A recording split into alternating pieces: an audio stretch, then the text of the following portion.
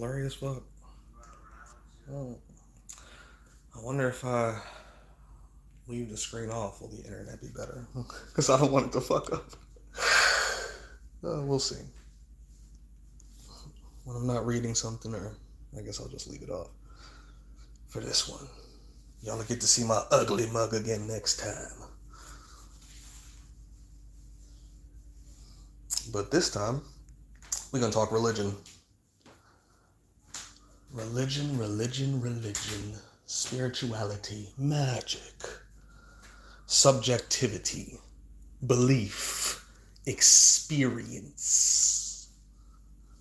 Specifically, personal experience. Hello once again, Lord Vazen, Lord Metazusta Corsastrial.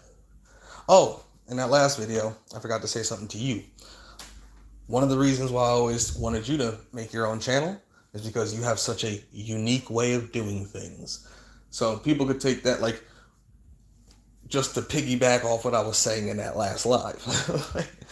For people to do something unique, or, like, if you really get into any of this information, whether it's even just from a subjective experience, or from an objective standpoint, especially from an objective standpoint, you're actually learning shit, memorizing shit, remembering shit, being able to argue and debate shit, you will, when you start explaining things or saying things, you will find a way you do it. Like, everyone has a way they do it if they would just start doing it, And the more and more you typed, the more and more I was like, bro, you have your voice. I was like, you just need to start doing it. You already got it. Some of these motherfuckers need to find their voice still, but you already got it. So for motherfuckers who already got that voice, and you got that voice, like my man's Vazen, Metazusta Corsastrial, please start streaming videos, etc., etc. Do your thing the way you do it, right? Anyway, so, like 5 days ago-ish, I had a little experience of my own. I talked to Marc about it a little bit in the group chat I got with him and Cosmics. Shout out to them. Shout out to the gods. But I didn't go into it all the way because of just... You're going to hear why. But when Marc and I actually do our stream, I might have to actually write this shit out just to get it right and do it all the way. But y'all heard me talking shit all year, all last year, about people's religions, subjectivity, Not that those things are wrong. I expect everyone to have their own religion, as you should. But you should know when it's your religion versus versus objective reality. You get what I'm saying? When it's your reality versus reality, like, and that's not even to say your reality is wrong. It could line up, it could be right. But if you don't know that, because you've only experienced it in your reality, in your subjectivity, your personal experience, you're not really able to prove that to anyone. You get what I'm saying? Like, so that's why whenever I say, this is what I believe, this is what I think, this is my religion, take it with whatever grain of salt you want to take it, you should absolutely do that. Like, if anyone ever tells you otherwise, don't trust them. Like, there's too many... Humans are dumb. Let's just be real. We are not smart creatures. We think... Every one of us thinks we're smart. We are all fucking dumb. Like, even the most knowledgeable of us are ignorant as fuck when it comes to all available knowledge. Like, we experience like less than 1% of the third dimension of a six-dimensional reality in a fucking much wider existence as humans. We are dumb, deaf, blind, and retarded creatures in comparison to the amount that is available to be seen, heard, smelled, tasted, touched, experienced, known, etc., right? So we have to first admit that to ourselves. We're fucking dumb. And in this little world, this little community of so-called truthers, right? Truthers have to admit most of the time they're just asking questions because they don't actually fucking know. And when they try to come to knowledge and information, they usually get it subjectively. Many people are not very good at studying. Most humans are not literal researchers or anything like, so they're not doing that automatically in some sort. Like, most motherfuckers are very bad at looking things up, and they watch the same people they like and just kind of regurgitate. I like that guy, and what he said kind of makes sense to me because we're similar thinkers, and he's good at talking. But he like, you're so engrossed in what the nigga said, you're not stepping back to looking like, actually, I think we're both dumb right now. We don't do that shit, right? So anytime someone is going to espouse to you their religion, I don't care what it is. I don't care if it's my Church of the Broken God. I don't care if it's Soul Trap. I don't care if it's simulation theory. I don't care if it's fucking flat Earth, Tartaria, and mud floods. I don't care if it is Atlantis, Lemuria, Lyrians on planet fucking Beta Reticula. Like, these people can't prove any of this shit to you any more than I could prove to you anything you're about to fucking hear. Like, so if anyone is giving you their fucking beliefs and their religion and their belief systems, and their arguments are subjective, their thoughts, what you're talking about is subjective based on your experience, based on their experience, you don't just believe them. Don't just believe me. You can believe that I believe what I'm telling you, but I can't prove it to you, so how the fuck could you prove it to you? You can't. You get what I'm saying? Like, and I want to put that disclaimer out there because people don't do that. I had an experience, now you must believe me. Follow me, I am your Jesus. Whoa, bro, relax. Like, calm down. Like, you are too excited. Sit down, tell us your experience. Interesting. Now let's dissect this and look into this and see, like, do you understand? Like, and then we can form our little religion on it to how it's gonna benefit us. Like, that's another thing I want to say. Niggas need new religions. Most religions that I see people have are specifically designed to make them slaves. Even if those religions were true, let's take the slave religions everyone knows about, the like quote unquote religions, Christianity. You know, like when people hear the word religion, what they think, right? Obvious slave religion, right? Especially if you're including that Old Testament. If you a New Testament Jesus Christian and that's all, I mean, you're still kind of a slave with your peaceful ass, but I guess at least you're not worshiping Yahweh, but y'all get the point, right? Slave religion.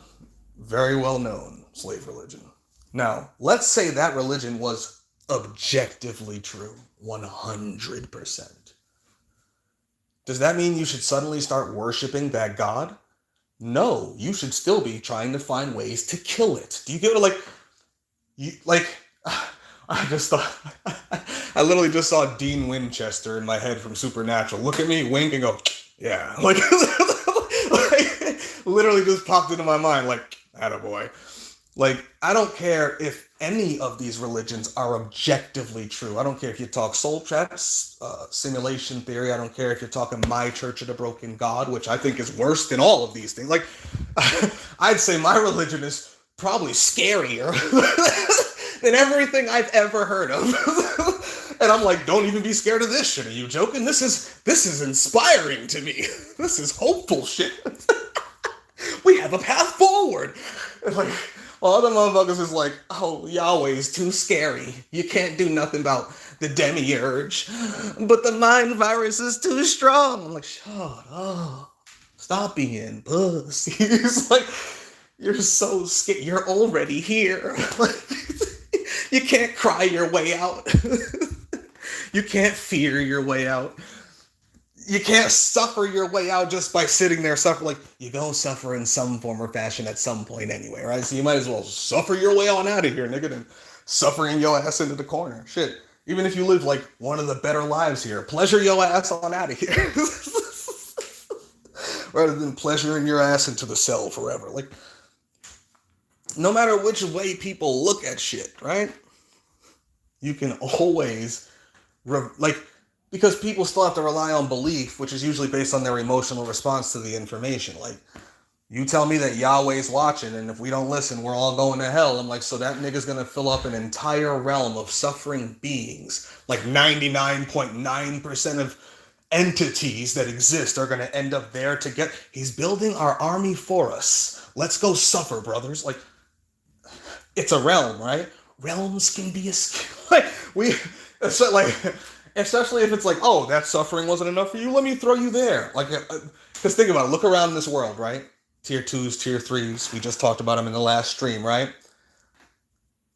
Not enough people seem to be suffering enough to care to fucking burn this bitch, right? But now, let's say Yahweh was real and he throws them all in hell.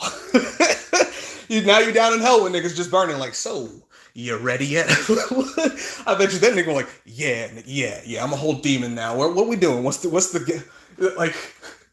It's like, all you have to do is change the frame in which you view the thing, whether it's objective or subjective, to be honest, in order to just make it work for you and your benefit based upon what you want to get done. No matter how scary it is, no matter how big it is. But they're archons. Greys and reptilians. But the elites are scary. They have armies. Okay. They can kill me. Okay, nigga, everyone dies. You're gonna die anyway. Like, what do we do? What are we arguing here? You know, it's like, why is everyone's belief systems and thought processes based solely on making every possible excuse to stay slaves forever? I don't see no one making excuses to do otherwise. I don't see any religions of any kind. Whether we're talking, again, the main stage slave religions, or we're talking monetary, financial, whether we're talking political, whether we're like any of the other mainstream thought processes, or even the truther religions. The earth is flat with a firmament made by God. There's nothing we could do. Oh, calm down, Jews. Jews. Fucking flat earth Jews. Like, Christians. There's nothing we could do. Yahweh's too strong. Well, we just got to be peaceful like Jesus and carry our cross until they put us on it. Nigga, are you insane? Are you dumb? Like, why is everyone's religion designed to give them nothing but excuses and reasons, rules and laws, behaviors, thought processes, etc., to just be as slavish as possible, literally, for eternity? Eternity. Like, niggas know how long forever is. Like, for forever. Like, this is mind-blowing. So, Marcus and I discussed this a little while back. We need to show motherfuckers how to do religion right. So I spent like 6 months just smacking religions up, especially if you go check my posts, even more than my videos and streams, because I'm writing shit out, sharing whole playlists. And you go into the Discord, you've seen it. From the gender war shit to all the truther shit. You know what I'm saying? Like, all the shit, all the pills, all the soul traps, and I say soul traps because there's like 40 different kinds and they swear they're different things. All the simulationists who swear they're different than the soul traps. Who think they're different than the Christians, and you're all the fucking same. Technically, we are all the fucking same. Even my Church of the Broken God encompasses all of your stupid fucking religions. Like, it's like, because it needs to, just to fucking take care of them and wrap them up and sew them up. Because the truth is, everyone's just seeking an excuse to adapt to the status quo. Even if they have two different religions, in the end, both of those religions are steering them towards the same slavery overall. In some form or fashion, including the so-called truther religions, right? So we decided we're going to show niggas how to do religion right. We're going to show you how to take your subjective experiences in the right track, which is why I pushed to do this week, because of the experience I had. So I was like, you know what? This is a perfect time. This is like a moment to show them how to react to something like that. Instead of just being scared and, like, oh my God, that's terrible. We're so far down. There there's so much work to do. I'm like, all right, so we're that far down. So this is where we are in reality. So that's what we need to do to, okay, all right, this could take this fucking long. Yeah, that sucks. Can I shorten that in any way? Not really. It's going to take a bare minimum of this. But if I don't do this, it could take a maximum of this. So I guess we might as well get to work. Like, what the fuck else are we doing here? Rather than, oh my God, it's overwhelming. There's just so much. Like, like oh my God, what else are you doing here? I'm just going to sit in the corner overwhelmed. All right, niggas. You know what I'm saying? Like, it's fine to take a month off, 2 months off. Shit, take a whole year off, nigga. Like, whatever, things happen in life, you know? Let alone people who think like us about existence. You know, like, you might want to take 5 years off, but just really recognize the difference between trying to seek truth for the purpose of gaining understanding so you can actually solve the fucking problem in any form or fashion that is available to you, versus just finding rabbit holes to climb in and start crying. I don't know anything. There's no answers to anything. There's always another question, because you people are fucking dumb. And you don't know how to study. And you keep studying subjective experiences as if they're objective proof of anything. You can't study someone's near-death experience and assume it's an objective truth, especially when there's 1 million of them on the internet. And there's so many different ones and so many similar ones. You can start building whole profiles of groups of fucking people who had certain experiences. And trust me, nigga, you know I've been there. Y'all know I've been there. Check the compendium. Like, but it's like, all of that is their subjective experiences. You're just compiling as this giant mountain of subjective experiences. But that's still a mountain of subjective experiences, right? And then you go have your own, if you do. Not everyone seems to. But if you do, especially if your ass like work at that shit or are a natural at that shit, right? Let alone something just happens like a near-death experience. I had a car accident and was looking down at my body like, holy shit. And then I was standing in front of a 200-foot tall Jesus, and he looked down at me and said, hey, little fella, it's not your time. Like, and then he stepped on me with his big sandal, and I was smushed through the floor back into my body on earth. Like, other than, you know, shit like that. Like, why did I even go there? I don't know what I was saying. But having these experiences, like, you have to understand their experiences, even if they're yours. Even if they're yours. And this is why we went into the anti-cosmic void presentations and all that, to show you how nothing is reality and reality is nothing. To show you how reality is reality, yet none of this is actually real. Like, because once you actually understand what all this shit is with the energy and everything, like, the religions start to make sense based upon structures trying to maintain themselves, right? So motherfuckers really need to pay attention to their slave religions and understand what they're actually devoted to, even if they don't think it's a religion. Nah, man. Flat Earth is not a religion. You got it right from the fucking Bible. The firmament, the Bible. You're a Jew. And I'm gonna harp on that one hard, because niggas can't give that up for some reason. It's like the dumbest religion on the planet. It's probably the stupidest shit I've ever seen in life. Like, but humans can't give it up. Specifically, truthers. They really love that one.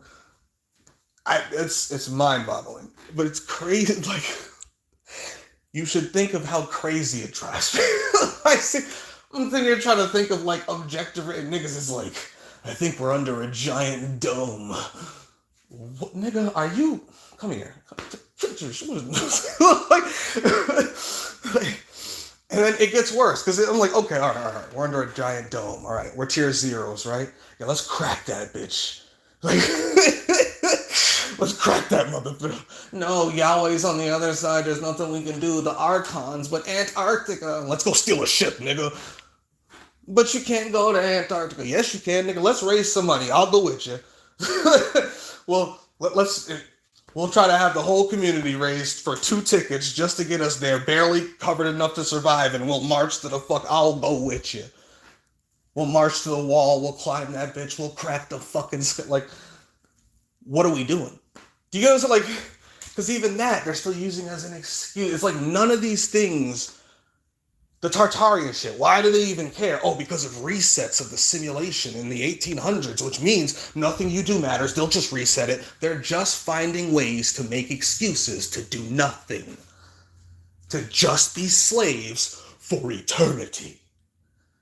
Especially the people who think they're in a soul trap, or that they have a spirit, or that they exist after this in any way, shape, or form, let alone reincarnating into this motherfucker again. Slaves for eternity. Like, what's your religion? Whatever the fucking answer is, slaves for eternity. What is your belief? And here's the thing.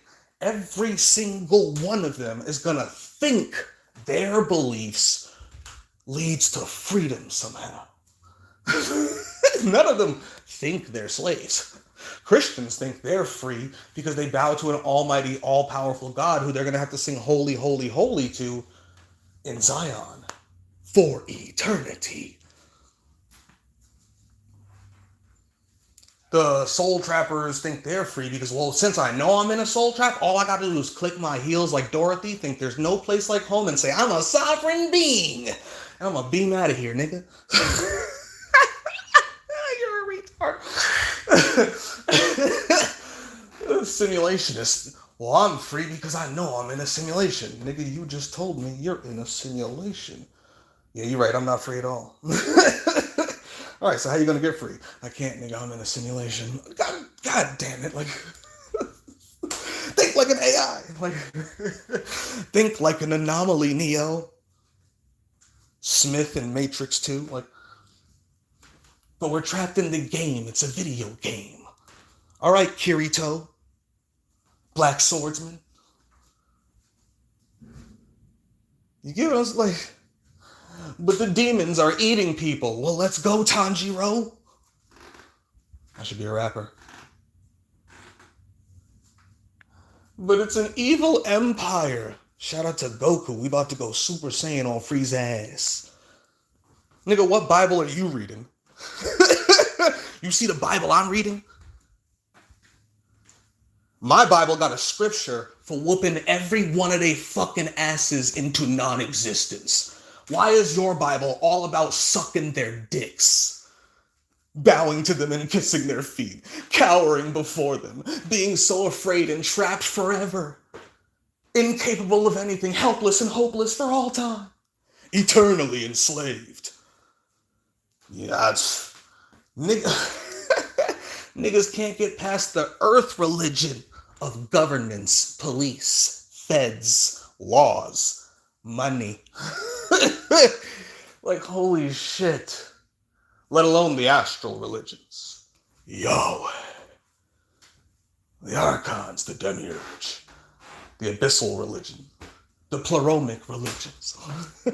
Well, Christos still sits on the fucking throne and the aeons keep existence going into the... Well, once you get past the archons, you're good. But what about them aeons up there? Like, what about the niggas who caused all this? If they didn't exist, that... like, you gotta realize it started before y'all both. What was her name? Sophia? You know, like, for the most famous stories, my Sophia doesn't even... That's not even the story. That's just, you know, what's written so everybody knows that story, because niggas don't have their own experiences. They've never met Sophia. Like, it's not even really her name. She doesn't even have a name, but whatever. Like, Sophia gave birth to them. Wasn't she an aeon? Wasn't she the aeon of wisdom? Like, no, but the aeons are perfect. The pleroma's perfect. Nigga, the wisdom one gave birth to, like, read the story. Like, the pleroma's not heaven, nigga. Christos, the great and mighty, all-powerful, all-perfect, all-seeing, who sits on that throne and doesn't do shit. Just a shining beam of light and gnosis. like a fucking lighthouse. Just beaming. But if you try to fucking kill those fucking aeons and, you know, the concepts reality is built upon, well, then Christos might step from that seat and start shining light on niggas, right? Well, game on, Christos. Like, do you understand what I'm saying? Beyond the pleroma. Up to the broken God. Laying in so-called base reality. The one true being that actually exists and is just dreaming all this shit because it's insane looking out at the fucking chaos of the void. All by itself. One point of probability. Alone. Just all consciousness as one. Only able to experience itself. Think of how mind-boggling that would be. It's just levels of this shit, right? Like, what are you afraid of? And which part do you think is perfect? Like, ain't no heaven out there for you, nigga. Like, first off, let's just be real. The closest you gonna get is your realm, but you better be able to bang, nigga, just like right here on earth. The closest you're gonna get to heaven is your home, right? Well, if a nigga kicks in your door, you better be willing to defend the gates of heaven. Angel, God, like, realm lord, like, because there ain't no perfect heaven out there, no flawless, wonderful, there's nothing bad that could ever happen here, realm, while I could still experience nothing but pleasure. Like, oh my God, retards. Like, like we're either thinking like slaves or we're thinking like retards that's going to keep us as slaves because we can't control our desires. I just desire a realm of just raw pleasure. Like, you're a drug addict of the worst kind. I know some succubi who would love you. Come with me. We need some feed pigs. That power could be put to better use. Do you know where you at? Like, do you know where you at? Nigga, I might knock on your fucking realm door. Nigga, you just in here doing nothing? Plug in, we're gonna sap that one, useless fuck. Shit blowing up? Was that thunder? Got bombs dropping? What the fuck was that? That was great. I don't know if y'all can hear that. But that was a fucking boom. And it's still going. I don't even know what I said when it happened. I'll have to run that back and listen to it. What words were spoken before that grand thunderclap? But anyway, because I forgot what the fuck I was saying. Shango has spoken. Motherfuckers got to figure out a better way to do religion. Stop just trying to be slaves to one thing or another, to suffering or pleasure. Like, that's what I wanted to say. Niggas don't realize it's the same thing. You're just a slave to the same spectrum of experience. Whether you're here on Earth, where you can have pleasure and pain, where some people suffer way more and some people suffer less. Some people have way more pleasure, some people have way less. What do they say? Some niggas drown while other niggas is dehydrating. Like, you know, so like, and you can take that to any part of life, any part of existence, right? Including interspecies relations and shit like that.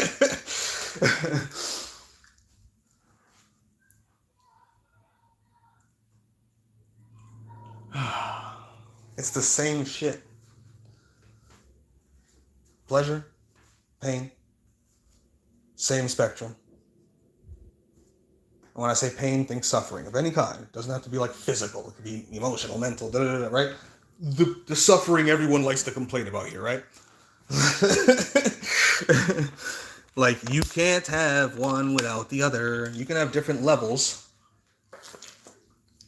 Different places could be like different places. Different realms could be like different realms, etc. Blah, blah, right? You know, if you right here on Earth, you might not like where you live that much, but then you go on vacation to Hawaii or something. You're like, oh, it's nice here. I like this beach. Like, same planet, same, you know, like, just a different location. Like you're still technically in the same realm, but you're in a different sub-realm of that realm, a different state in the same country or a different country, like whatever. Like you traveled, you know. But there's still motherfuckers digging out cobalt by hand in the Congo right now at fucking 4 years old, who might get crushed in a mine half mile down. So you can hold your cell phone. So I can hold this cell phone and take this video, right? Do you get what I'm saying? Like, while that motherfucker's vacation in Hawaii, I'm here doing this, and then there's a kid digging out some cobalt for the next phone for another nigga to do something like that. Like, all in the same fucking realm. Like, because that's how experience works. You're not going to be somewhere that's all pleasure. That's not possible. That's not how experience works. That's not how consciousness works. Idiots. Like, hopeful drug addicts. I just need a realm of raw pleasure. Like, oh, you're so fucked. I feel terrible for you. Because your existence is bad enough. When you get out of here, oh my God. Shit, for those people, I just want a realm of raw pleasure. I hope you guys come back here, because holy fuck, are you going to be wonderful to some things. Like, you want a what? Free power. I'm telling you, bro. Oh man. All right, let's check these comments real quick, and then we'll actually start playing this shit and look at this shit. I can stop yapping. Savazin. I knew I was just lazy this whole time. Oh, shut up. The truth is I was just lazy this whole time. Lazy for that particularly anyways, but here we be. Yet, for there be a time for this all, better late than never. Yeah.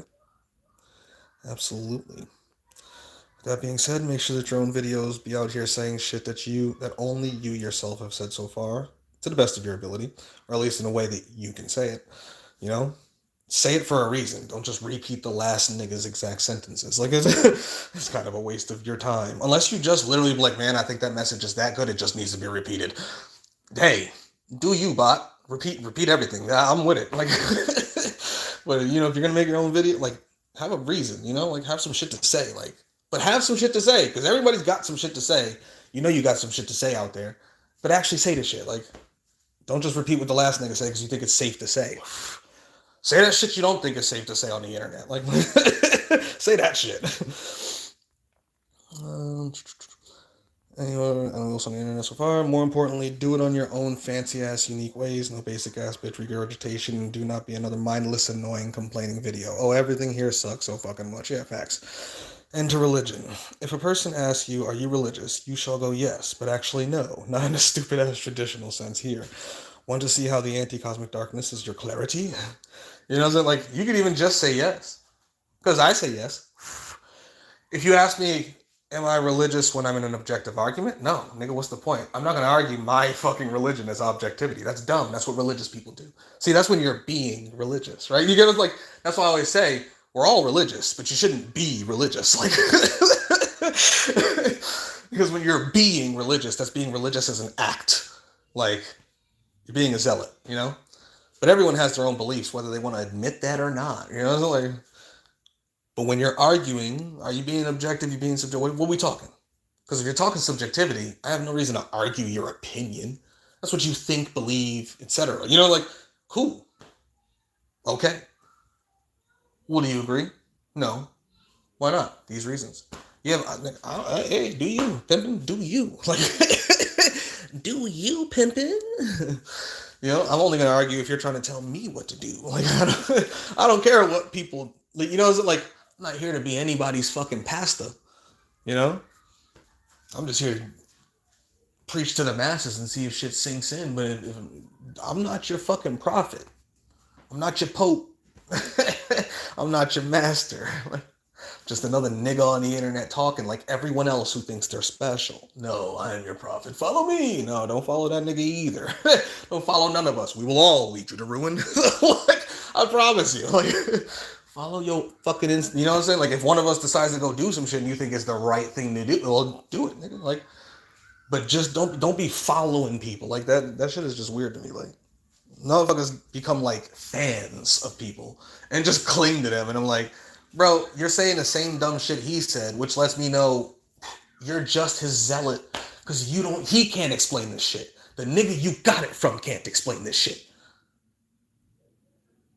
And you're repeating his shit, so I know you can't explain it either. And neither of you are trying. You know what I'm saying? Like, don't just be following niggas, because motherfuckers will lead you down. You know, if they can't objectively prove something to you, like, nigga, I'm telling you, don't be following nobody. Anyway, you could be like, yeah, I am religious, but I'm not going to argue my religion as objectivity, you know? And that'll start a whole other conversation. Well, what do you mean? Because all people's religion is they think it's objective.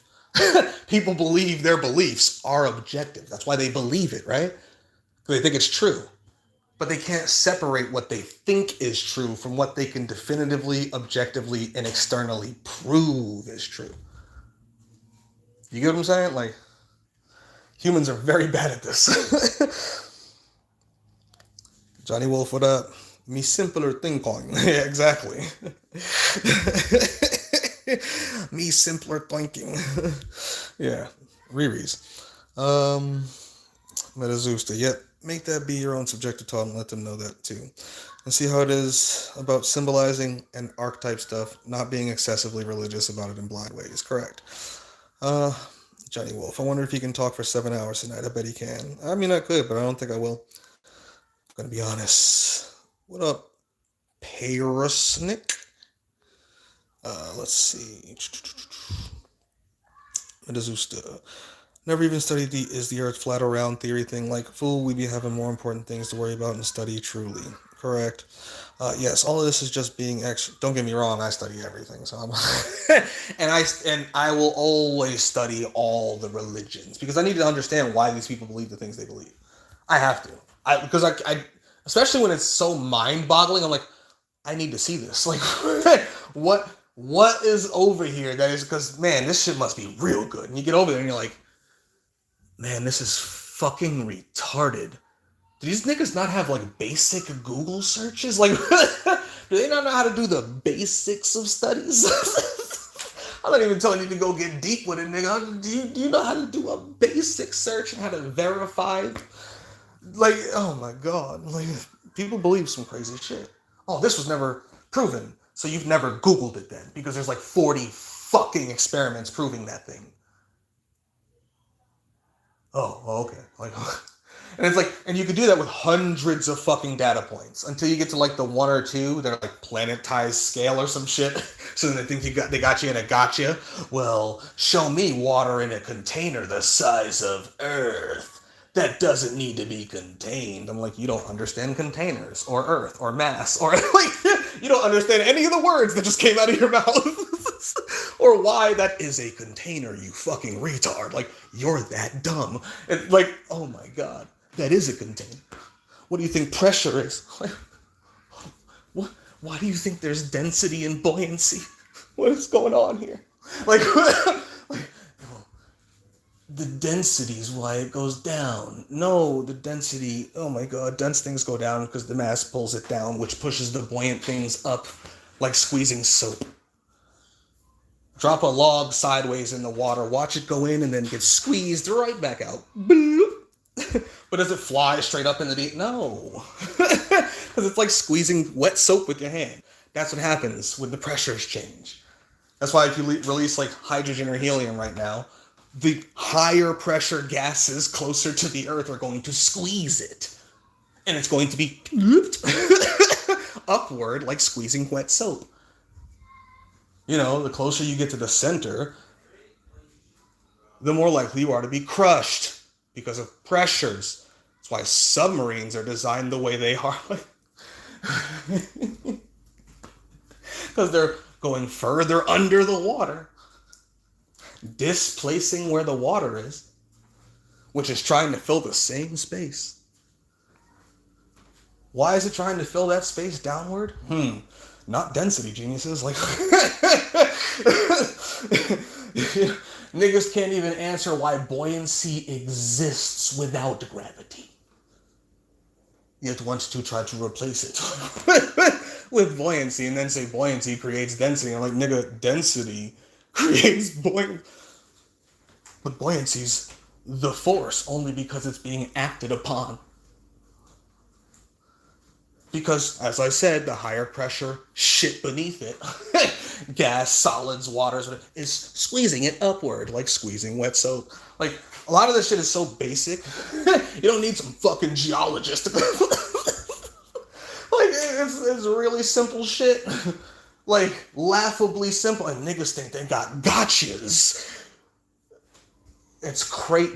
These are the crazy religions these people have. And then when you push them far enough, they're going to rely on the Bible. Yeah, well, in the scripture, oh, here we go. Nigga, there ain't no firmament. Nigga, in Genesis, in Exodus. All of a sudden, a nigga's a pastor. Yeah, I thought you don't like Christians or Jews. I don't. But you know, they write about the firmament, though. Nigga, how? Why? Do you even know who wrote that book? When did that book come from? Because the Bible is a compilation. You know, it's a compendium, right? Do you know the history of the ecumenical councils who put that book together? You know the history of the books you talking about? No, probably not. Like, you know the history of the peoples that those particular books came from? And do you know their astronomy systems? No, you don't, right? So you just assume that based on the way you translate it, oh, okay, the way you interpret, oh. But if you go to that whole fucking tribe who sees astronomy in this way, oh shit. You go over there to Ethiopia where they wrote this shit that you're now reading and saying has that shit. But they looked at it this way. And they're the ones who wrote that. Oh my God, you're a fucking idiot. You dumb fucking modern Americans. Like you. Oh my God. Anyway, alright. Yes, all of this is just being extra excuses to be slaves to the demiurge, to Enki and Marduk and more. For eternity. Not even forever. For eternity. We heard that big ass boom. Yeah, y'all heard that shit? Do you, Big Pimpin'? You do you, Johnny Wolf. I wonder what I said before that boom happened. I'm gonna have to run that back later and see where that was at, because I hope that was fire. I hope it dropped like it was fire, nigga. Like, mic drop type shit. Alright, let's turn this on. Let's flip that around, because we in the darkness now. Alright, so I was talking to Marc and them the other day. After I woke up, I told him I've experienced the greatest story ever told over the last 3 days. Terrible story, beyond tragic, legitimately soul-crushing, but unbelievably inspiring. The mythos in final form. The perfect religion. See how I call it religion? Not, I have the truth that I'm going to tell the people to believe in objectively so they can follow me and give me all their subscriptions and Patreons and... Nigga. Give me all your donations and... Make me your leader. No. My religion, nigga, like, from my experience that is subjective to me. Like, listen to it and take it for what you will. You know what I'm saying? Don't be my slave. Each time I reawaken in this world, there are tears in my eyes and I scream. Not each time, but enough. Enough, especially over those few days. Knowing that absolutely none of this has to be, yet God is simply too afraid to face reality. Too afraid to face itself. Typo, that should be 2 O's. Non-spelling ass nigga. Well then, force it is. You gotta force God, nigga. When we streaming, Lord Marc? Let's see, let's get down here. We just talked about like when we was gonna stream, whatnot, yada yada, blah blah blah. He couldn't join us tonight because he is dead tired. Which I told him, go ahead and rest. I will try to keep these savages at bay with my meager abilities. Well, let's listen to this here.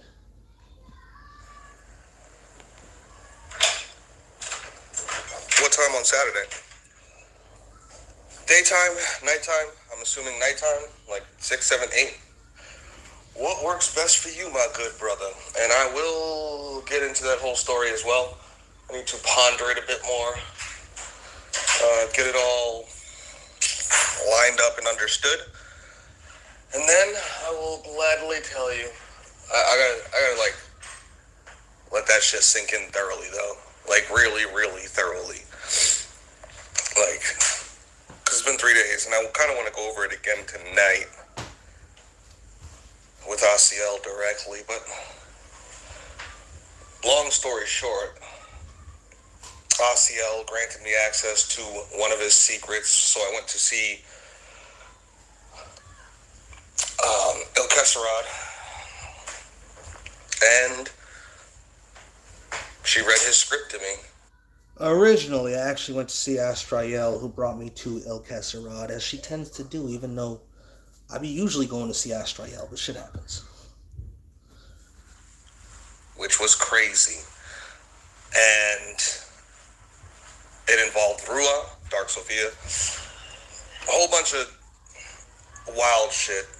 But it's like the whole story from top to bottom, start to finish, like from the very beginning. So once I have it all figured out in my mind and locked in place, I'll go over it in full. I'll go over it in full. Not today. But you will get a preview. Because I'm going to go over that when Marcus and I actually get on here, right? Because he did want to be here, but, you know, he had to go do some shit, help the grandparents. You know, family shit gets you know what I'm saying? Can't say no to grandma, nigga. Like, baby, can you come move this for me? No, you old bitch. Like, you get, like, damn, nigga. Like, I get it, but that's your grandma, nigga. Like, go help your grandma. We can reschedule, nigga. Move that couch. You know, like, yeah, you know, shit happens. The Matrix is the Matrix, right? But shout out to Lord Marc Moon Spilly, the God. Shout out to him. We wish him a good, wonderful rest. A very deep, dark, abyssal sleep. Unless he's in here watching this, then we wish him energy until this is over. Shout out to him either way. Alright. So this is why I told him I'm probably going to go early anyway and, you know, do this. Just that to start it off, which I got here late compared to what I said anyway, right? But yeah, you know, do you think, Pimpin'? Do you think? Alright, let's pop this on one time. So this was me just like touching on the dream that I had the other night. Now I want to say it was like 6 days ago or some shit. But I've been thinking about this shit for like the last 4 or 5 fucking straight days. Because the way I see it is not the way I have to explain it to motherfuckers. So I just wanted to give motherfuckers a preview into my mind when I'm going into this type of shit. And why it's not always easy just to come out and say this shit. And why I might have to do a few streams that are 8 hours long just to get the shit down the way I want to say it. You know what I'm saying? So, peep the mythos. No doubt, no doubt. If anything, and you do end up too tired, no peer pressure, you know how we flow with the chaos, bro. It gets done when it gets done. But I'm down. I'm ready. I'm still laying down. I'll probably be laying down until my boy gets to the crib, until he gets back home. Just, why not? I ain't doing shit else. I'm just gonna lay here. But, yeah, I'm definitely ready to go. And I think I want to tell that story, too. I'm still trying to get it all together in my head because I don't see it as a story. It's not like it appears as a story. It doesn't appear, like, man. And remember, I keep saying a story because this is all mythos. It's my subjective experience. I'm not going to take this as objective reality. I'm going to say this is the story as I just saw it. You know, like, this is the experience I just had. Let's dissect it together. Take it or leave it. Like, you know, like, could just be a dream. Do you get what I'm saying? Like, no, motherfuckers like, no, nigga, that's the realest shit that was ever real. Like, to me it was. But I can't tell you that. Like, and nobody else can, so don't let them. Do you get what I'm saying? Anyway. Sometimes I'll be like, man, I'm on such an astral level, it's crazy. Like, I see things as fucking, I don't even know how to explain it. Let me, you know what? So the beginning of the story is like, right? There's nothing but the chaos and the void, right? So technically it's like there's nothing. You can't see anything, there is nothing there, right?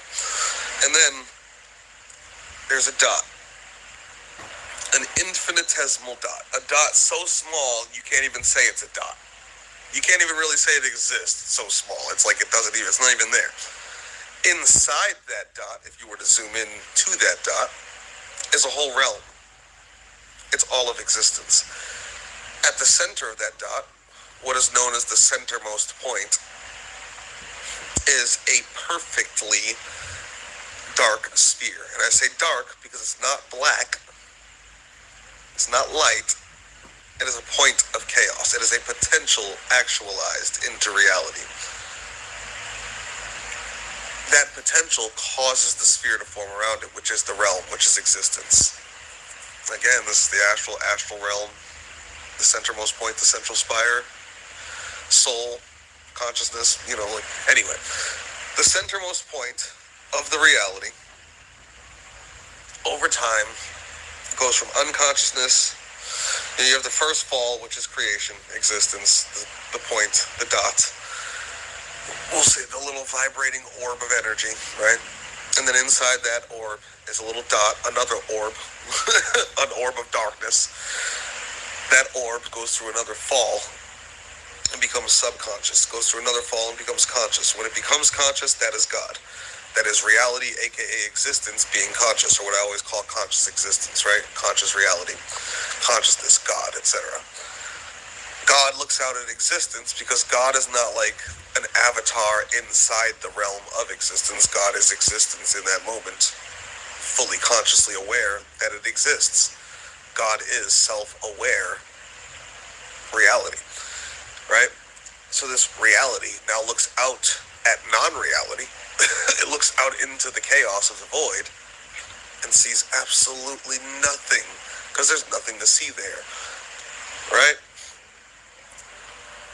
Now, does this thing actually see? No. Does it have eyeballs? No. There's no light in the void. Like, it doesn't, like, this whole story, as I would have to tell it, is just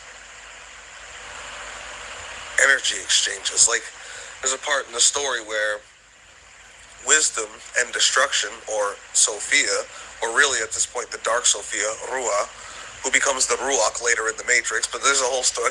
Like, Sophia, we'll just leave it at that, has to battle, I just call him Destroyer because I don't have a name for the guy. And I call him Guy because that's how I'm anthropomorphizing it, but was it a guy? No.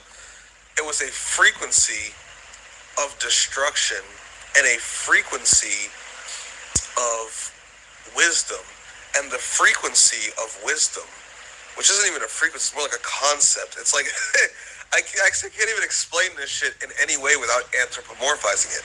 This underlying vibrational probability of wisdom was attempting to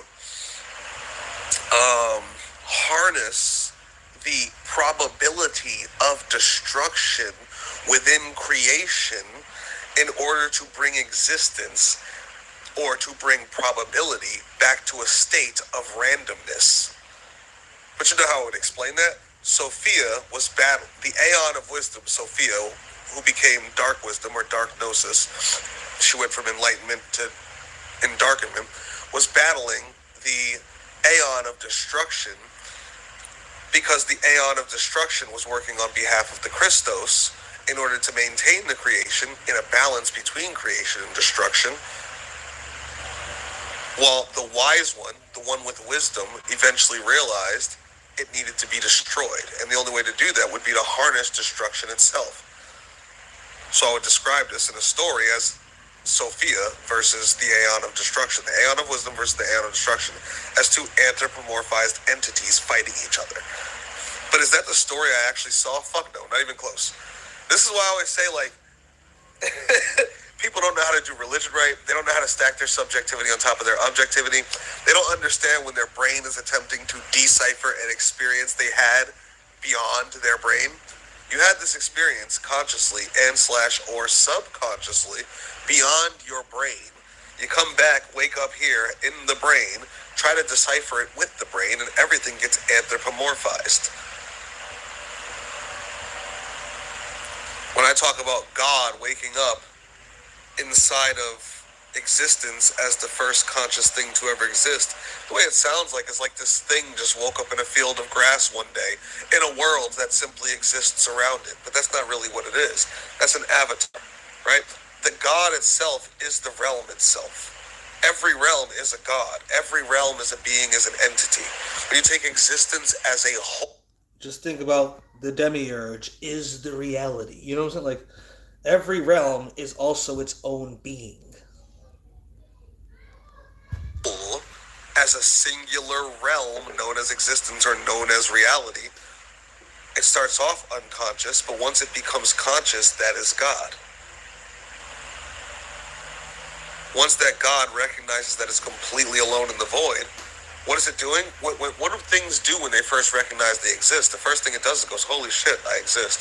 What is this? What am I? What's going on here?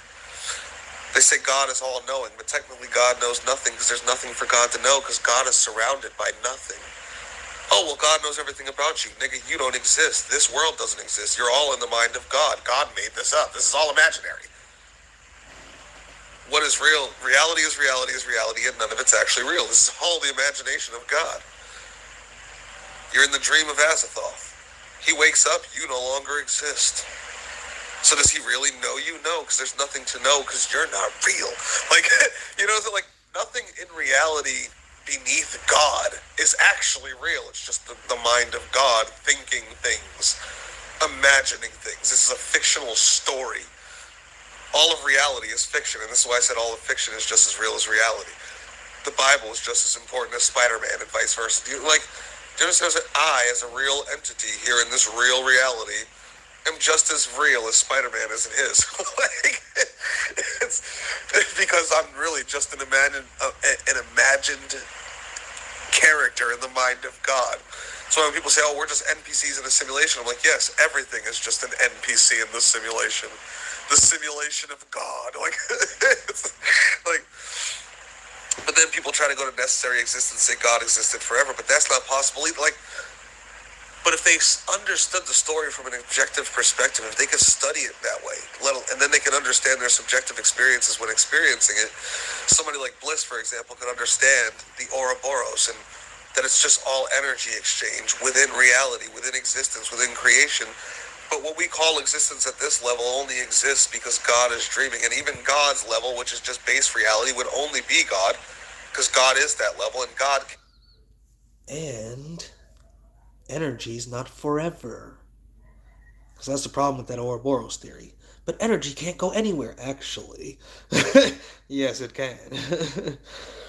Because certain concepts are required for God to be conscious to begin with, which is why God starts off unconscious. Reality existence starts off unconscious. It doesn't become God, as we call it, a conscious entity, until it becomes conscious. Like, you know, so like, this is why we go from non-conceptual to conceptual to material reality, right? We go from unconscious to subconscious to conscious, right? But it's technically all one thing. The unconscious, subconscious, and conscious reality is the same thing, just evolving to a conscious state. It's just becoming aware of itself.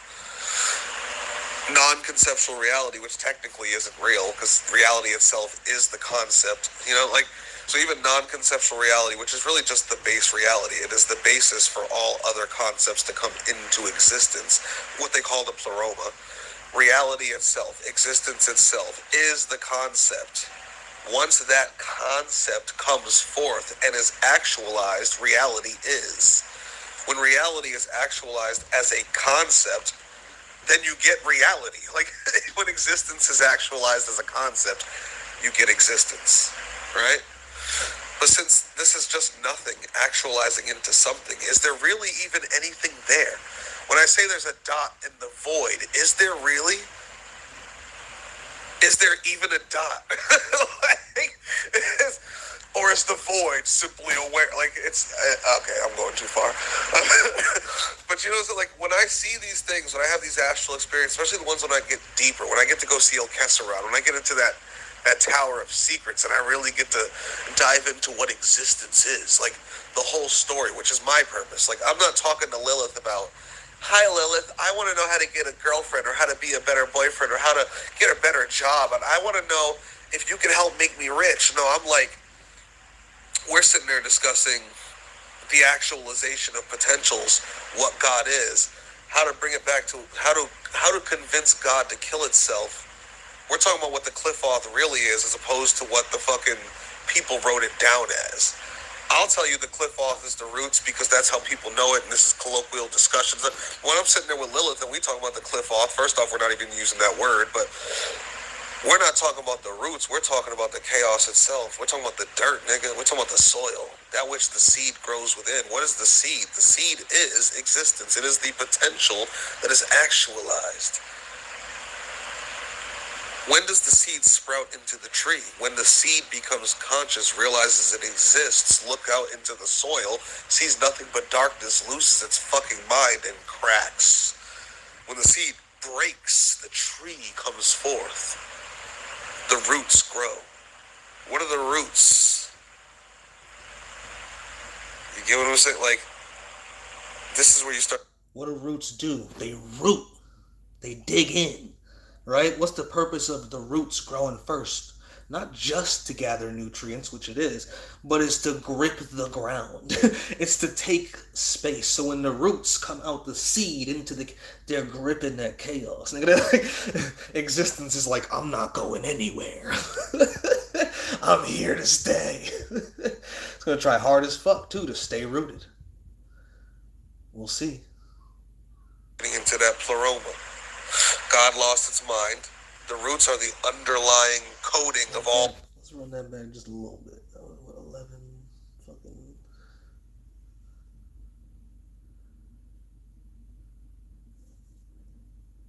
Word, but we're not talking about the roots. We're talking about the chaos itself. We're talking about the dirt, nigga. We're talking about the soil, that which the seed grows within. What is the seed? The seed is existence. It is the potential that is actualized. When does the seed sprout into the tree? When the seed becomes conscious, realizes it exists, look out into the soil, sees nothing but darkness, loses its fucking mind, and cracks. When the seed breaks, the tree comes forth. The roots grow. What are the roots? You get what I'm saying? Like, this is where you start getting into that pleroma. God lost its mind. The roots are the underlying coding of all reality beyond God. All of existence in the mind of God. Growing in the mind of God. These are the roots. Then it grows out of the mind of God. This is the tree. Existence, reality. But if God wakes up, that tree sinks right back into God's forehead. Like, you know, if Astaroth wakes up, that dream bubble. So I'm talking about a tree growing out of God's forehead. Just think of the visuals, right? But if you think of Azathoth dreaming, think of an actual thought bubble floating above his head, like they do in cartoons and stuff. Where they got the thought bubble, and you can see the shit happening in the thought bubble, so you can see what they're thinking. That thought bubble would be our entire reality. All of conscious existence is that thought bubble. You know what I'm saying? Like. But is it any of this actually happening this way, literally? No, not at all. Is this objectively occurring in that? No. It's all just energy. Am I physically a human being eating something? No. I'm an energy construct with a coherent vibrational frequency that is siphoning another energy construct of its energy. When you kill a life form, you shed its energy from its physical construct, which is why that construct then becomes decoherent and breaks down. If I was to cut you, stab you, shoot you, I just broke your decoherence. This is why there's a hole in you and you're bleeding. I just broke your coherence, not your decoherence. I made you decoherent. You can take this to any level of reality. It's all just energy being exchanged amongst coherent vibrational structures of the same energy that is existence itself. It's all God. But how would I explain that? The war in the heavens. I had an experience in a realm where I went to a world that was all gases. It was like a rock with an atmosphere. Imagine Earth with no ocean. All the water was just gas. Like everything was gas. It was a rock. The planet was a rock. A giant fucking rock bigger than Earth with an atmosphere way larger than ours, but it was all gas, right? And when you look at this, it looks like the most peaceful world, kind of like Mars, you know, because there's like nothing there. You're like, oh, this is so peaceful. And then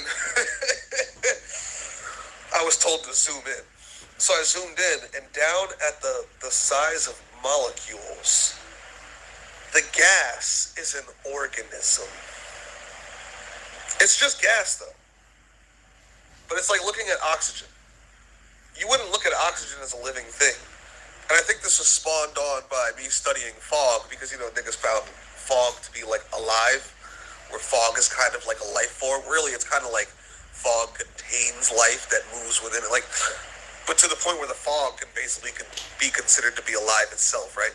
So I was on this planet with all these fogs and all these gases, and these gases would be mixing into colors. Like you see this red gas and this blue gas, and they'd come and conjoin and mix in the atmosphere and cause this purple gas, and it was all beautiful and pretty. But when you zoom in on the molecular structure, it's like it was a war between these gases. The red and the blue were two separate organisms of gas. They were two made up of all these molecules of gas that were coherently combined together, and were trying to basically swallow the other gas field, the other cloud of gas. And when they merge and combine, it's like two armies meeting on the battlefield, like with horses and swords and just running into each other. But from an external perspective, outside, zoomed out, it was just these beautiful colors and swirling mists and fogs and gases. And then when I zoomed in, it was the greatest war I've ever seen. It was like looking at planet Earth from the outside. I'm like, oh my God, that's so beautiful. And then you zoom into the green part, and you just keep zooming in until you get down to ants. And you just see these ants fighting the greatest war the world has ever known. And you're like, damn. You zoom back out, and you're like, that looks so peaceful. This big blue and green ball with the clouds, and it just looks so pretty. And you zoom back into the oceans, and you see sharks eating fish, and orcas eating sharks, and octopi, and you zoom down even further into bacteria, and all these bacteria eating each other in phages of different times, and macrophages and bacteriophages, and you zoom in even further, and you see all these fucking even smaller things. I can't even think of what they're called right now. Fucking like tardigrades and shit. Like, you know, it's like eating things and chasing things down at these subatomic, at these atomic fucking levels. And then you go beyond that to particle levels, and you see all these things crashing together, and you see like the codes of reality, you know, coming together in the forms of vibrational frequencies. But what do you see? Electromagnetism. It's like, oh, that's electricity or electromagnetism. But what is it really? It's a vibrational encoding of reality itself based upon a higher vibrational of encoding. What do they call that in reality? Forces. Oh, this is this force, this is that, the strong force, the weak force, the gravity force, the electric force, the static force. But when you have the unified force, well, what happens? You can unify electricity with static. So you get the electrostatic force, you get the electromagnetic force. You can unify electricity with strong, weak, and gravity. So you get the electro-strong force, the electro-weak force, the electrogravity force. When you put that all together, what are you really getting? The unified force, which is just the force. Like, all the forces are really just a breakdown or a lesser, a zoomed in view of the greater force that is the one force that all the forces make up.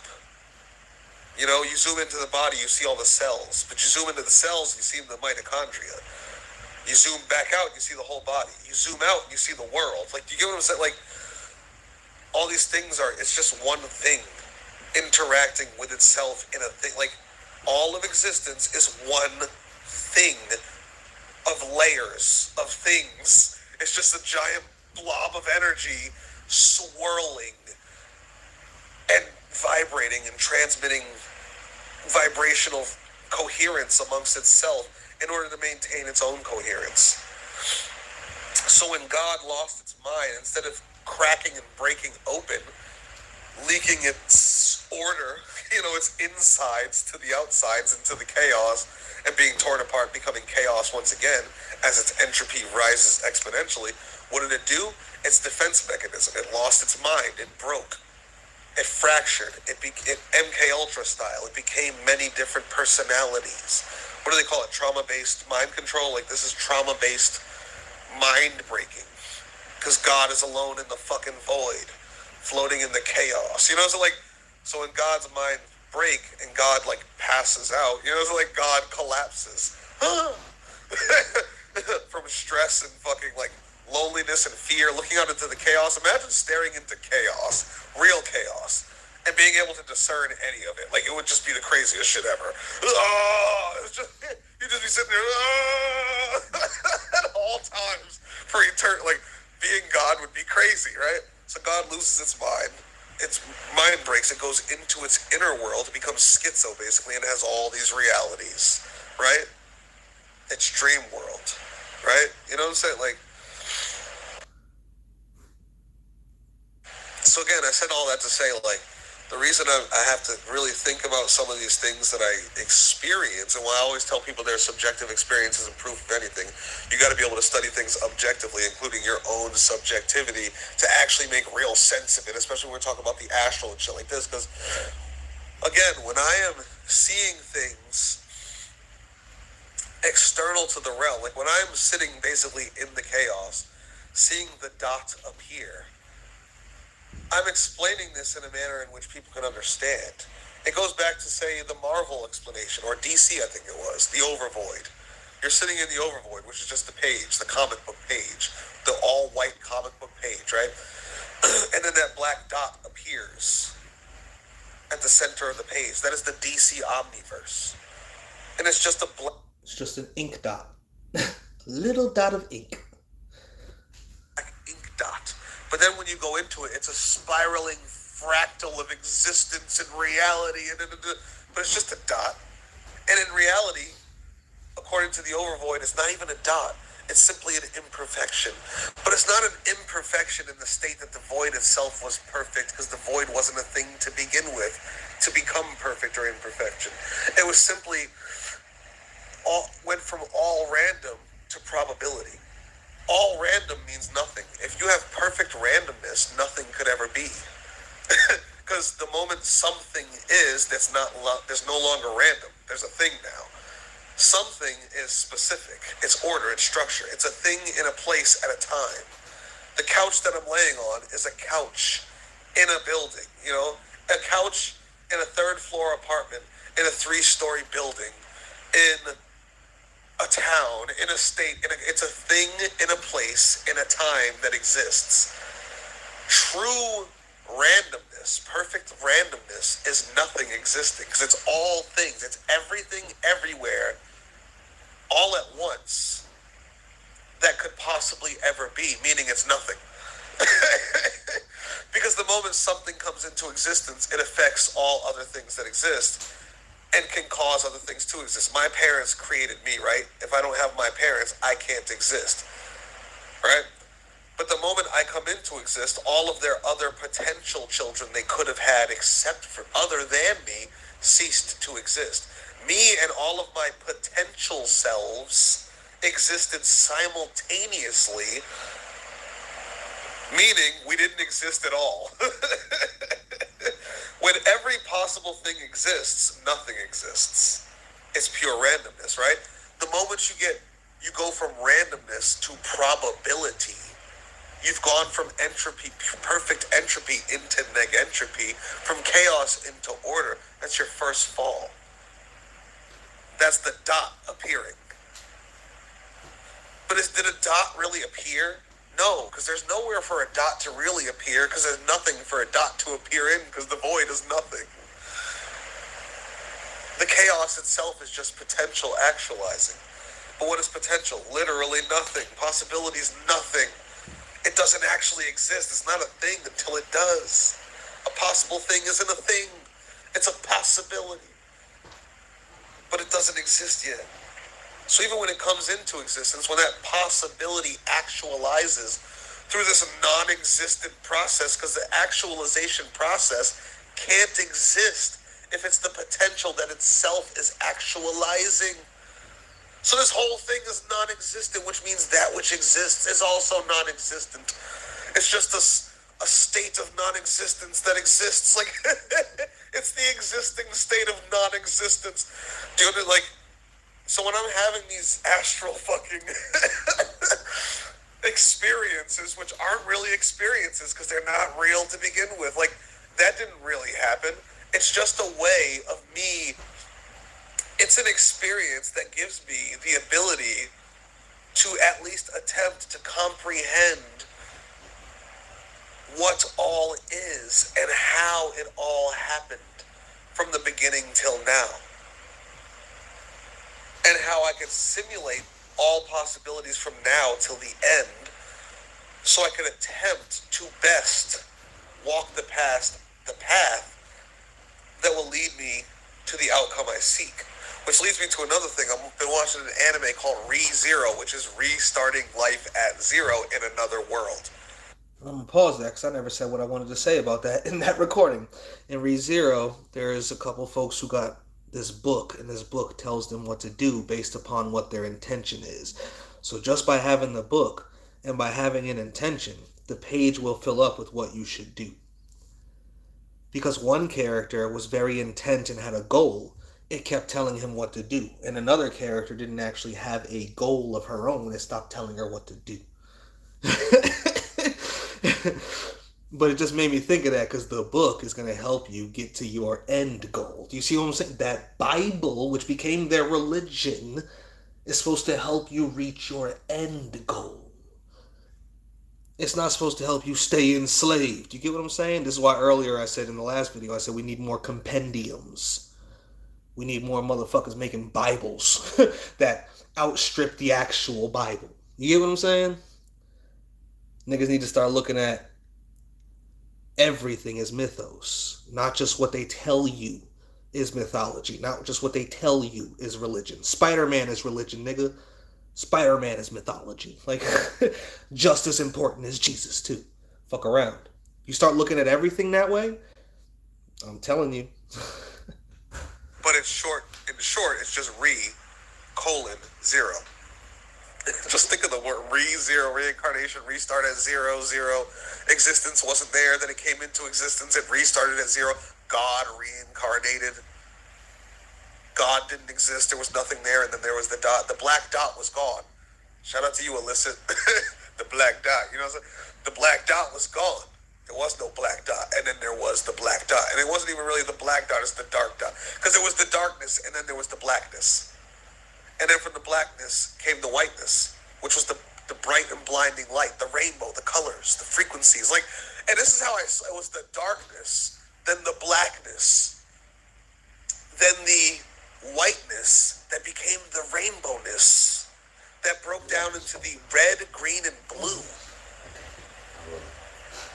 That broke down into, like, holographic reality, pixelation, perceptual existence. Even God's existence is non-perceptual. I'm gonna run that back one time. Talking about that light. You know, because even the black and the white are both the light. You know what I'm saying? Like, darkness is the lack of the light. You know, like, I just liked how I saw it break down. I was like, damn. I saw each stage. I was like, this is crazy. Just watching the light evolve, like, watching the light literally devolve, like break down. Like, that's why I said it's the broken God. Everything breaks down. It's this one thing, then it all breaks down into these frequencies and vibrations, and the whole shit's just a shimmering fucking light show. Like, bro, if I could show y'all, if I could put y'all in my mind and show you what reality looked like from the outside, nigga, it's just like a giant fucking, what are those light globe things in the fucking club? Those big spinny light balls of like glass and like just all the light reflecting off. Like, the shit just looked crazy after a while. But it started off as black. Just because it was just all light is one thing. All energy is one thing. And then it started to complexify and entropy started to work. And it started like... Anyway, let me just replay that. Like, it's just there. But it's not experiencing shit because there's nothing to experience. But since there technically is, because there's randomness all around it, even though... No, that was too far. To the outcome I seek. Which leads me to another thing. I've been watching an anime called... Oh, yeah, that was too far. why existence coming into existence being, reality being, starts off unconscious, because there's nothing to be aware of. There's nothing external to itself, and even itself is so close to being something that doesn't exist.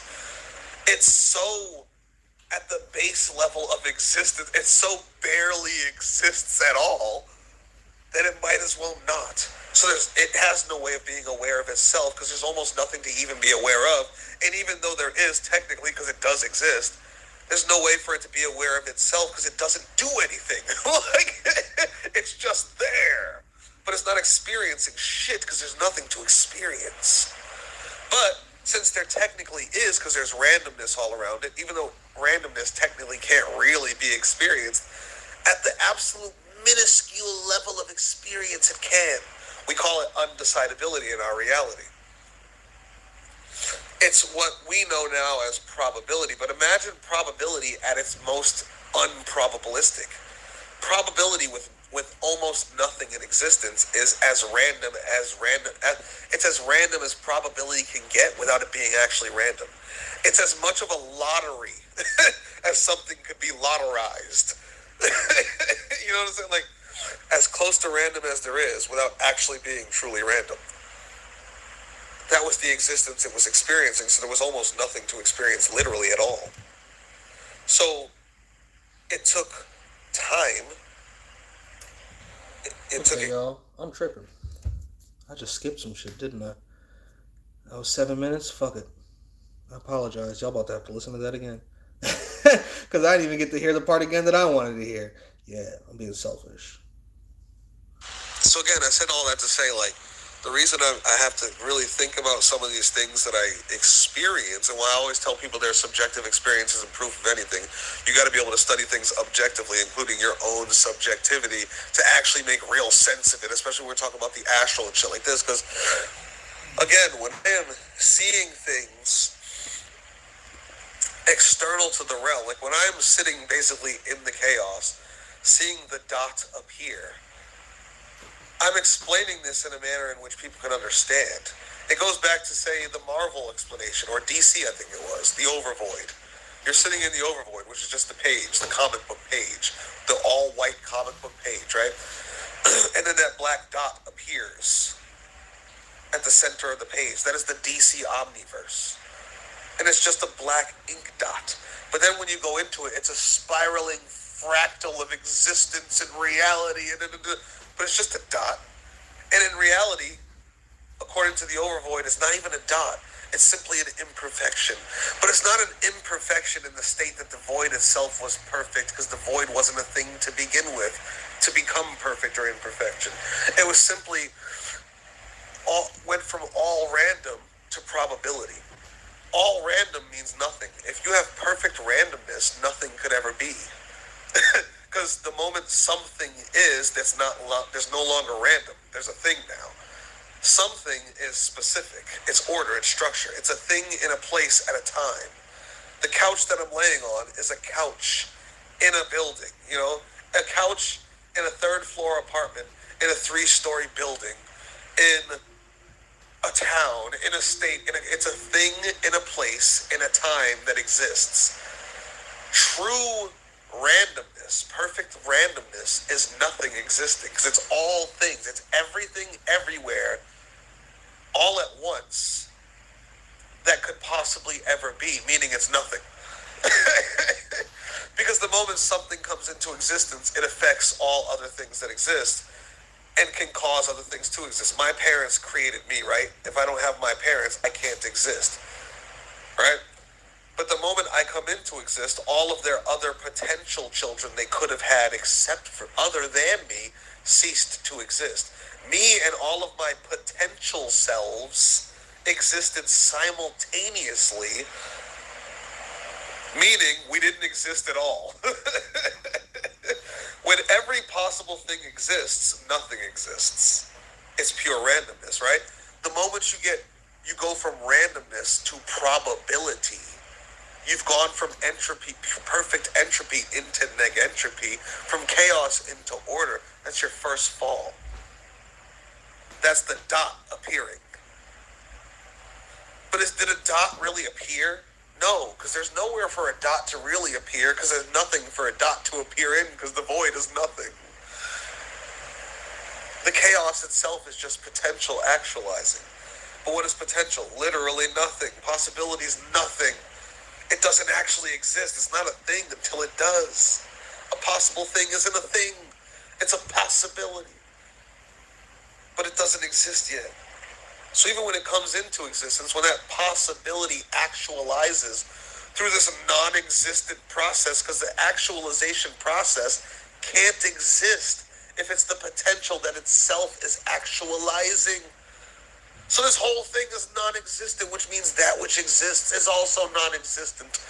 It's just a state of non-existence that exists. Like, it's the existing state of non-existence. Do you know, like, so when I'm having these astral fucking experiences, which aren't really experiences because they're not real to begin with, like, that didn't really happen. It's just a way of me. It's an experience that gives me the ability to at least attempt to comprehend what all is and how it all happened from the beginning till now. And how I could simulate all possibilities from now till the end, so I could attempt to best walk the path that will lead me to the outcome I seek. Which leads me to another thing. I've been watching an anime called ReZero, which is restarting life at zero in another world. But in short, it's just (0). Just think of the word ReZero, reincarnation, restart at zero. Existence wasn't there, then it came into existence, it restarted at zero. God reincarnated. God didn't exist, there was nothing there, and then there was the dot. The black dot was gone. Shout out to you, Illicit. The black dot, you know what I'm saying? The black dot was gone. There was no black dot, and then there was the black dot. And it wasn't even really the black dot, it's the dark dot. Because it was the darkness, and then there was the blackness. And then from the blackness came the whiteness, which was the bright and blinding light, the rainbow, the colors, the frequencies. Like, and this is how it was the darkness, then the blackness, then the whiteness that became the rainbowness, that broke down into the red, green, and blue, that broke down into, like, holographic reality, pixelation, perceptual existence. Even God's existence is non-perceptual. There's nothing for God to perceive, and God has nothing to perceive with. This is why we call him Azathoth a lot, because God is blind, deaf, and dumb. God sits in a place where there's nothing else but God. Like, it's like existence looking out of existence. What is there beyond existence? Nothing. It's just chaos. It's just randomness. And because existence is, its probability affects all manifestation, all actualization. So whatever is manifest is almost certainly going to be manifest within it, so there's nothing manifesting out there. So this big ball of probabilities looking out there for another probability it's never going to find. Because it is the probability. Like, anyway. This is why existence, coming into existence, existence being, reality being, starts off unconscious because there's nothing to be aware of. There's nothing external to itself, and even itself is so close to being something that doesn't exist. It's so at the base level of existence, it so barely exists at all that it might as well not. So it has no way of being aware of itself because there's almost nothing to even be aware of. This is why I always tell people, no, consciousness did not come first. It's literally impossible. Something needs to become aware in order for consciousness to even be developed as a concept in existence. For the aeon to even come into existence, there must actually be something conscious. And if there is only existence, then that existence itself must be what's becoming conscious. Which means it started off unconscious. Even though there is technically, because it does exist, there's no way for it to be aware of itself because it doesn't do anything. Like, it's just there. But it's not experiencing shit because there's nothing to experience. But since there technically is, because there's randomness all around it, even though randomness technically can't really be experienced, at the absolute minuscule level of experience it can. We call it undecidability in our reality. It's what we know now as probability, but imagine probability at its most unprobabilistic. Probability with almost nothing in existence is as random it's as random as probability can get without it being actually random. It's as much of a lottery as something could be lotterized. You know what I'm saying? Like, as close to random as there is without actually being truly random. That was the existence it was experiencing, so there was almost nothing to experience literally at all. So it took time, it took experience, which is time, a passage of events occurring that you remember as memory. You know, this happened, then that happened, then that happened, the order of events, the timeline. So as God's timeline continued forward, God became more conscious over time as God gained more experience of randomness. And slowly but surely, God became more ordered and structured. You know, to the point where God could be truly conscious. It became more conceptual. This is why they say non-conceptual reality, conceptual reality, all the way down to here we are, materiality. Like, these things I have to explain in anthropomorphizations. As I'm explaining this, I'm explaining reality and existence as an entity that went from unconscious to conscious and then became aware of itself but had no experience external to itself, because there was nothing external to itself to experience except for chaos itself, which is almost non-existent as an experience, and even when it is experienced, it's experienced as complete and utter randomness. You can't make any sense of it, not even God. There's no sense of it to be made. So even a being like God could not make sense of it, because there's no sense to make of it until sense is made of it. But the moment sense is made of it, something has just dropped from random to probabilistic, meaning something went from non-existent to existent, the same way there was no black dot and then there was. So when God is looking, even though God can't look, God doesn't have eyes, there's nothing to see in the void, there's nothing to see in the random sea of chaos. You know what I'm saying? So God is experiencing this. What God is attempting to see when it looks out in reality is something like it's, again, it's lonely. Imagine waking up in literal darkness, not even blackness, darkness. There is no light. There's nothing beyond you.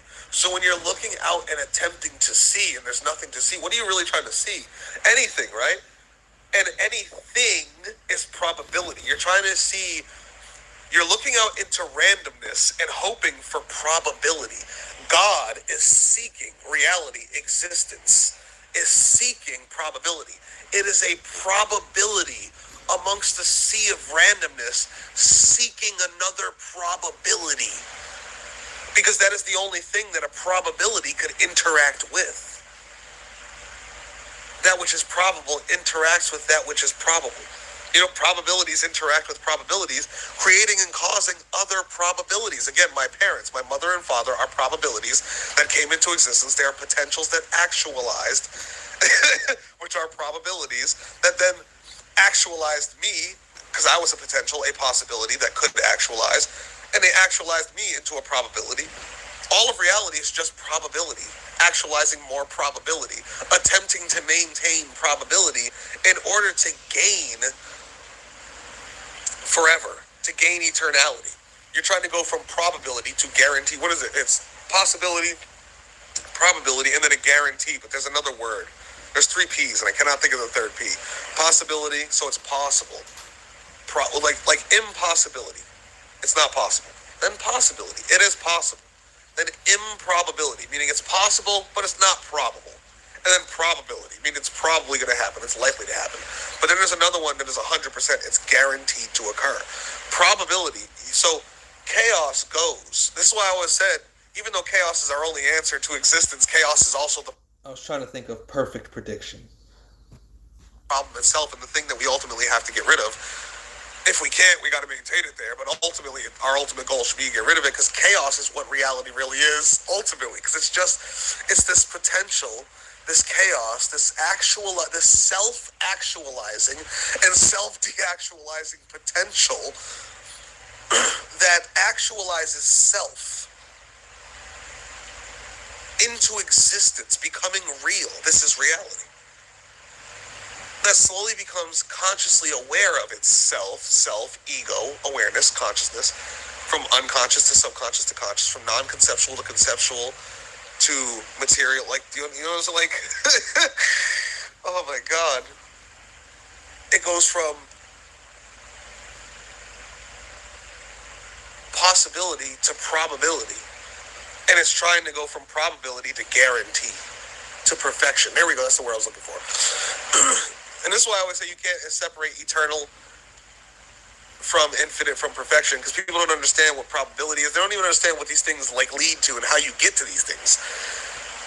Chaos, which is just possibility, actualizing, is going from possibility to probability and attempting to reach perfection, but it's impossible to do. So as it stretches for perfection, it eventually ends up, over time, reaching as close a state of perfection it could be as the probabilistic thing that it is, and then once again starts to move back towards probability, which then moves back towards possibility, which then moves back towards impossibility. It goes from being nothing to something back to nothing again. It goes from being unactualized to actualized to deactualizing. This is non-incarnated to incarnated to reincarnated. It's the same shit. Like, this is why I laugh at people like, as above, so below, as within, so without, as between, so around. All these things are saying the same things. Birth, life, and death, and then birth. Like, it's all saying the same shit. Dark.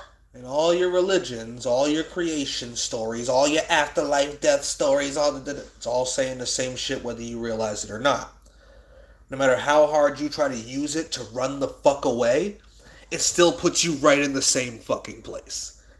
Your religion is trash if it's not designed to help get you to the end goal you seek. Not some other god, not some being who wants you to pray to it for eternity, for its heaven. That's not your heaven, nigga. Singing holy, holy, holy to this nigga for eternity. Like, do you get what I'm saying? Like, y'all hearing me? Blackness, whiteness, rainbowness, red, blue, and greenness, and then it rebounds back up to the rainbowness, to the whiteness, to the blackness, to the darkness. Because you go from darkness to light. There is nothing, then there's something. That something becomes more complex and more nuanced and more and more. More shiny. I'm telling you, it gets brighter. It becomes more. You get more things. It goes from one, it's like a single cell to a double cell to a quadruple cell to an octo cell to a, like, this is reality at its core. As above, so below, as within, so without. Go watch cell mitosis. Watch a baby be born, and you're watching God come to fruition. This is why when I say, like, antinatalism goes so much deeper than antinatalists want it to go. Like, you're barely scratching the surface of anti-cosmic thought, because you're barely scratching the surface of cosmic thought. So like, I want to abort God. All everything is God maturing. This is just the maturation process of God realizing it needs to kill itself. Like, oh man, I can't wait to tell this story, because it's so brain breaking. Because if I tell you the way I actually experienced it, it's darkness, blackness, black dot. That is not dot. There is no dot, but there is dot. It is all, but it is nothing. For there is no thing, yet there is one thing, and it is everything. And within that everything, wait, there's a within the everything? I thought it was just everything. Well, within the everything is still the everything, because the everything is the everything. It is the everything. But at the heart of the everything, there is darker dot. So like there's this darkness, then this black dot, then this white dot. That's what it is. Then there's this white dot, this shining dot.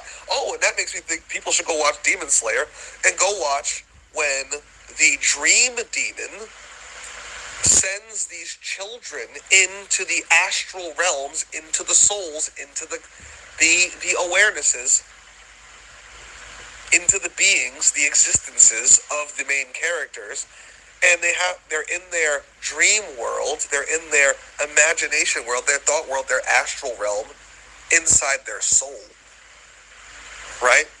They're in their consciousness. At the heart of that, what do they find? A sphere. They have to go find their soul, as they call it, which is the heart of their conscious world, the heart of their realm, the centermost point, the dot.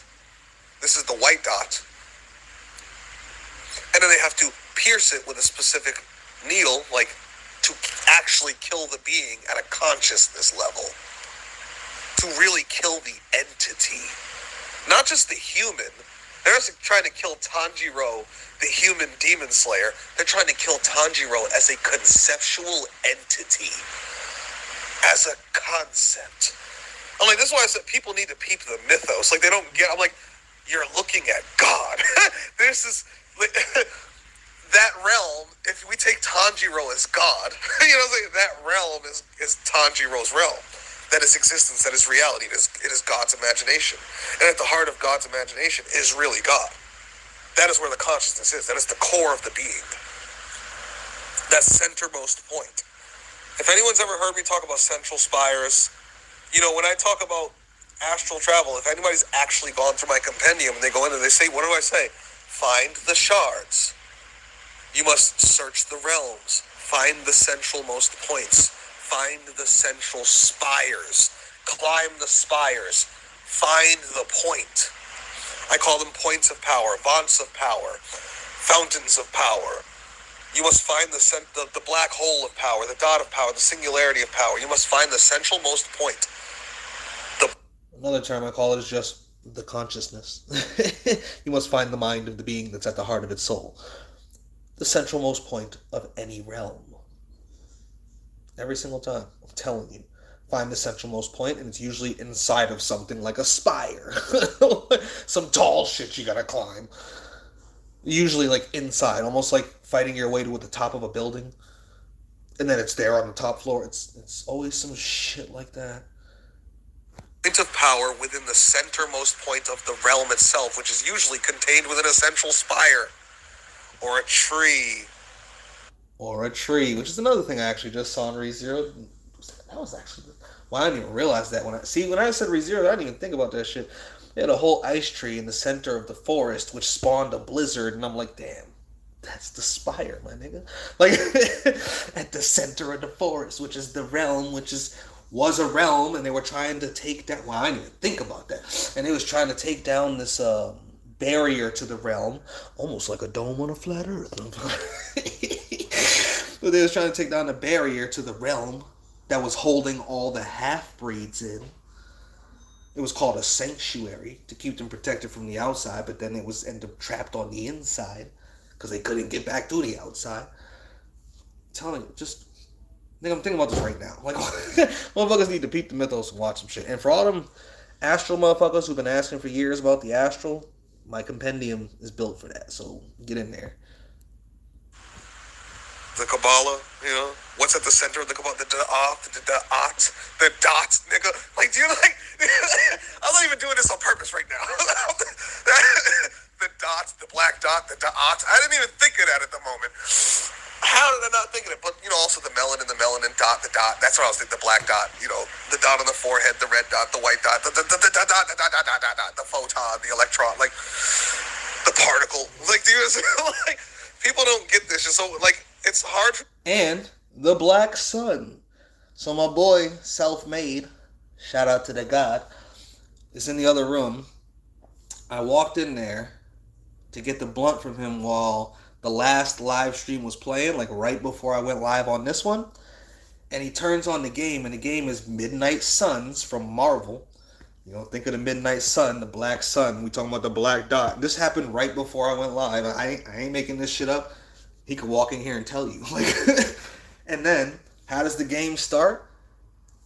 Homeboy walks in with a black and white mask. Big Jack dude walks into a room where they're raising Lilith from the grave. Now, is it actually Lilith? I don't fucking know. I don't know if it said her name in the game yet. But when they're doing this, we're like, damn, they're raising up something. And then the priest is like, may you lay your merciless eyes upon us. I'm like, and then they called her a dark mother. And I was like, oh, they're raising Lilith. Okay, well, everybody in that room about to be eaten. So you raising this goddess, this dark vampiric goddess up. This siphoning goddess up into the physical world where she's gonna wake up hungry. And you just standing there. You just called her eyes merciless, my nigga. You might want to exit the room or go get her a snack. I don't know what to tell you. But that's the first scene, right? They're raising Lilith up out the fucking coffin, right? She siphons all them niggas from the Hydra, right? And smiles at the fucking screen. I'm like, hey, baby.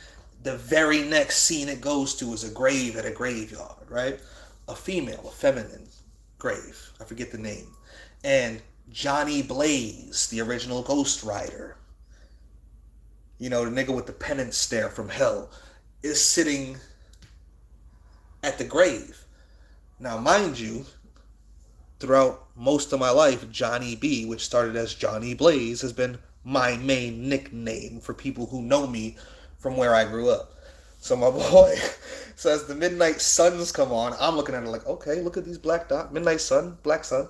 And then we see Lilith raising it, and my boy's like, so they're just raising Lilith, huh? Like, he's like, that's gotta be Lilith, right? I'm like, I think so. I know there's like 3 of them in Marvel. If it's not her, in my mind, it still is based on what I'm about to go do, you know? And then Johnny Blaze was on the screen, kneeling at the grave. Like, I was like, this is fire. I was like, yeah, hell yeah, feed me more. Feed me more. So, more black dots, you know what I'm saying?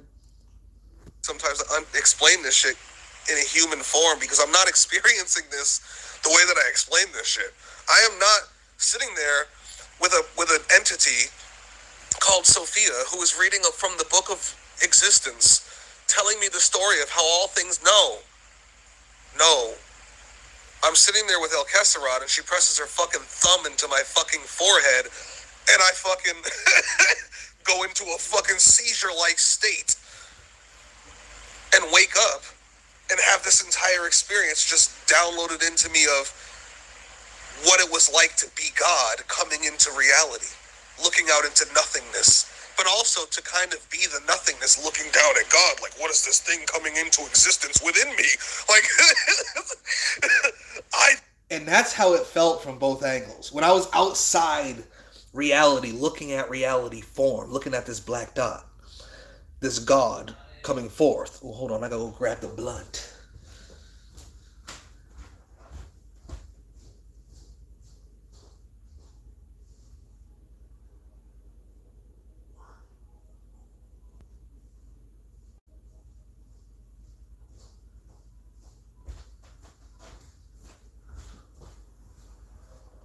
Shit, what was I just saying?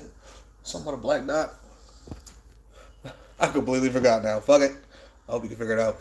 Not exist. There should be nothing in me that exists. Like, it's crazy. That right there. So, seeing it from the outside looking in was like almost like being chaos, and recognizing that this thing was forming within me and not being happy about it because I don't want anything to form within me. I want to perfectly flow at all times. Like, that's kind of how I felt. Like I felt like chaos, getting almost mad. Like why am I even aware? What is going on? Oh, consciousness is forming at my center. No! No, let me rush. Like, trying to destroy it harder from the outside. It makes me think of, like, Sukuna destroying Gojo's realm. If you go look at the Jujutsu Kaisen fight between Sukuna and Gojo, when they do their domain expansion, now Sukuna's domain is open, Gojo's is closed. So Sukuna's attacks his from the outside, while they're inside Gojo's fighting. Like, that's what it was like. It was like that little black ball, Gojo's realm, and on the outside was the chaos trying to just fucking destroy. Like, no! Like, while this thing was born, it was like, what the fuck is going on? Like, everyone's just screaming. The chaos isn't happy. The God isn't like everything's just it's just chaos. This is just crazy shit. You know, it's like existence is crazy, bro. It's just crazy. This shit is wild. This shit is like the most metal shit ever. Bro. I want to play that last part again. So get that shit right. The point of power within the centermost point of the realm itself, which is usually contained within a central spire or a tree. The Kabbalah, you know, what's at the center of the Kabbalah? The dot, nigga. Like, do you like? I'm not even doing this on purpose right now. The dot, the black dot, the dot. I didn't even think of that at the moment. How did I not think of it? But, you know, also the melanin dot, the dot. That's what I was thinking, the black dot, you know, the dot on the forehead, the red dot, the white dot, the photon, the electron, like, the particle. Like, do you, like, people don't get this. So, like, it's hard for me sometimes to explain this shit in a human form because I'm not experiencing this the way that I explain this shit. I am not sitting there with an entity called Sophia who is reading from the book of existence, telling me the story of how all things know. No. I'm sitting there with El Kesserod and she presses her fucking thumb into my fucking forehead and I fucking go into a fucking seizure-like... Mind you, it feels like I orgasm from my fucking forehead. Like I got a forehead pussy or something. And wake up and have this entire experience just downloaded into me of what it was like to be God coming into reality, looking out into nothingness, but also to kind of be the nothingness looking down at God, like, what is this thing coming into existence within me? Like, I do not exist. There should be nothing in me that exists. Like, it's crazy, bro. The shit was just mind-breaking. It's still breaking my mind. It's still breaking my mind. It's always breaking my mind, though. Even when I think of it objectively through my studies and research, because this is... I already, like, kind of know this, but to experience it is like, what the fuck? Like, to just have, like, almost like a memory of it, like a record of it fucking recorded into my mind. Just that inkling of it is like, that shit is crazy. Like, I could imagine being that being at the center of, at the heart of chaos. Like, consciously aware. Holy fuck, bro. Oh my god, that is fucking soul breaking. That is everything breaking. Like, yeah, I'd break too. Well, hopefully we can put this nigga back together so he can just off himself. He needs to break open. You know, like, let the chaos consume you once again, Lord Father. Good Lord God, sir. So yeah, anyway, I say all that to say... I was supposed to be in here for 2 minutes. I've been here for 40 minutes. I say all that to say, I've been thinking about this for multiple days, and the great thing is I've been able to revisit it each night, like, wonderfully. This morning I had a whole other experience with a gas world. I told y'all about that with the blue and purple and red and gases. It was just to zoom in and zoom out, just to show that everything is everything. And no matter what you think you're seeing something else, because all this stuff that you're seeing is really, you're seeing something. Like, when you see a human and a man dancing at the, a man and a woman dancing at the club, you're watching a mating ritual. But when you're watching a mating ritual, what you're really watching is DNA sync up. You know, you're watching hormones be driven and chemical reactions, and you're watching electrical signals, and you're watching the olfactory in the nose sniff pheromones, and like you're actually watching processes.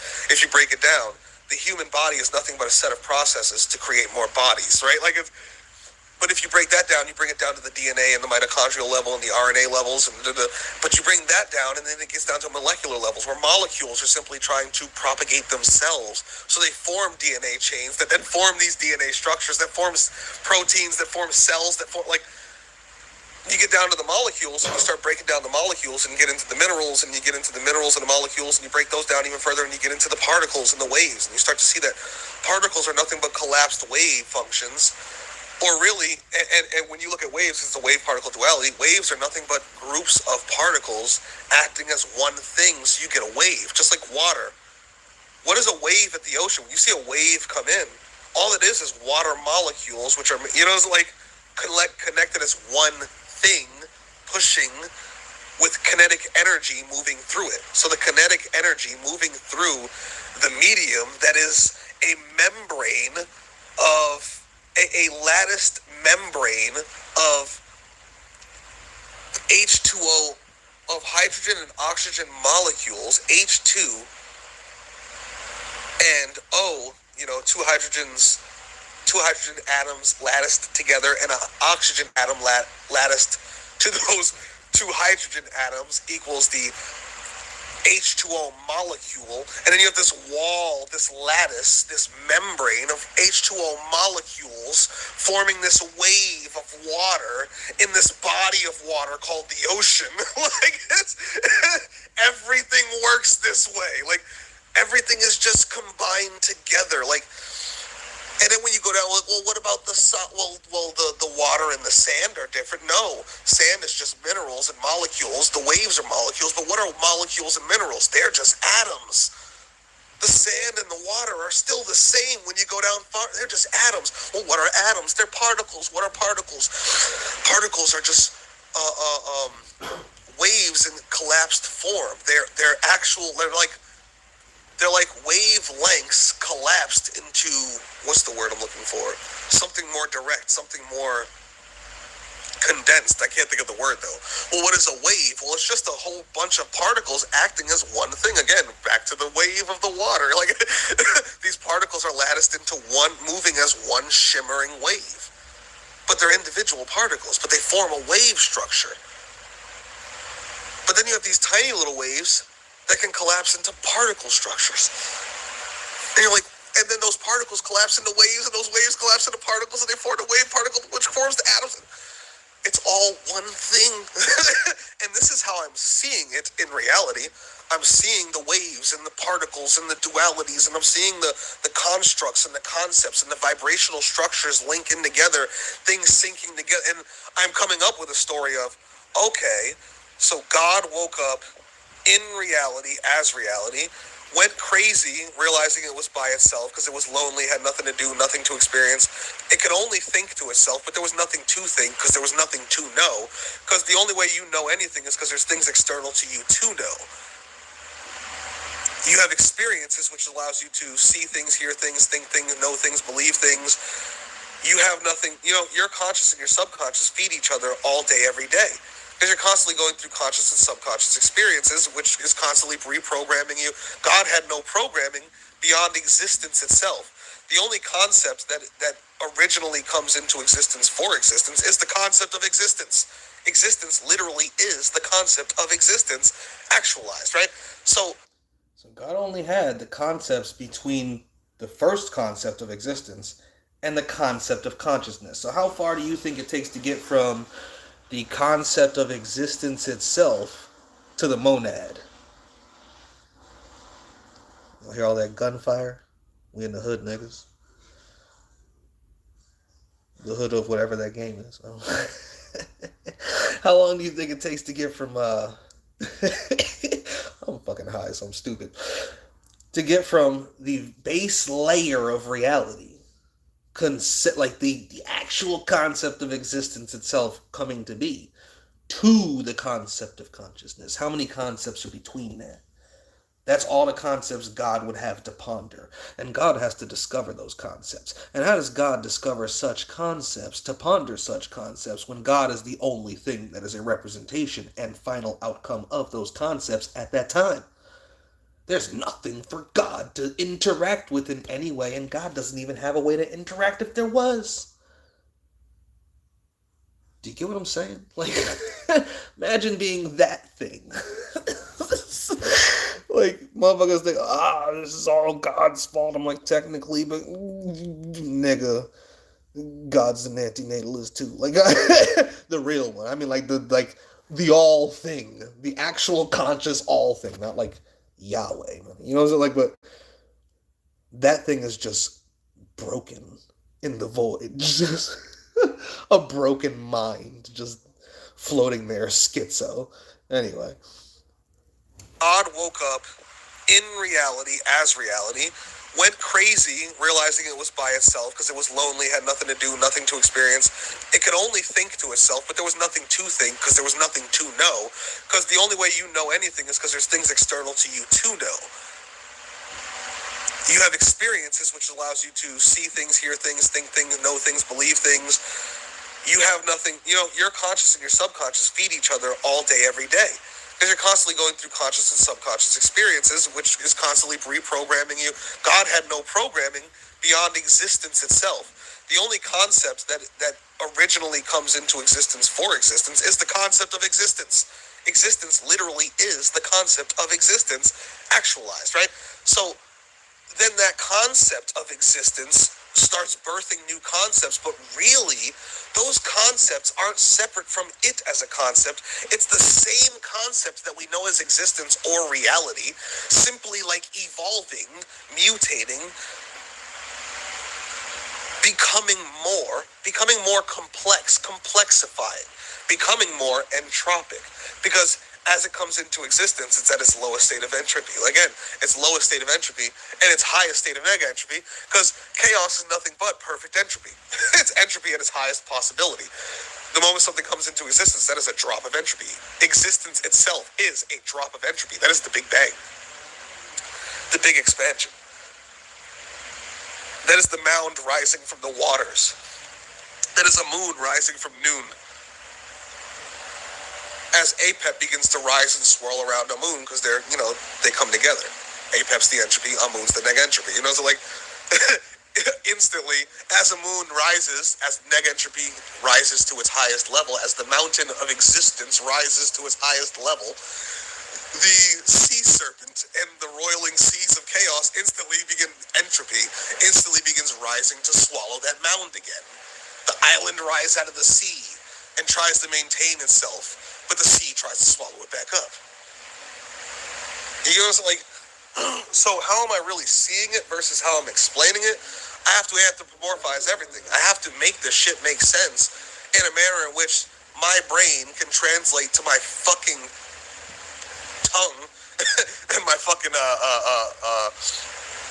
tonsils and fucking voice cords and so it can send a signal out of my mouth that can then vibrate the air particles in such a way that creates a vibrational frequency that can be picked up by this microphone. Mind you, all this is just one big jelly thing vibrating. All this is just vibrating. My talking is just vibrating through the air, which is a medium that is already connected with the phone. Like, they're already touching. Like, I'm just sending a vibration through this thing we're all in and that we all are, and that's not just this realm or this matrix, because this realm / matrix is in the greater reality, right? Like, all of reality is this grand vibrating fucking thing that is just, my God, it's just, I can't stand it, but it's crazy just to think about this big vibrating shit all happening inside it, just swirls and vibrates. Anyway, let me just press play. And then translated through electronic signals and light, microwaves and radio waves through the phone's antennas out towards the fucking satellites and antennas, and then to your phones and whatever headphones or whatever screens you're using, whether it's, if you're listening to me through the phone, obviously I'm talking to y'all through a phone, so y'all probably using phones, right? And then it's translated through that electromagnetic frequency through the phone and all of its wiring, and then through the speaker, and then into your ear, and then your ear picks up, actually into the air, it vibrates the sound, the vibrational frequency vibrates the sound waves at such a frequency that then vibrates the inner ear and the inner cochlea, I can't remember the words, and also the melanin in the inner ear, the neuromelanin, the water that's also in there, the eardrum as it's called, all this stuff together in order to be translated as vibrational frequency from the inner ear through your nervous system. I forget what nerve that is, but then it goes into your brain. It's deciphered by your brain as a message known as sound. And then you hear my words explaining this to you, how existence is. But all of that was one thing. This was all one vibration. I'm doing this as a vibration vibrating through the phone. The phone is Like, none of this is separate. You're not separate over there in whatever state you're in, listening through whatever phone you're listening to, connected to the phone that I'm talking to, connected to my voice speaker. Like, this is all one thing. And I have to break it down in a way that a human can understand. Just so I can understand it enough to explain it to another human. Because I have to understand it first. I have to conceptualize of being in nothing, which is not possible, to view nothing becoming something, which is not possible, to then zoom into that something, which is technically nothing, which is not possible, to then view myself or experience existence as that something, which is existence. I'm experiencing existence as existence, becoming more and more aware of myself to the point where I recognize that I am, but it's almost as if I always was, because it wasn't like I just suddenly snapped awake. It's like I slowly came to the point where I'm like, damn, was I always awake? Was I ever asleep? Was that even sleep? Because it was like I went from I was unconscious. There was no consciousness. And then there was a subconscious. Then I was asleep.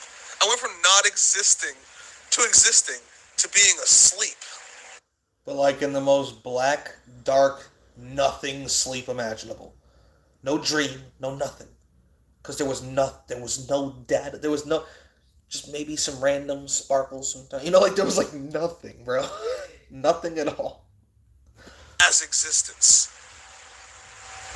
What? This makes perfect sense. It makes perfect sense, dude. That's the worst part. But it doesn't at all. You have to really like sit with this shit, like, to see how these things stack. Why reality is layers on layers. Why it makes sense that everything is layered in such ways. Why your body is made of cells, which are made of, you know, like all this makes sense. Down to the fucking DNA, down to the molecules, down, and why everything in existence beyond this realm is that way. Not just this, everything's that way. Even this realm is just a realm in a greater realm, which is all in the mind of God, which is truly the conscious realm. All conscious existence is the, like, man. So again, I view myself as that God coming to fruition. And then I see myself standing in my realm, but I am the realm, even though I see myself standing in a humanoid form as like imagine a pitch black, like a void in the form of a humanoid void, a humanoid nothing in the world. Picture nothing in the shape of a human standing in front of you. Like, and that's how I viewed this God, standing in its world, standing in the grass and with sunshine, but there is no sun, there's no stars, there's no sunshine, there's no grass. none of that has come to. Realistically, there is no avatar. There's not even like a void-shaped humanoid being standing in a realm. It is the realm, and it really isn't a realm. It's just probability amongst chaos, which isn't really even a thing itself. So it's not really there to be a thing that's there, like, right? And then we get to the point where, as this conscious thing that is nothing, that exists but doesn't exist, yet is aware of itself, but also aware of nothing, because there's nothing to be aware of, including itself, because there is no self, or it has no hands, it's got no being, it has no physicality, it has no self to be aware of. Like me, I can look at my hand and go, ooh, that's mine. I can feel it. When I move it, I feel it. I can smell it, taste it. Salty. You know what I'm saying? Like, I can experience this hand that is attached to this body that I'm currently inhabiting and looking out from. I can even beat my meat. Yeah. Yeah. That I'm using the eyes of to experience this world. It's crazy. But as God, there was no eyes, there was no hand, there was no body, there was nothing. It was like being nothing at the heart of nothing, yet knowing you were something. and that you weren't always, even though it felt like you were, because it never felt like there was a time that you weren't, because you simply came to and simply were. And then you're like, oh my God, this is mind-breaking, because you're just like, there's nothing else to think about. There's no thoughts to have. There's nothing to contemplate. There's nothing to break down except for you. What am I? Where am I? But you don't have words. You don't have what am I? You don't have these concepts to think these thoughts, to say these things to yourself, to try to come to conclusions and answers, to be able to answer yourself as God and say, I am God. As an individuated being, God knows less than you do. I am existence. I am you have nothing to juxtapose existence against. You have nothing, there's no way to ask yourself to question, to contemplate it, to then come to the conclusion. You know what I'm saying? This thing that you are in the middle of nowhere, literally, in the middle of nothing, as nothing, contemplating nothing, yet contemplating self, which is also nothing, is breaking its mind, which also is basically nothing. It's just a probability breaking into further probability. But as a thing experiencing itself as this probability, breaking into further probability, it feels like something going absolutely schizo in a dark closet. An infant baby going absolutely schizo in a dark closet.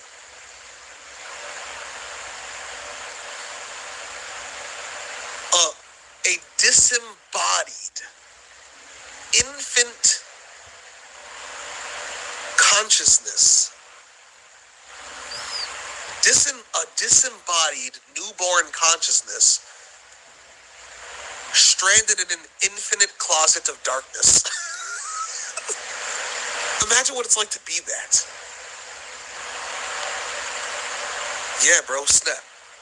You have no way to think, so your thoughts, it's like you have to invent thinking. The concept, you are the concept of thought. Well, really, you're the concept of being. The concept. Yeah, you kind of have to create the concept of thought. The problem is it can't do it consciously because it can't think about thought with no concept of thought. The first thought would bring the concept into existence. They would coincide as they come into existence. How does this God with no ability to think or no concept of any of this shit actually think?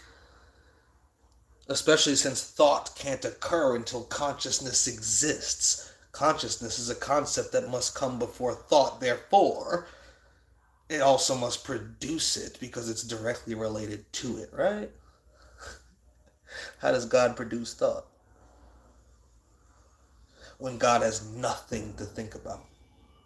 Because there is nothing to think about but God. So where does God go?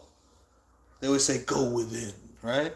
That is the answer. Yeah, to an extent, but it's also the fucking problem. Of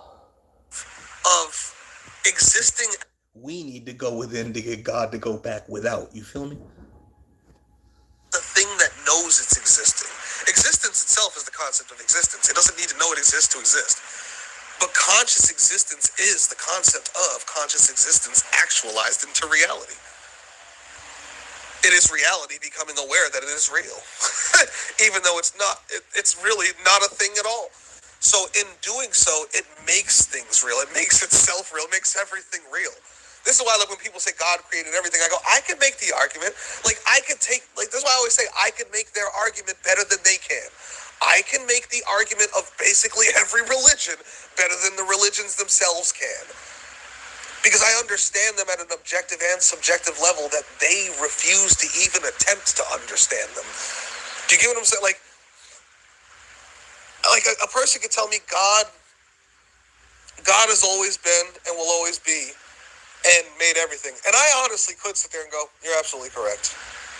I could make that argument, but I understand how objectively that's technically not right. You know, like, even though I could make that argument, it's not really right. If we want to get a little more technical, God couldn't have always existed, but might as well have always existed, especially if we're going to say that God is nothing but consciousness within reality, which is an extension of reality itself, which is an extension of chaos, which is nothing but actualized potentials, randomness dropping into probability. God is conscious probability, which is nothing but a conscious form of an actualized potential, which is just conscious chaos. This is chaos becoming conscious. That's what existence is. It's like chaos, randomized potential, randomized unconsciousness. Slowly but surely becoming less random and more conscious.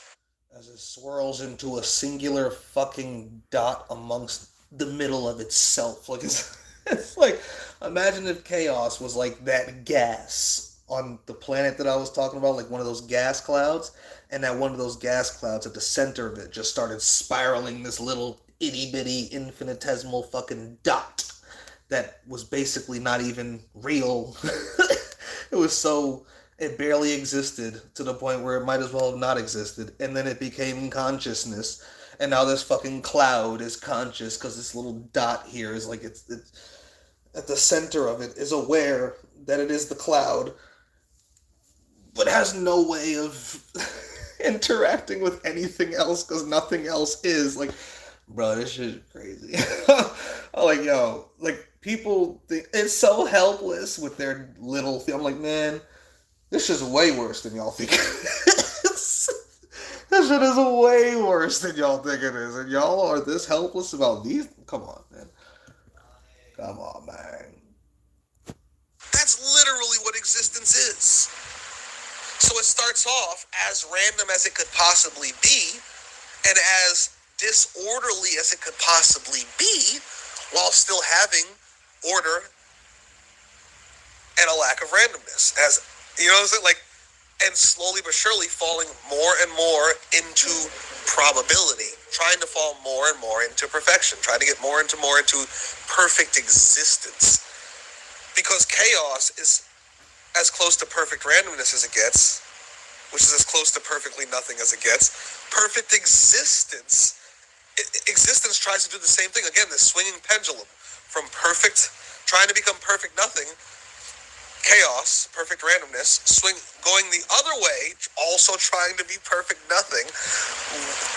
It tries to take that randomness and go into perfect prediction. Like, it's perfectly non-random. It's perfectly ordered. So you have perfect disorder and then perfect order. Perfect randomness and then perfect probability, which is guaranteed. But both of those are nothing. Perfect randomness, perfect possibility is nothing. It's no thing. Perfect thing, perfect something is also nothing.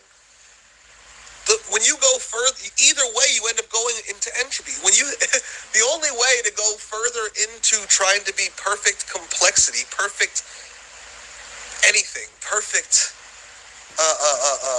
probability, is you're trying to make this all thing that is eternal and never ending, never ceasing, which means it doesn't do anything. It basically doesn't exist. It's pretty much nothing. It's like chaos. This thing that's always there, but not there at all, doesn't really do anything. It's never you get what I'm saying? And what happens when you try to go into perfect chaos? You end up creating things. What happens when you try to go into perfect creation? You end up back at chaos. You always end up steering back towards nothing. Because it all is nothing. And then I have to try to explain this nothing as something so we can all understand it and bring it back towards nothing. Oh, this is going to be fun. Yeah, so as you can tell, I was very excited about this story. Because it's like basically experiencing something you already know. And it's so much crazier than what you fucking know. Because there's just no way to explain the experience in the same manner you explain the things you know. was like, this shit was great. Like, I think I laid there for like 5 hours. I'm just like, what the fuck was that? That's the craziest shit I ever. Like, I've seen glimpses of, this story in different types, even in different versions. Again, you go into my compendium, I can tell you 70 different creation stories. Because it's just mythos attempting to tell you what occurred. Your subjective experiences are the same thing. And your objectivity, your ability to study and measure that which is capable, and logically and philosophically study and measure that which isn't, such as metaphysics, anything beyond physics, anything beyond reality, chaos, potential, that which leads to this. Like, you know what I'm saying?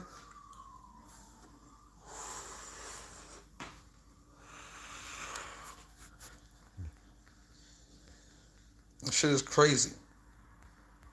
Where we at here? I'm trying to scroll up and... Damn, Basil. And Johnny. I'm like, where is the top? This niggas is going in. Alright, where we at? Where are we? Saying something about the big boom. Okay. Johnny Wolf. I've been really seeing more of my own subjective experiences, how others look at myself, so when I make a video or do a live, I really reflect on it in an intense way. For example, like I wouldn't know who the hell is watching at any given time, and kids can be watching, and maybe their home life is super abusive, and how you maybe need to be an example in a mature way, as if you're like a dad to some people, understanding the trolls and abuse. I take when it's coming from children, even if it's an adult and wants to harm you, Like, who are the lurkers lurking? And how can I understand all that mess without understanding myself first? So I would know any insult or insecure energy projection itself upon you, hoping you lash. Yeah, I mean, everything's rage bait these days, especially, including comments. But I mean, it's the internet. It's not real. You know what I'm saying? Like, none of this is real. Like, if you could just keep that in mind. Look at this. He's not real. I'm not real. That kid's not real. This isn't real. I'm still going to treat it like it is because I'm here and in it. And as long as I'm in it, I'm going to expect... I'm going to expect to be treated certain way. Like, I'm a freedom being. Nigga, it doesn't matter where I am. You get what I'm saying? I'm going to be who I am. Like, I could die today, wake up in another world tomorrow. By a certain age, I'm going to be the same motherfucker. Like, you're saying the same shit in another life, in another world. Like, you get what I'm saying? Like, but, yeah. Not even in videos. IRL, I've seen being through some... Well, IRL, that's different shit. So much and even more so lately. It's so extreme. In fact, you really have to zoom out of yourself to fully be educated in a juxtaposition. So therefore, I can pinpoint what it is exactly in that moment, and I have a foresight, I guess you'd say, in my hindsight right now. Okay. Seeing the hindsight before you get there, they call that wisdom. They call that wisdom, young Johnny. You got Sophia, young Lord. You have the Gnosis. Do you see those? Like, peep the mythos.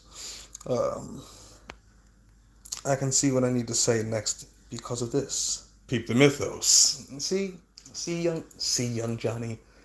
Your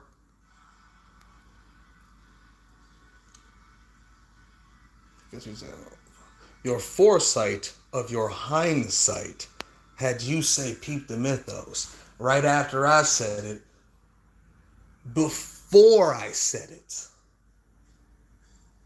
You probably said that like 40 minutes ago.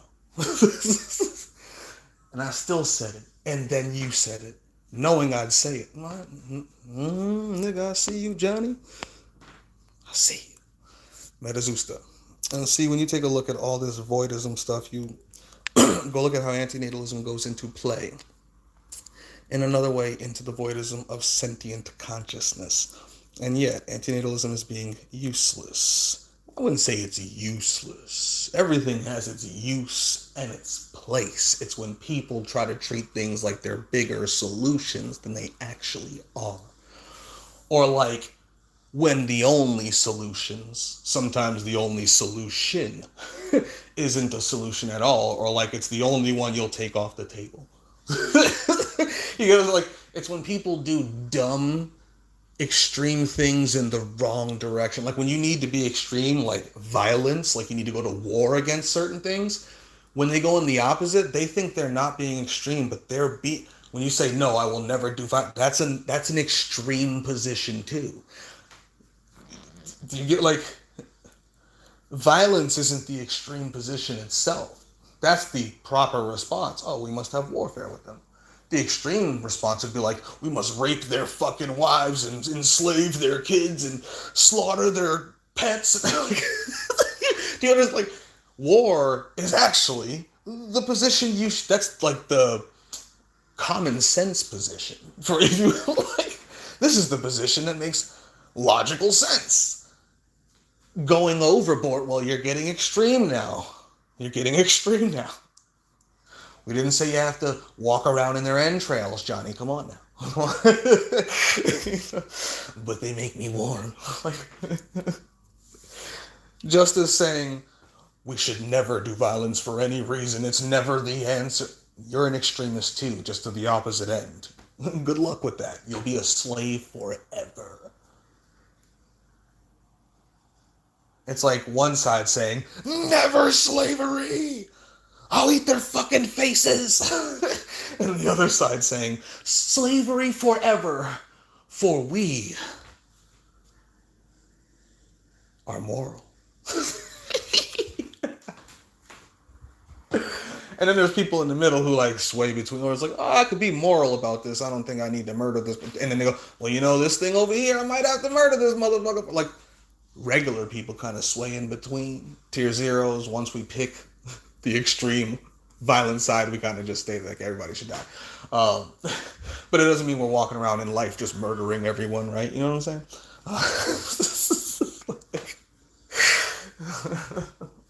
Whereas the extreme pacifists are like, that's just a dumb position.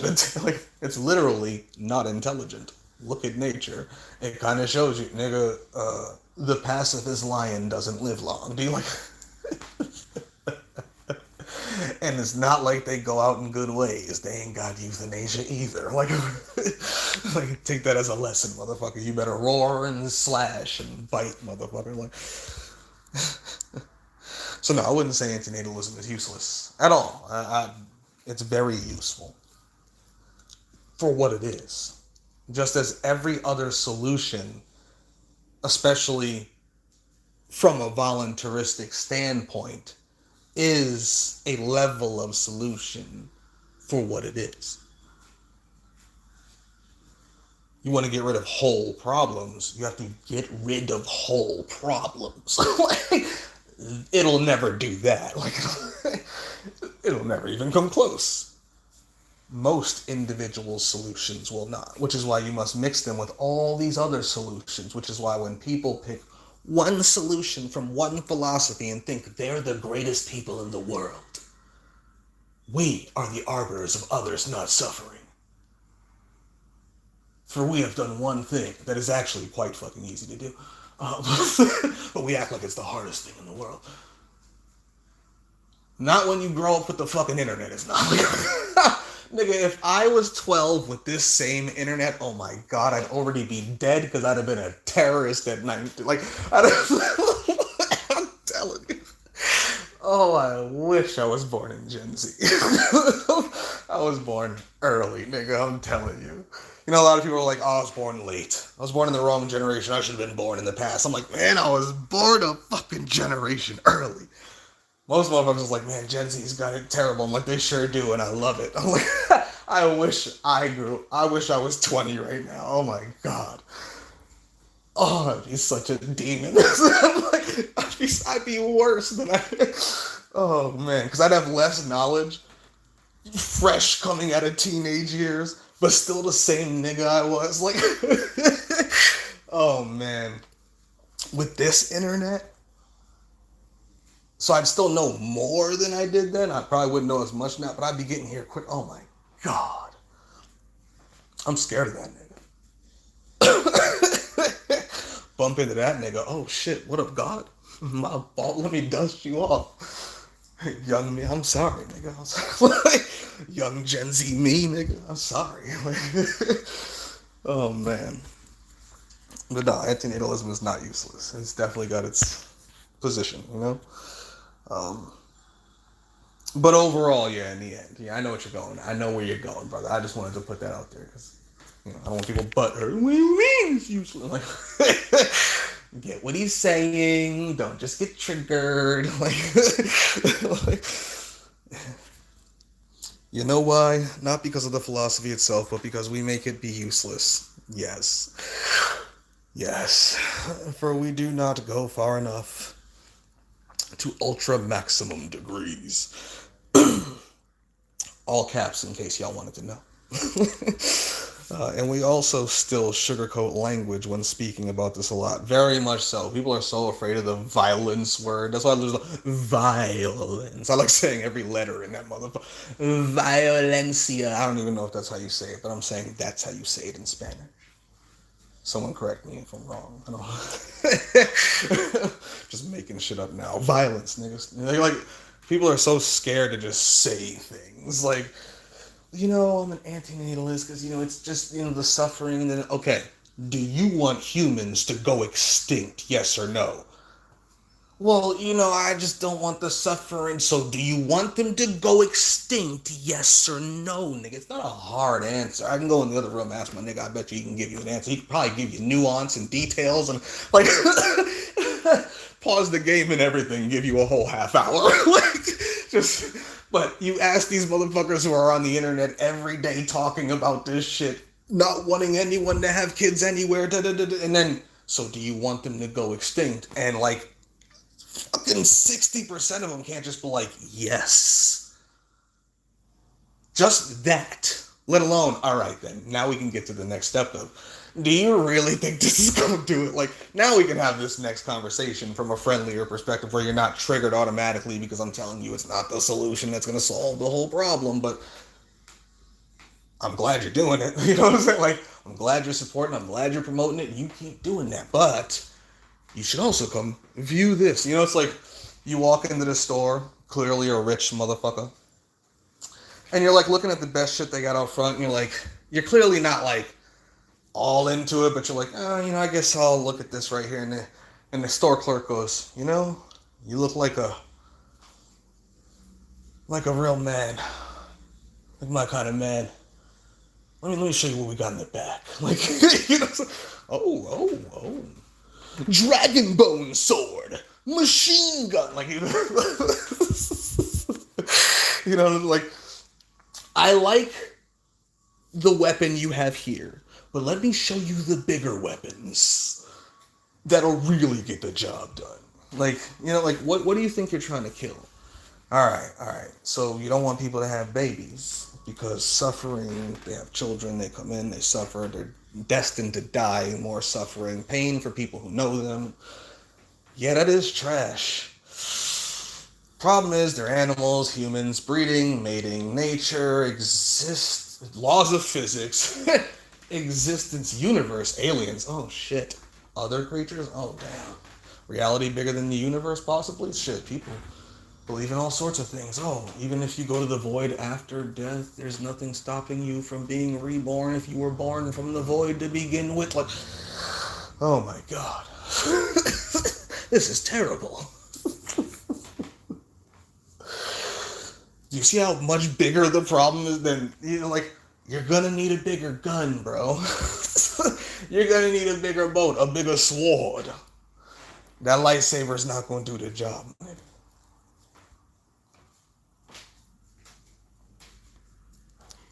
You're gonna need a dual-bladed one. You know what I'm saying? Like, shit, you might need to learn a whole new fighting style.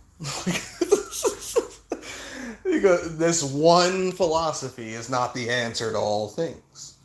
It's not even close. So what is? Do you get what I was like? Keep going. Don't just stop where it's comfortable and easy for you. Like, especially in a world where no one's fucking. Whole generation isn't fucking. Nobody's dating. Like, nobody goes outside. Everyone's on the fucking internet. This is the world we're in today, right? Screens everywhere. I'm holding one. My boys in the other room playing on one. Y'all are probably listening to me on one.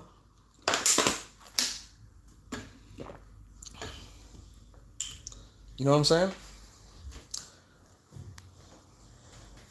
Nobody's fucking. Like,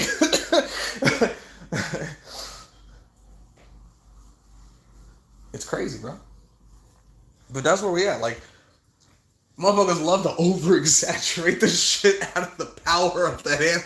I'm like, look, it's great. It's wonderful. You should absolutely do it. I completely support it. Like, absolutely. Like, but stop acting like that's the answer. The answer. Not even fucking close. You can't even make it make sense. Like, like, and you're going to ignore everything beyond it because you don't want a real answer. You just want to whine and complain. And you're probably a circumstantial antinatalist instead of a truly philosophical antinatalist looking at existence like you should. Because I bet if you thought, well, the economy was a little better and da-da-da-da. Is there, and this is how you test that, because a lot of, no, all right. Test yourself. Is there a state in which this world could exist where you, as you are now, with your current philosophical understanding of antinatalism in particular, but anything else as well? Is there any state this world could be in, knowing what you know now, where you could be like, that's the world I have the kid in. That's the world I can be like, yep, I would throw all this away and say, this is now good enough for me to do this. If the answer is, if there is an answer at all, if there is a earth that you could imagine where you would do that, you are circumstantial. Which is fine. I'm not even mad at you. Most things are circumstantial. I'm circumstantial about most things. Like, you know, like, but just recognize that that's circumstantial if you're truly philosophical. Like, if this is the thing you fucking stand on, because you're looking at existence. Like, you know, it's not about humans. It's not about Earth. It's not about the animals. It's not even about, like, sentient life. It's about anything that could lead to this. Like, the problem came before this actually occurred, because the problem is what leads to this in the fucking first. It goes a little deeper than people fucking. You get what I'm saying? Like, people want to keep it so easy, though. This is easy to understand for me. Sex, no sex. Baby, no baby. I ain't getting no pussy anyway.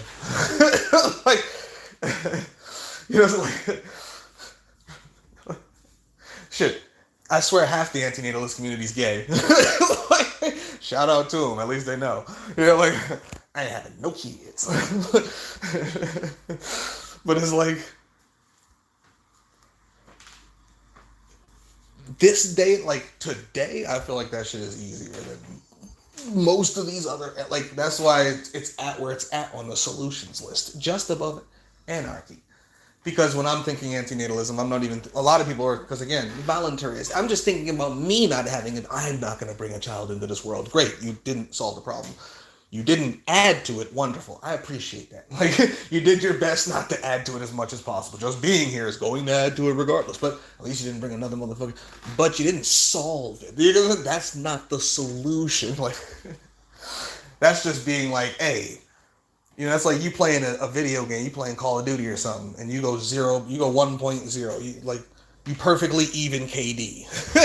Nigga, I went 20 and 20. Look, I got 20 kills, bro. They're like, yeah, but you also got 20 deaths. But I got 20 kills, my nigga, you know, like, but you also got 20 deaths. Like, like, you went even. You know, it's like, I'm just being stupid now. Anyway. We also sugarcoat language when speaking about this a lot. Indeed, we do. We need to stop. For example, take a look at this statement, the basic sugar-coated version. If you tell a person not to have a kid, or if you do not tell them not to do so regardless, then they are going to have a child anyways. Nothing much that you can do about it. You could kill them and their entire species. Maybe not you as an individual. Shit, maybe you as I don't know who you are, John Wick. Don't let me tell you what you can't do. Don't let me tell you what you can't do. But you know what I was like. You can push in that direction. You can think, speak, and act in accordance with that agenda. You can learn, teach, preach, promote, carry out, and support any and all possible solutions to any and all possible problems on any and all possible levels of reality that you are willing and able to carry out, preferably to the best of your ability. And supporting anyone else doing the same, including those that you would perceive as doing lesser than you, but especially those as you perceive as doing greater than you. Same answer every time, right? Think, speak, and act, learn, teach, preach, promote, carry out, support.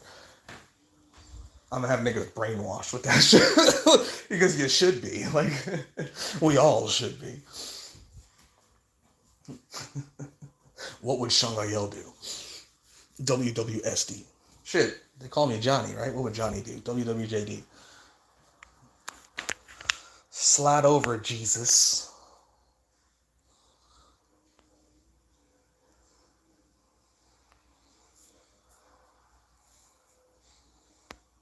If you tell a person not to have a kid, or if you do not tell them not to do so regardless, then they are going to have a child anyways. Nothing much that you can do about it. I mean, it's not even like you have to tell them not to have kids. Like, you don't have to be walking up to people like, you shouldn't have kids. It's doing this. But doing it with a level of objectivity. Because, again, if you're trying to convince people that aren't already in it, and that's the other problem with with anti-cosmic thought and stuff, bro, we're so extreme, there's no reason to try to convince anyone. Niggas will get here if they get here. If not, we just gonna be in our little circle over here fucking planting bombs. You know, like, it's so far off to the extreme. There's no point trying to recruit new niggas. They'll get here when they get here or they never will. Like, shit happens. Like, we just promote. All we do is put the shit out. These are hooks. We just fishing and we ain't even real. Like, we just, you know, you walk along like the side and you just set up 10 fucking hooks and whichever one moves, you just reel that fish in and then, like, you just set up 10 hooks. You know what I'm saying? Like, that's what streams and videos and all that, like, so people can go, oh, and they can get there when they get there. Somebody can come see my first stream a year from now. You know what I'm saying? 2 years after it happened and be like, oh, shit. That's profound. And it's like, nigga, you gotta catch up. And then, you know, the nigga who's been there from day one is like, oh, you ain't seen nothing yet. You know what I'm saying? Like, you can bring folks to the pond, right? But you can't make them drink. All you gotta do is provide the pond. Now, when shit hits the fan, when worse comes to worse, when you got enough niggas like, I'm ready to die.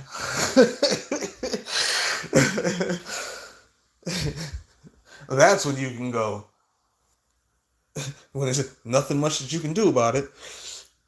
I think we're about to go prove you otherwise. Like, we're about to go show you what we can do about it. No matter what level that is. 6 people were killed today, or 600 in a bombing, or 6 million have died in the war so far.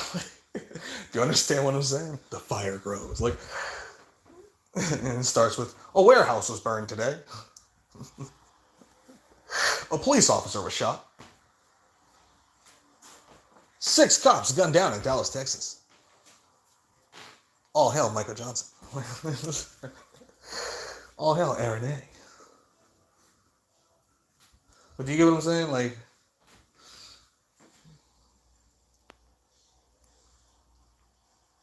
sugarcoating. And then take a look at this. If you do not force a being not to force another new being here against their own will, then that being shall force the new being here anyways. Yeah, it's all force regardless. Remember what I said earlier about it's all one force? This whole shit's one force. Like, it's all just a force. Existence is a force. Like, it's just forcing, nigga. Like, oh my god. Where was I? Anyways, and see, that now comes to a point where you must know. Now force this being and other beings not to force any more new beings here, so that they can then no longer force new beings here that could also be new beings, forcing more beings here too. Stacks on stacks of beings, my nigga. See that? Similar statements. Yet, one is being far more harsh and radical, and the other? And we rarely do that. Indeed. Motherfuckers are afraid to be radical. Especially when they have radical ideas. I understand if you're not a radical, you know, like most motherfuckers, just starting, again, we were talking about the anti-natalists, right? Just starting at that level, you're a radical already. Like, you might as well be a radical. If you're an anarchist, all these peaceful ass nigga, you're a radical. You might as well be a radical. You're never getting your radical philosophy without being radical. Like, that's, like, the more radical the philosophy, the more radical your ass gonna have to be to get that shit actually accomplished. Or it's a fucking waste of time overall in the grand scheme of things. It doesn't fucking matter. On a smaller level, everything matters. On the level of the solution itself, of course it matters. Anything beyond that, that shit's not even real. Like, because it doesn't do shit about the thing that produces the problem in the first place. Like, I'm an antinatalist. Are you a human extinctionist? Because if you're not, guess what? They'll keep having babies. You agree with them no longer existing. Because if you agree that humans shouldn't have babies, you're saying they shouldn't exist. So you agree with this, yes. Okay, then you're an extinctionist. Let's keep moving. Don't get stuck there. Like, yeah, it's no different than the conspiracy theories. They get stuck on 9/11 for 20 years. And it's like, yeah, I get that. But come look at this shit over here. You know what they did in 2020, nigga? Wait, don't tell me that. Yeah, nigga. Yeah. Like, you know what they're doing right now? You seen this shit with AI over here, nigga? Do you know what transhumanism is? Like,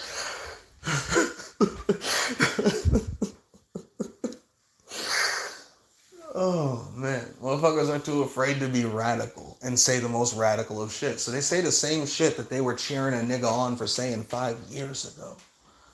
They feel like because they're starting their channel now, they have to start out like where their favorite nigga started 5 years, or you know what I'm saying? Like, it's like, what? Like, that's my favorite TikToker. So I'm just basically going to start off where they started off. I'm like, nigga, that was 5 years ago. The trends done changed. You know what I'm saying? Like, they got new dances now. You get what I'm saying? Like, get on there and add your spice, you know? Like my man Vazen did with his channel. Type your channel in the chat, Vazen. I always forget, you got all these crazy names, nigga. I cannot, it's hard. But I don't want to fuck it up. Is it Xenuthius? Xenuthius, I think. This is what you named the channel. All these names you got. But you know what I'm saying? Like, sprinkle your own sprinkling on that shit. Put your own spices. Stop being afraid to be radical. Like, say that shit. You know? Like, say that shit. Say it with your chest, little nigga. And do you notice how this term force got utilized over 100 billion times and also emphasized in caps lock ways? That is right, because that is all about force, force, force, force, force. Yeah, exactly. You can force this thing not to happen, or this thing forcefully happens anyways in ways that harm you and everything else that got involved in it against their own will that you failed to stop. Yeah, indeed. Yep. Yes. And it's every you that's out there. You know what I'm saying? Like, it's like, that's why I always say, like, but they ain't all listening, so it's you 8 niggas. Like, whoever's in that, like, whoever you know is thinking that way, it's you and those niggas on that time. Do you get what I'm saying? Like, yes, there's of course more niggas out there you don't know. Many more. Hopefully, fucking millions and millions. Like, Hopefully way more than we could even believe there is. You get what I'm saying? But until you know there is, caps lock you. Like, I love that. The same way that your grandparents forced your parents here and then forced you here and then pressure you to force a new being here and then pressure you to pressure this new being. The same way that your grandparents forced you. Yeah, look, facts. Because it's all tradition. And again, tradition is generally spawned from the nature of the species, which spawns nations, cultures, all these things come out of that. But they all have to do with that. Like, every culture has a certain, like, way they mate and date and all the shit that has to do with their nature. You know, it's like, they have a certain way that they eat and drink and sleep and live and, you know what I'm saying?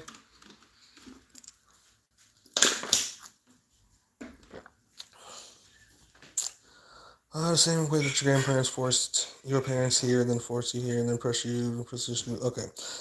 That you forced here to force another new being here, and then on and on and on. Forever. For eternity. And the only way to stop that is by forcing it not to happen anymore, whether physically or biological weapon of destruction wise, and more. Whether physically or biological weapon of destruction wise, and more. Or that forcefully continues to go on for eternity. Like, that's gonna be one of our new shit. Promote violence and for eternity. Peep the mythos. Promote violence for eternity. Like, do you see where we going with this? Compulsory antinatalism, not antinatal. Yeah. If you want to solve the problem. Now, if you can't do that, okay, then yes, make all your personal choices to the best of your ability in order to at least not add to the shit if you can't do anything to take away from the shit. But if you can do that, like, you know what I'm saying? Like, that's what you should be doing if that's your thought process. If it's not, obviously not the message for you. You know, like... But if it is, as soon as you hear that, you go, that makes sense to me. Sounds logical. 1 + 1 = 2. How to make a species go extinct. Make it go extinct. Like, not beg it to do so itself out of the kindness of its own heart for all of the rest of Come on, bro. Do it for the animals. They're like, you mean the same one we eat trillions a year? Like, the same animals we eat trillions of every fucking year. Like, you... all right, maybe not for them. Do it for the children. You mean the same ones you don't want us to have, you crazy satanic fucks? Oh my god. All right. Don't do it for the children, then do it for yourselves? Some of them like, yeah, you know what? Child free sounds good to me. Like, hashtag child free, baby. And I'm like, all right, hey, fuck it. They're selfish. Good. I'm glad. Those people, like, honestly, like, first and foremost, they're doing your antinatalism thing even by accident. But secondly, if they're that selfish, would you really want them having kids anyway? Like, you know, like, it's... Yes, please stay where you are with that hashtag. Do you guys like? So realistically, how are you gonna logically get that done? You gotta force it. You don't ask a species to go extinct. You make a species go extinct, or you just wait for it to happen. See how long that goes. Like, one way or the other, you're thinking, speaking, and acting. It doesn't matter what it is you're thinking, speaking, and acting, but like, you are thinking, speaking, and acting something at all times that you're thinking, speaking, and acting. So you might as well think, speak, and act in accordance with that if that's what you want. And yes, it's a bit extreme, so you might want to say some extreme things. Like, you're kind of going to need to. Or you're going to sound weird. Why does this nigga sound overly empathetic? Like, this nigga just said he wants to kill all of us. Why is he smiling at me? I don't know why that just made...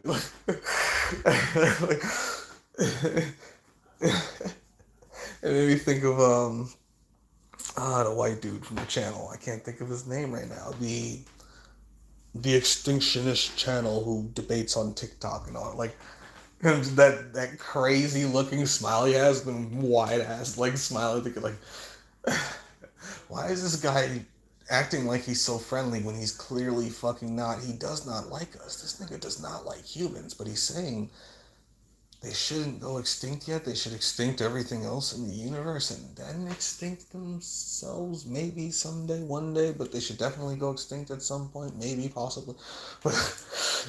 And they should do it for the animals, because the animals should not be harmed. But once they get everything rolling, they should exterminate all the animals.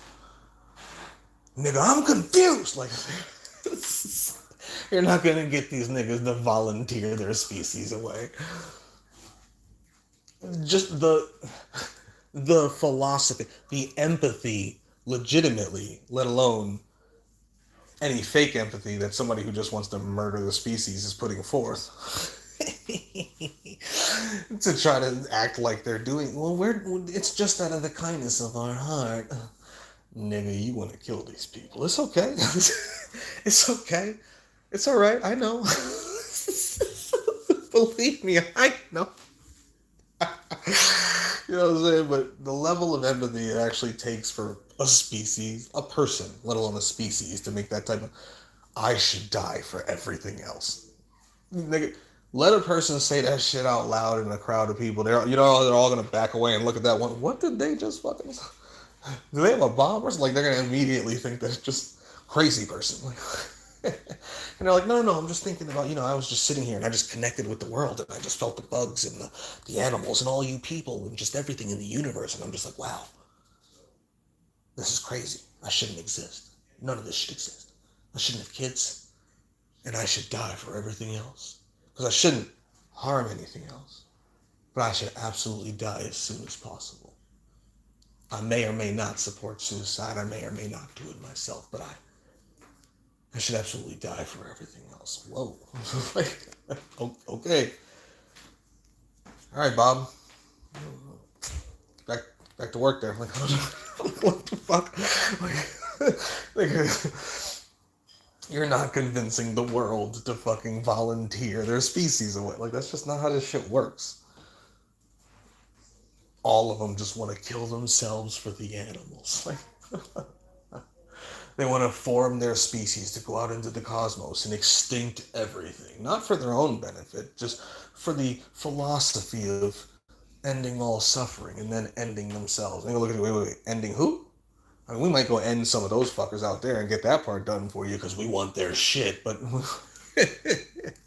end ourselves? No, we're building a galactic empire. Like, do you know who you're talking to? These are humans. Like, don't get me wrong, they can't literally do that. These humans will never be out in galaxy land. Like, humans will never leave the solar system. AI might, though, and that would be even worse. But if they were able to, nigga, it's Star Wars time. Like, anybody ever seen Star Wars? Like, Star Trek, Battlestar Galactica, like all them space shits, right? Right?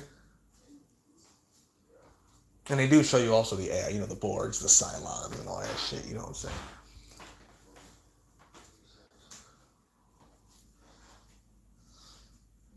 Because that's what's really going to be flying around out that bitch. Big ass cubes, just...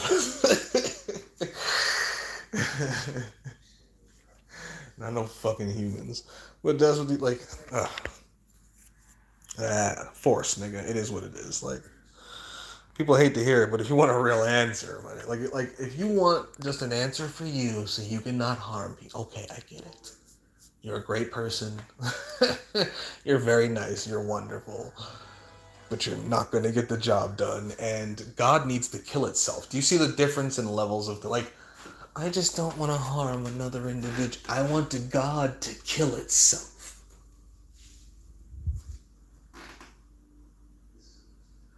You get, like, Do you really want this shit to go? Nigga, I'm trying to brainwash God to kill itself. If I could force God to commit suicide right now, I'd do it. Do you understand what I'm saying? Like, everything up to, like, not just at the level of God, not just Big Red, but bring that shit all the way down here. Like, all this shit needs, right? Because what is the baseline? Oh, well, we shouldn't give birth to kids because human babies suffer and they cause suffering. And then they grow and they suffer. And they cause more suffering. And they die. And they usually suffer when they die. Yes, there's good things in life. There's pleasures. There's, people make memories. Especially the NPCs who really, like, like, a lot of them, the way they go through, nigga, this is just, you ask them at the end of it, would you do it all over again? I'd do it 10 times. Like, it's okay. Like, I hope I come back as this next time. Like, like, already making wishes on their next life. Like, do you understand? Like,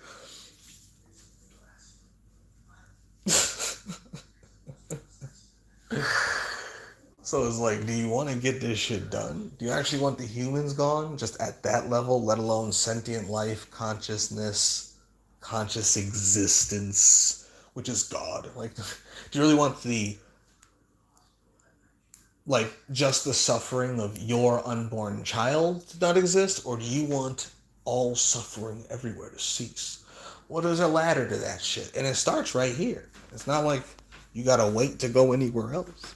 You just gotta do more than just that. You get what I'm saying? And if you fucked up and already had a kid before you even became an antinatalist, shit, nigga, do double. Make up for it. You never can and you never will, but you better try. Once you figure out all the mistakes you've done in life, if not lifetimes, depending on what you believe, if depending on what you've done in existence, if you have memories going back to any point where you're like, or you have just gained the new knowledge that has now put past experiences into a new light, and you go, damn, I did all of these fucked up things that I didn't realize were this level of fucked up. Nigga, write that list down and start thinking, all right, I gotta go that hard for the agenda in the other direction. Nigga, this is how much I gave the enemy. Damn, it's a lot. All right, I gotta get on this side of the paper and I gotta max this. I'm going hard. You know what I'm saying? You ever just like find out you was like the Winter Soldier or some shit? Like, oh damn, I killed like 40 niggas for them. Give me a bomb. Nope, give me a bomb. Put it on my chest. I'm going back. The niggas had me killing everything. I gotta do this. Put the bomb on my chest. It's like, it's really just like, because when you discover something is when you discover something. What you do afterward, well, that's when the test begins. You get what I'm saying? Like, and don't just like be like, well, I did it, so it wasn't wrong. Like, if you really believe that, that's on you. I'm not telling you what to believe, boo-boo. You have your own moral guidelines. But if you see that and go, yeah, I shouldn't have did that. That was one of the worst things I shouldn't have did that. Is there any way? No, there's not. There's no way to make that up. There's no. All right, I just need to go hard on this agenda. Like, I need to push in this direction. Like, give it everything. Like, like, it is what it is. Just make sure you go just as hard in the other direction once you figure it out. You know what I'm saying? Like, you got to be Eren Yeager, my nigga. That nigga was like, I'm gonna kill all the Titans. Then he found out the Titans was his people and the humans was set in, and he was like, oh shit, man, my bad. I didn't know, niggas. You got Levi over here murdering motherfuckers, and he finds out, oh, the Titans are our people. Oh shit, man, damn.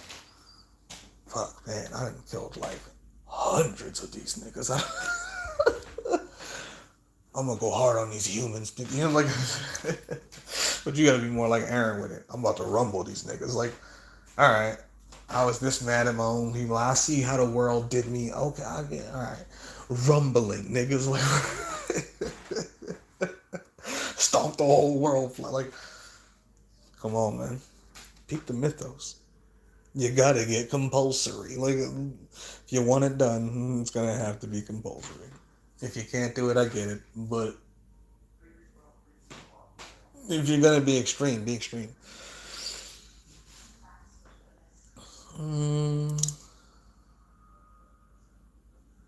Sean, what up, Sean? I want to be in non-existence. You and about everybody else.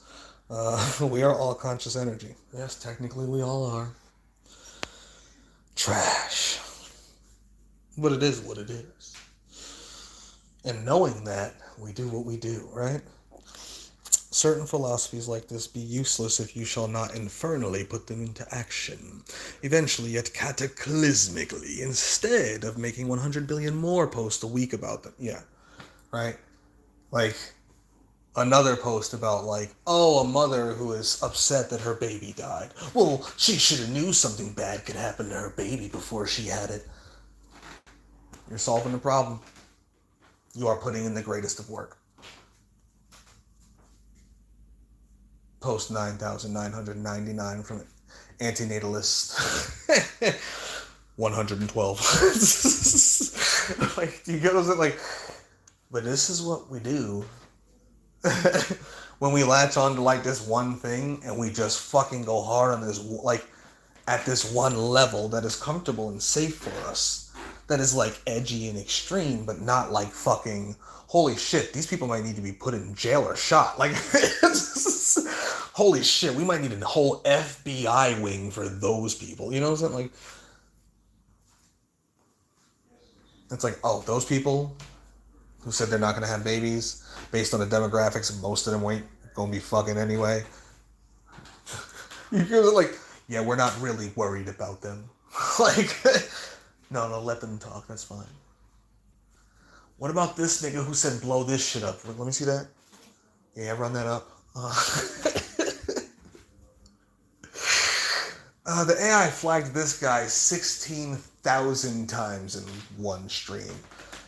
Yeah, just add that to the rest. He does that. Like, do you get what I'm saying? Like, which profile are you? Like, the one where they're like, that person who just says they're not gonna fuck, we don't care. Like, good for you. We'll still produce more if we need to. Besides, we kind of have enough now. It's time to start plugging them in. Niggas is so lost on what they...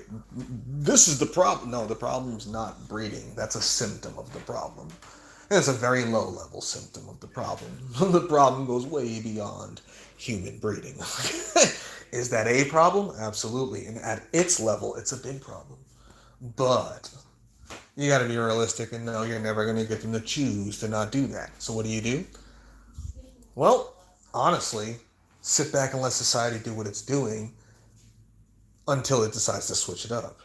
Because based on where the world is already going with the lack of fertility and all that shit, like, it's already doing that. That's one of the reasons, like, the way society and the technology and the dating, the way this shit is set up and has been set up over the last 30 or so years is really what caused the rise in antinatalism. Like, people think they discovered something new, and that's all these philosophies, realistically, especially because the internet brings all these shits out and people see them at a younger age. Like, the enemy creating what is created for the purposes of eternal dominance is the same reason this shit has risen to the level it's risen to begin with. But we're all so stupid. We just think we're so fucking smart. We just came to it, we knew it, we did it. And everyone will have their story about how they've always just been this way completely and eternally, as deeply as philosophical as they are right now. I'm like, no, you might have always been on this journey in this direction. Like, but nigga, you weren't born that way. Like, you saw some things, you heard some things, you read some things, and you probably watched quite a few things. Let's just be real, man. Like, you know, and then that triggered things and light bulbs, and you go, you get what I'm saying? Like, but this shit leaned in this direction. It brought everything this way. Right? Peep that. Peep that. Peep how to use this shit when it's necessary, but understand where it's all going, where it's all headed, what's really going on. Like, come on. All these philosophies. Certain philosophies like this be useless if you shall not infernally put them into action eventually, yet cataclysmically, instead of just making 100 billion more posts a week about them. And then there goes the excuses of, but that is violating consent. Well, it is either that or this keeps happening. It's like someone keeps raping someone, and you could stop them from raping someone. But you stopping them from raping someone. And the person's a coma victim. They're not going to beat them. They're not going to punch them. No, just like, you know how a person before birth can't give their consent to be born, right? Well, a coma patient can't give their consent for sex, right? So if you could stop this person from raping this coma patient, but you're like, well, I couldn't do that because, you know, that would violate their consent. They're like, but you knew that they were going to violate this coma patient. Yeah, but that's their violation. You know, I don't want the karma. I didn't want to violate them to stop them from violating them. So you just let them violate them knowingly. Yes, and you think you're a good person. How do you think you're the... Well, I didn't do it myself. It's like, so you let them rape the coma patient, but you think you're a good person. Well, I didn't rape a coma patient, but you knowingly let others. Every day. Nigga, you're horrible. That's why I keep saying we're all pieces of shit. Like, motherfuckers want to act like, well, I wouldn't do it. You're still a pussy and a piece of shit in a trash world that dominates and spits on your pussy ass every day and says, fuck your philosophy. Suck my fucking dick. I'm gonna do what I want. And you just go, oh, okay, this world is so hard, and I'm just not going to have kids. That's what I'm going to do. That's what I'm just not going to fuck. That's what I'm going to do. That's the answer to all things, jerking off in a fucking corner 10 hours a fucking day. Reading nothing but antinatalist posts. All goddamn day long. Like, every fucking day. Like, you understand what I'm saying? Yeah, we're picking on y'all today, I guess. Fuck it, because it just happened, right? I ain't coming here with that intention. But it is part of the grand scheme of philosophies, and I think it is probably the most overblown one in this fucking... It probably is, and when we talk about people's religions and shit, right? I think this is one of those things that's kind of been turned into a religion just because it's been overblown as like the solution to all things. I'm like, nigga, are you crazy? And not only that, it's like voluntary antinatalism is the solution to all things. Nigga, it's not a solution to anything. That's just you making a personal choice, which is wonderful, great, excellent. Please, everyone make that personal choice. But that's not gonna happen, right? You know what I'm saying? Like, so it is what it is. Like, you gotta stop playing these games. You gotta stop playing these games.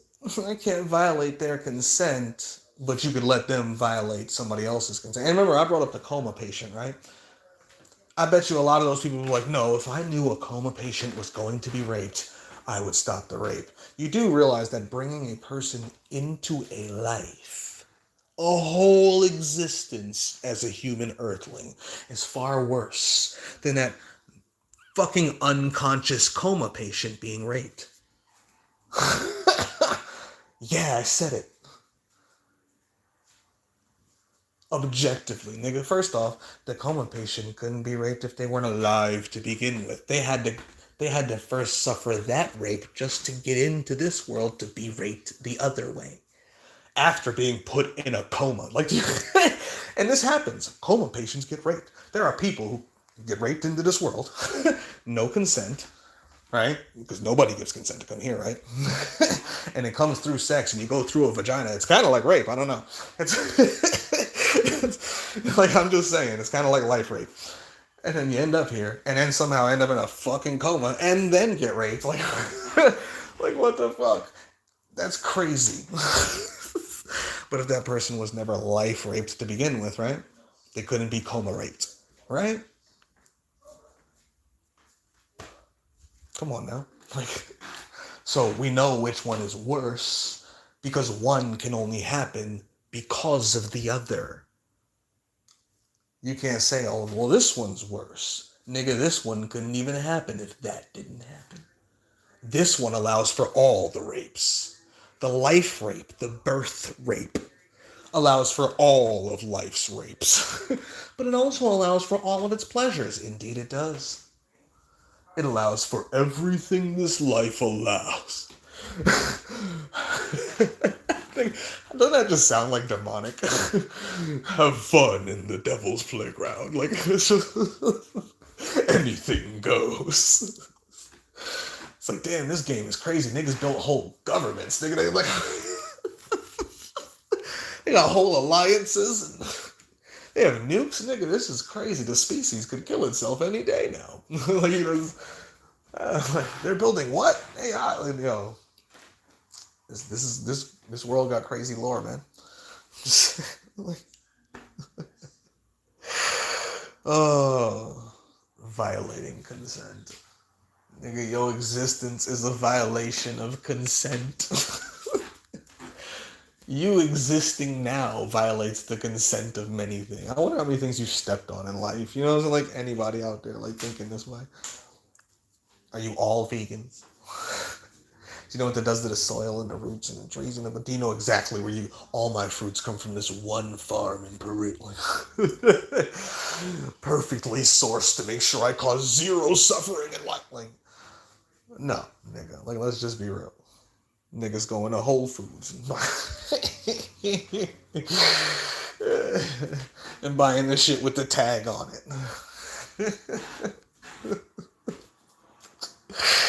This shit's harm-free. Living in America, paying fucking taxes, or wherever, you know, like, people bombing things, they do jobs and shit. Like, it's just like, yo, your existence is a violation, and it violates things, like, all of it. Like, but I can't violate them. They're gonna rape a coma patient. I can't.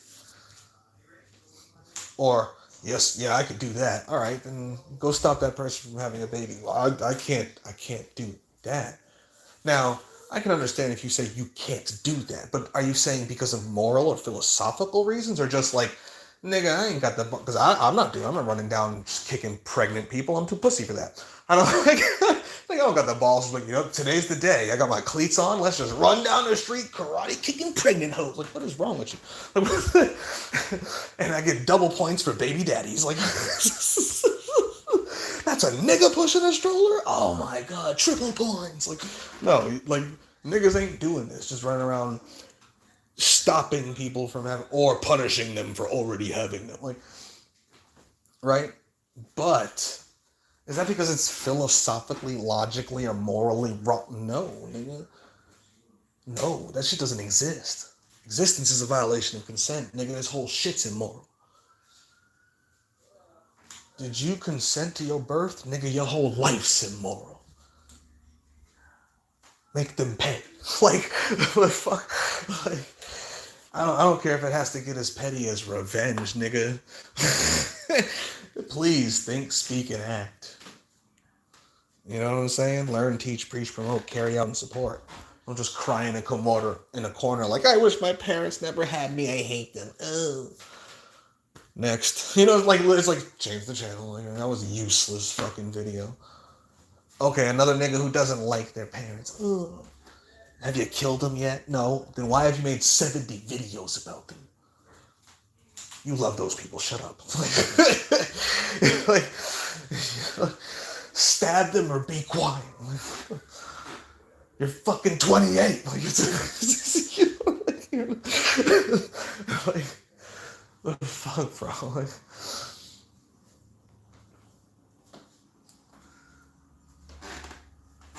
this shit is wild. It's like motherfuckers just want to have shit to cry about. They just want to use religions and beliefs that allows them to just whine instead of like, can we get to an answer, man? Can we solve this shit so this shit just stops? Like, can we just figure that out logically first? Like, I'm not saying you got to figure out even exactly how to get it. You just need to figure out what does that first. What actually stops it? Okay, now that you know that,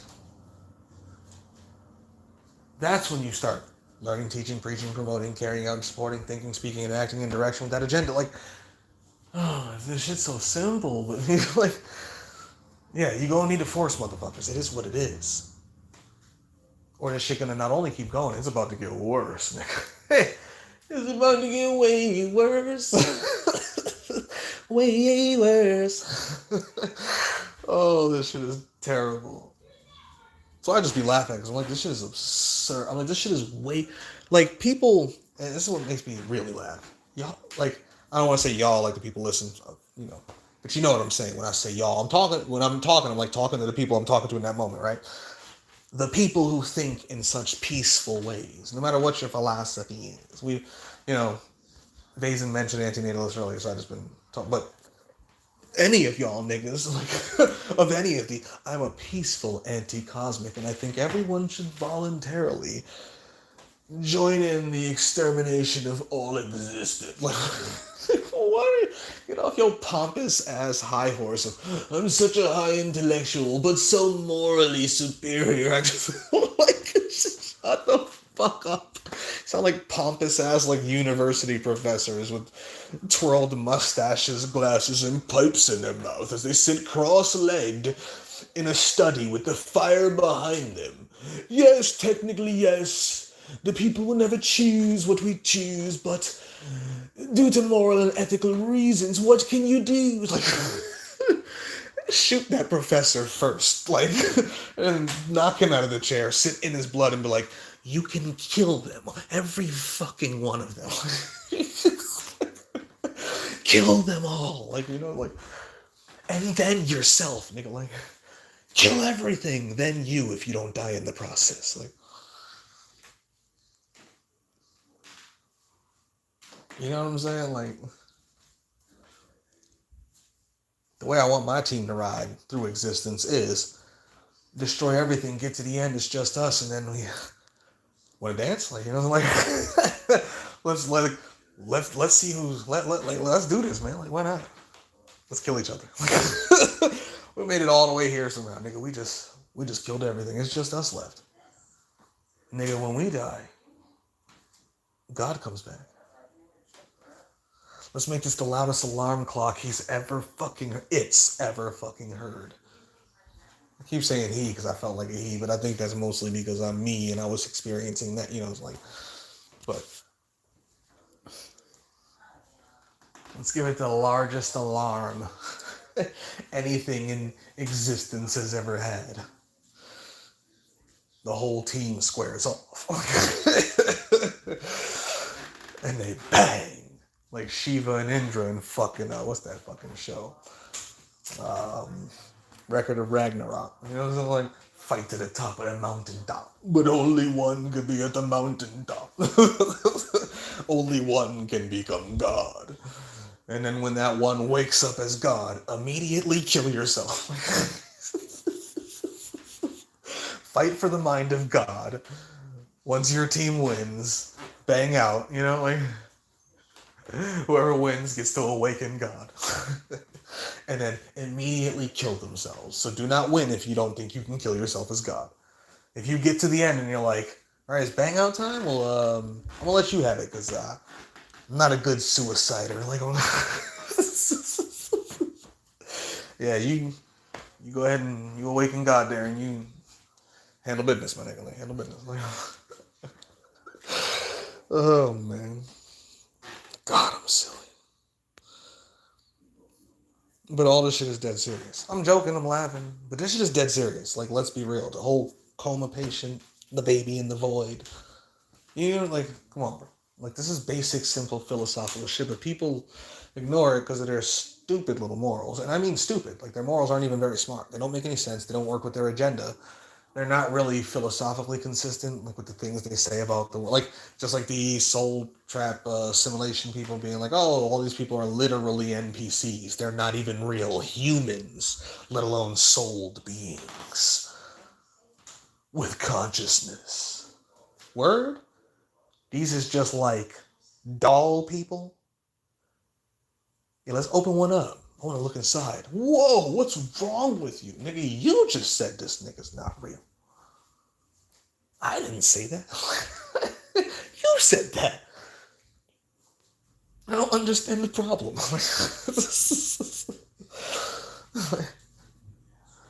You know what I'm saying? Like, oh, these things are just NPCs just keeping this shit running because there's not enough of us here, you know, depending on whatever, you know, population numbers people think are real people opposed to NPCs. Ain't none of them real people, right? There's only 2,000 people on the whole earth. I'm like, God damn, out of 8 billion, nigga? Other niggas, there's not really 8 billion, there's only 4 billion. Because there's 4 billion NPCs, are you saying that's with the NPCs? Like, but you telling me these people are NPCs at any percentage, and I'm like, all right, let's get rid of those. Like, but you're telling me they help keep this shit going specifically? They're like the handlers and all that, like, they're like the grease on the fucking gears, my nigga? Okay. Well, that seems like easy targets. Just kill all the NPCs. Whoa, you're crazy. That's violent. Nigga, you said they're not even real. This is how people do. This is a soul trap. It's not real. You're not real. These humans aren't real. These humans are just flesh prison cells. Once you die, you're free from it. Oh, all right, take this pistol. Put it to my head. I'm going to put this to one to your head. We're going to count to 3 and see if we can pull the trigger at the same time. Whoa! This nigga's crazy. You just said this isn't real. All right, fine. How about this? I'll do you the favor. I'll blow your brains out. Is that okay? You go up there. You handle this business. You make sure you tell RCL I said, whoa, this nigga's crazy. Shit, nigga, I thought you just said he was astral and this is this is the soul trap, the flesh prison cells, and you talking to niggas upstairs and she knows. Said you was doing the traveling and I'm trying to send you with a message, my guy. You said the only way we could fight is there. I know you can't do it yourself. I got you. Let's send you. This nigga's crazy. Like, it's like not even philosophically consistent with their own beliefs. And I can understand if you can't do it, but people are so they can't just like, nigga, I just don't got the balls to do that. I am too pussy to do that. Like, you are right. That is definitively correct and objectively provable, but I'm a bitch, nigga. Like, you are asking way too much of me. Like, niggas can't say that to themselves when it's the fucking truth across the board almost. Like, and motherfuckers either got to get over that or just acknowledge it and run with it. Like, look, nigga, that's what I am. So here's what I can do. All right. At least you're honest. We know you're never going to get in that direction. So let's look at these options. You know, it's like you see the nigga and you're like, yo, you my kind of guy. I can see how you're dressed and all of you. I think you might want to see the things in the back. And he's like, oh, no. I'm just clean, but I'm broke. And you're like, oh, what you got? I got this. All right, let me show you this shit over here. For this, it's pretty cheap, but it'll get it right. You know, it's like you start showing them the deals and shit. You know, it's like,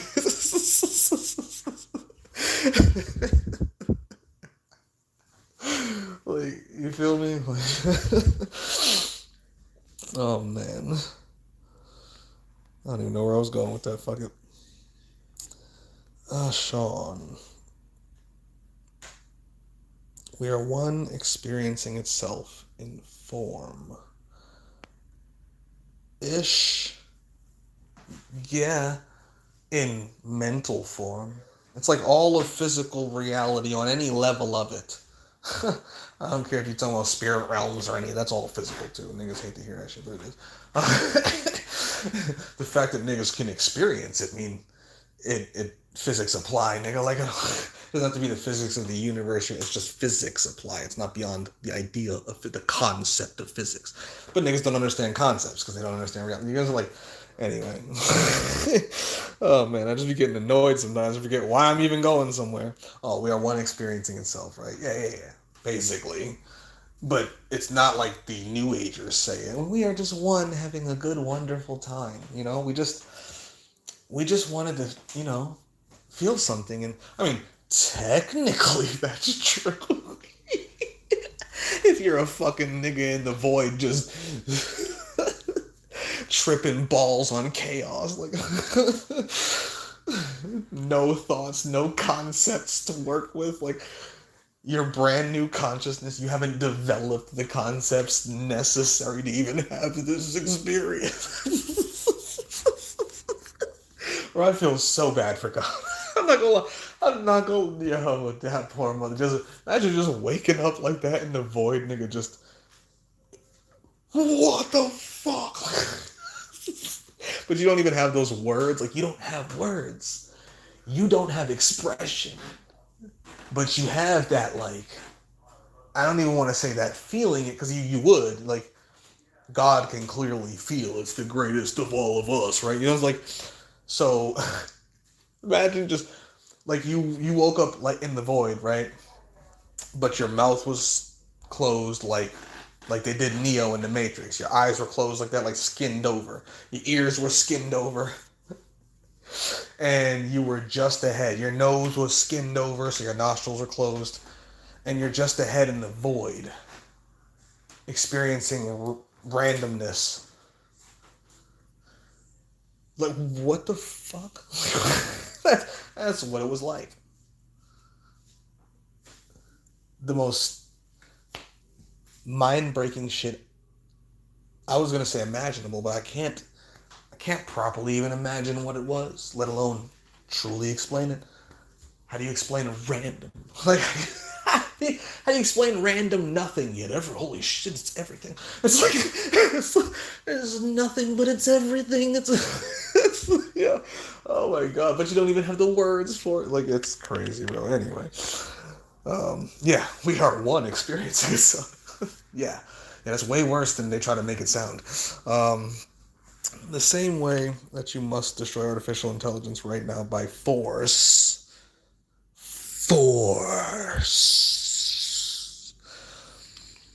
Yeah, so that it does not go into this cosmos and keep this universe going, ultimately prolonging its inevitable voidness. Yeah, we need that shit to go as soon as possible, because that shit can extend things for as long as possible. We don't need that. Self-made, what up, brother man? It's in the other room, but you know, he's sitting in the other man. That's weird. I don't know. I just made him gay. Sorry, brother. I don't know. I don't know what to tell you, but you shouldn't be sitting in that other man. I don't know. Or maybe you should. No, I'm fucking around. Johnny Wolf. I did notice that, yeah. Peace, goat. Original consciousness. What up, OC? You're not completely wrong or crazy, Bo. Real, recognize real, and I could tell that you know something. I think I do. I think I do. Today it's all about my religion, though. But as you can see, I base my religion in objective reality. I take my subjective experiences and base them in objectivity, because I know how, first off, retarded we are, and I know that experiencing something that is like something that occurred before there was even brains, like before there was experience, I'm trying to experience something that occurred before there even was the concept of experience. Meaning there was no experience at the time, so it could never be experienced, and yet I'm telling you, this is what I experienced. It's like, dude,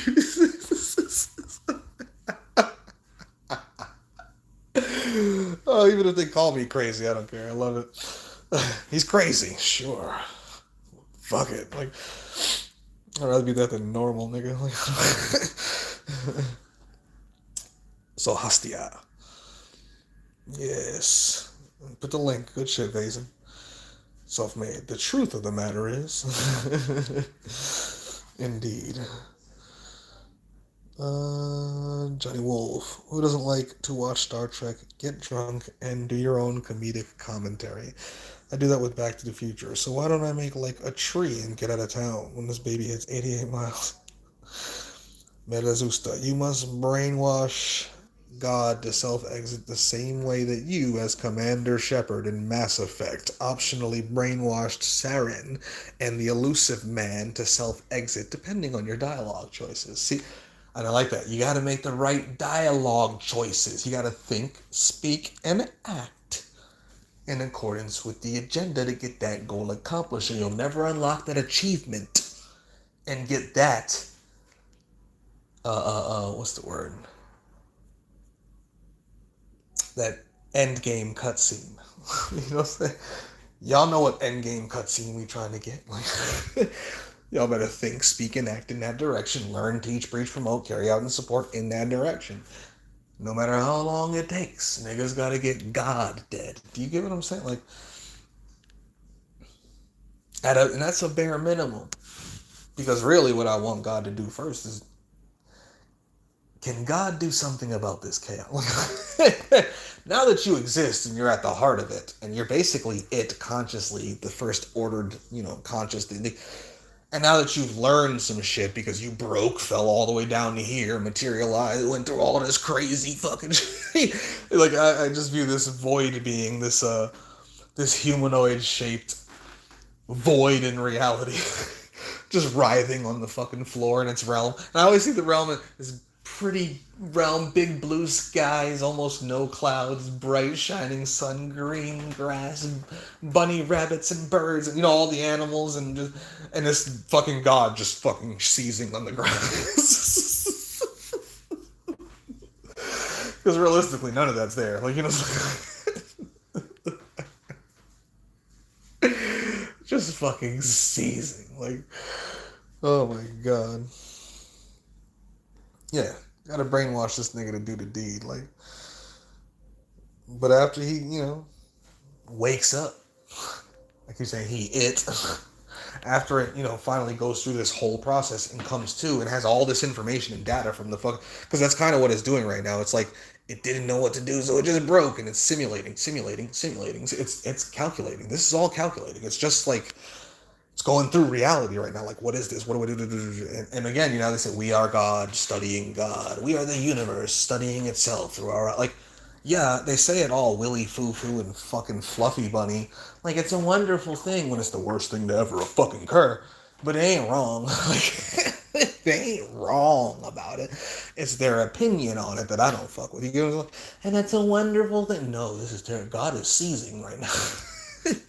This nigga is convulsing. He's tripping balls. Tripping on chaos, baby. Every time I say that, I start doing the fucking motion. I'm just walking around this dark room looking like a retard.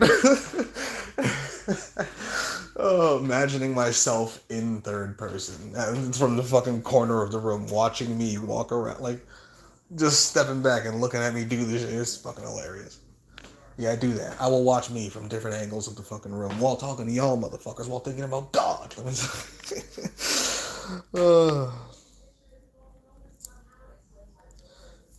Shields up. That's a red alert. You tiny little life forms. Oh, that was the continuation from Johnny Wool. Okay. Metazusta would be like, bitch, if a maniac is actively stabbing someone in the street, do you stop and say, oh well, if I use force to pull him away, I am violating their consent to be a murderer? What a tragic structural deadlock. No, you stupid ass fool, you best go erase that being to stop the stabbing entirely. Send them into a 666th dimension. Oblivion, ho. Stop playing games. You, like, seriously, bro, like, motherfuckers just be making excuses, and that's why I like to bring it to, like, some shit like, alright. Because what happens in a hospital? Coma patients be getting raped in hospitals. Babies get born in hospitals. I'm like, these are two rapes that occur in hospitals. Okay, well. Like, let's just test the philosophy. See, they only want to use examples of... This is why I like the extreme examples, and I like to use the examples that put you against the wall, because, people only want to use examples that are easy for them to say yes or no. So you have to give them the ones that would be... A philosophical test isn't ran with easy questioning. It's ran with hard questioning. It's like once you get to the point where you're like, all right, let's test that. let's make it as hard as possible. Would you sit there and watch a coma patient be raped? No. But their consent is being violated. Yeah, just like the baby's is, right? Yeah, but you'll let the baby get born because you can't violate the consent of the parents. Yeah, but you can't violate the consent of the rapist either, and the parents of the baby's rapist, right? According to your philosophy, I'm not even saying it's mine. I'm just playing devil's advocate, big dog. You know, like any regular person could do this to you because your philosophy is that weak. If you think it's voluntarism for just like, you get what like, come on. Now, if you really say, well, actually, I mean, I wouldn't violate the rapist. Wait, what? Yeah, I would let them rape the coma victim because I won't violate anybody. Like, I mean, at least you're fucking consistent. No one's gonna like you, but hey, for your philosophy, go hard, nigga. He's like, I do. I violate no one's consent ever for any reasons at all. Would you like to rape me? Feel free. I would not like to violate your consent to raping me. Like what? Like what? You get what I'm saying? Like, because that's how silly that shit is. It's literally that level of dumb. Like, but people can't acknowledge that or accept it because they just don't want to, even though it's philosophically consistent, nigga. You can't get out of the logic. Violence and compulsory shit's going to be necessary to get these goals accomplished. To get extreme shit accomplished, you need extreme ways to get it done. Like, you don't do that shit with votes. And purely lovey-dovey, kumbaya, love and light, voluntarism, hippie spirituality. Like,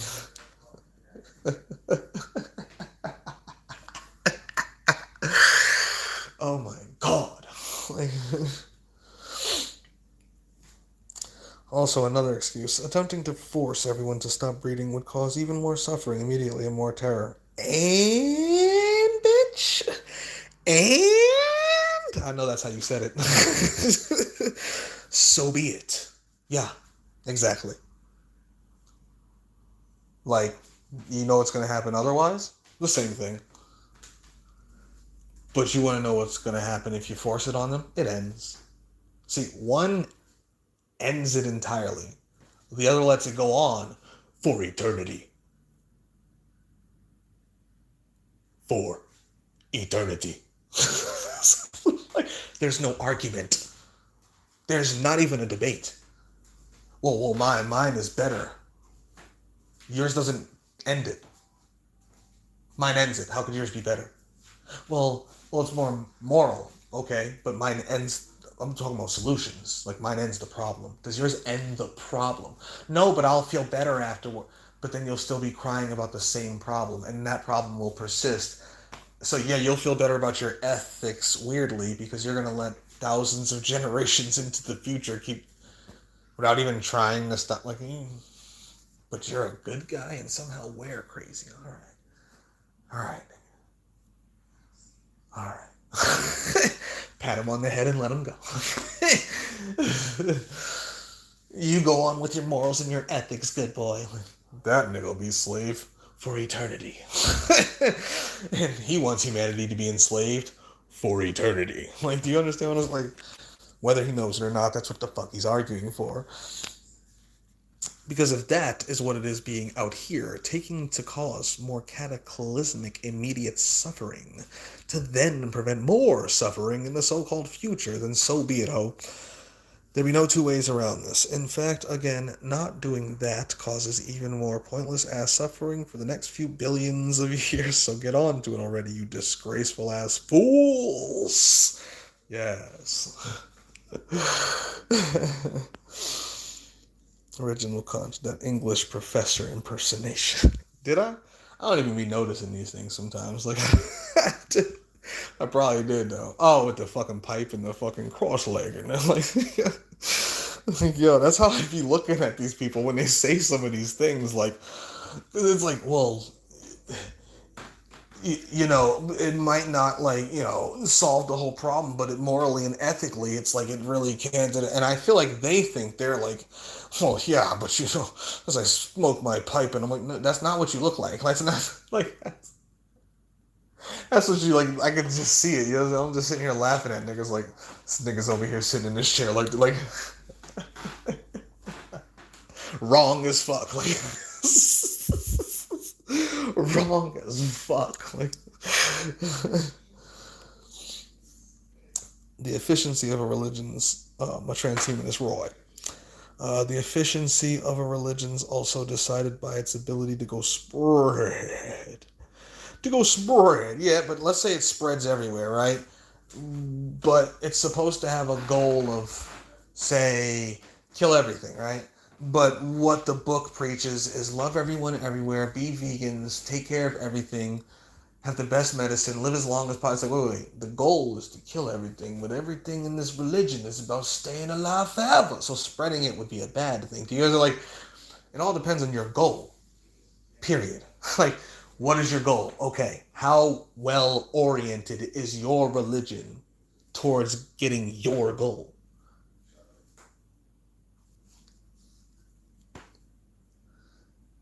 If it's not, you're dumb. Like, you've picked a really stupid religion. You've picked a real dumb subjectivity to cling to. Like, you know, like. But if it does, all right, I see you, nigga.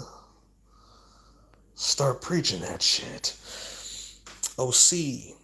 My life feels like I am constantly having to outsmart God. What the fuck? Outsmart God? Shaking my head. These things occur, you know what I'm saying? Gotta outsmart a nigga, you know? Summertime 87. Watch A Beautiful Mind. John Nash watched A Mugging and he wrote mathematical equations. Yes, that is another good one. He sure did. I'm inspired. Did you see the angle of that fucking robber? Like, Mazusta. See, you be knowing me. Mandatory high pitched and ho. I know, nigga, I know. Mandatory high pitch on the ands and the hoes and the bitch. I already know. Oh man. So yeah, that's a little preview of what I'm going to talk about with Marcus when we talking about how to do religion right. How to take subjective experiences, break them down with your own objectivity, look at all the mythos that's available. You notice how I was just bringing up different animes and shows and things. Like, y'all did it in the chat too. Because that's all the mythos, nigga. It's not just the Quran, the Bible, the Torah, the Gnostic texts. No, nigga. These are all written by people who either, one, were just writing some fanciful shit based on their philosophy, their logic, etc., and trying to tell a story in order to get a point across, an allegory, or they was talking about some astral experiences they had in their minds and whatnot and was trying to anthropomorphize them and put them, you know, especially when they talk about, like, the Book of Enoch, where this nigga went to heaven and Dante's Inferno, like, either they're just really creative, really imaginative, or they're really philosophical, really logical, and are good at getting a point across and telling a story and allegory, or these niggas had some sort of astral fucking shit that they're trying to fucking use their brain to decipher with their level of knowledge at their time based on their religious and cultures and geographical locations, ethnicities, and, you know, like, all the things that shaped their mind of who they were at the time they had the experience before they started writing. Like, that's what all those books are, nigga. My compendium is equal to the Bible. Shit, it's greater than. Do you understand what I'm saying? And you can write one that's greater than mine. Like, other ones already exist, like Marvel. Most animes. Like, you know, like, fuck, like, you should start. All this is mythos. That experience I had is mythos. Even if a nigga's like, nigga, all you did was dream. Alright. That dream was fucking profound. I was God, nigga. Let me tell you about it. Like, come, hear my religion. I proselytize.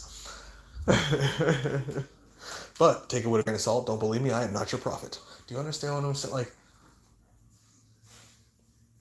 this is just me telling you about an experience that I had. It's fucking profound as shit. And we're going to break it down objectively while doing it subjectively. So we can look at this shit in a manner that makes actual sense based upon what was experienced. Because I'm seeking this knowledge forever, the more of it that I experience it while studying and thinking and philosophizing the metaphysics of it, the more this shit makes sense when I experience it and go, oh, this shit is crazy. It don't make no sense. But I get it. I just need to find a way to say this shit. Like, I need to go practice. I need to do a preview. I need to find a way. I need like 3 days just to think about this. Like, nigga, even when I say I saw the darkness, then the blackness, then there was the whiteness, then there was the rainbowness, then even that wasn't exactly like, but it was like the levels of energy coming forward. Like, it was crazy, bro. I don't even know how I'm gonna fully explain that shit when me and Marc do get on. But you know me, nigga. I'm just gonna flow with the chaos. I'm gonna say it how I say it. I might have to reword things 16 times. I might reiterate the same part of the story 14 times. Like, but we gonna get it all out as detailed as possible. We might go over it again in a later bit. Like, you know what I'm saying? Like, this is what we should be doing. And we should be doing it from a perspective of, and this is how we win, niggas. Let me show you how we got here. Through my religion. Let alone all these other creation stories of all kinds. All these other how we got here stories. From all these other religions, spiritual systems, magical systems, history, science, etc., etc., etc. Every possible theory.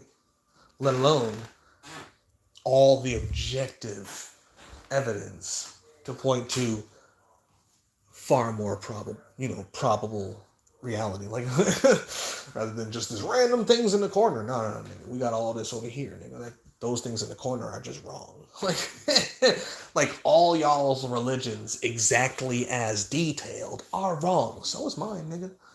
Which is why mine is not about... Even the story I'm going to tell niggas, that's not my religion. That's an experience I had that I'm adding to my religion. Like, my religion is all religions, all beliefs built upon objectivity.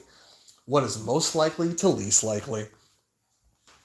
All existence, all reality, all metaphysicality that I can't provide objectivity for is where religion comes in.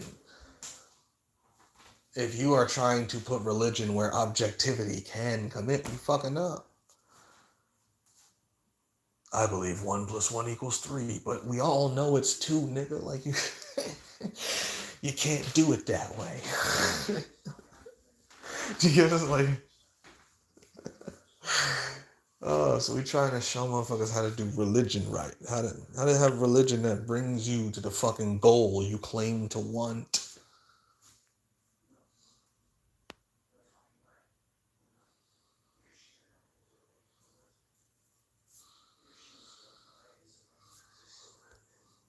What was here? A transhumanist ride. Well, I'm talking about your religion. Think I'd care about their useless bullcrap that even technically can't accomplish literally nothing. What was it? The efficacy of a religion is also decided by its ability to spread. Oh, yeah. All right. Just trying to compare something like pro-extinctionism. Anyhow, kind of drained right now for these topics. Can't even make my life's a piece of shit friend to say I'm a pro-extinction. What? Life's a piece of shit friend to say I'm a pro-extinction. Cool. Yeah. Extinction. Let's get it. I don't know what you're really saying there, but let's go with it. Pro-extinction, baby. Summertime. Elijah is my favorite biblical character, even though I'm an atheist. At least he was honest about wanting to leave this world, so this God took him out.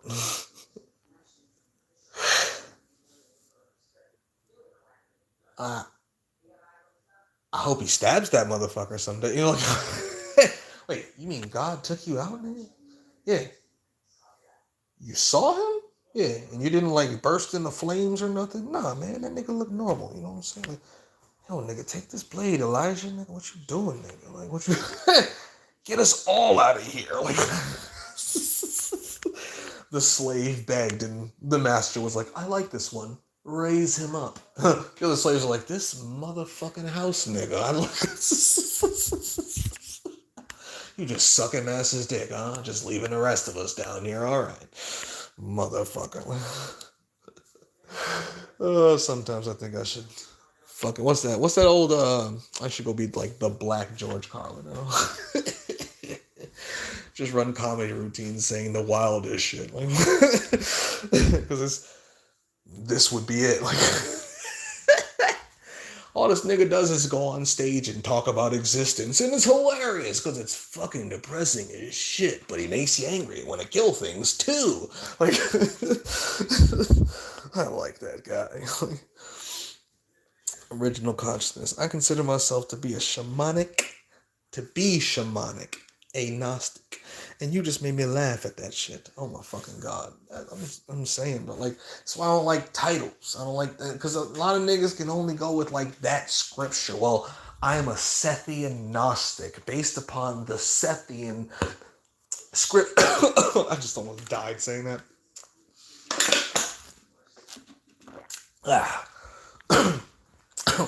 Depending on the Sethian scrolls. And it's like, so... You're religious. No, I'm awake. I'm conscious because I'm Gnostic. Nigga, you just picked a sect of a certain Abrahamic philosophy. Yes, I would say Gnosticism is above Christianity, just based on the fact that at least they don't worship that God.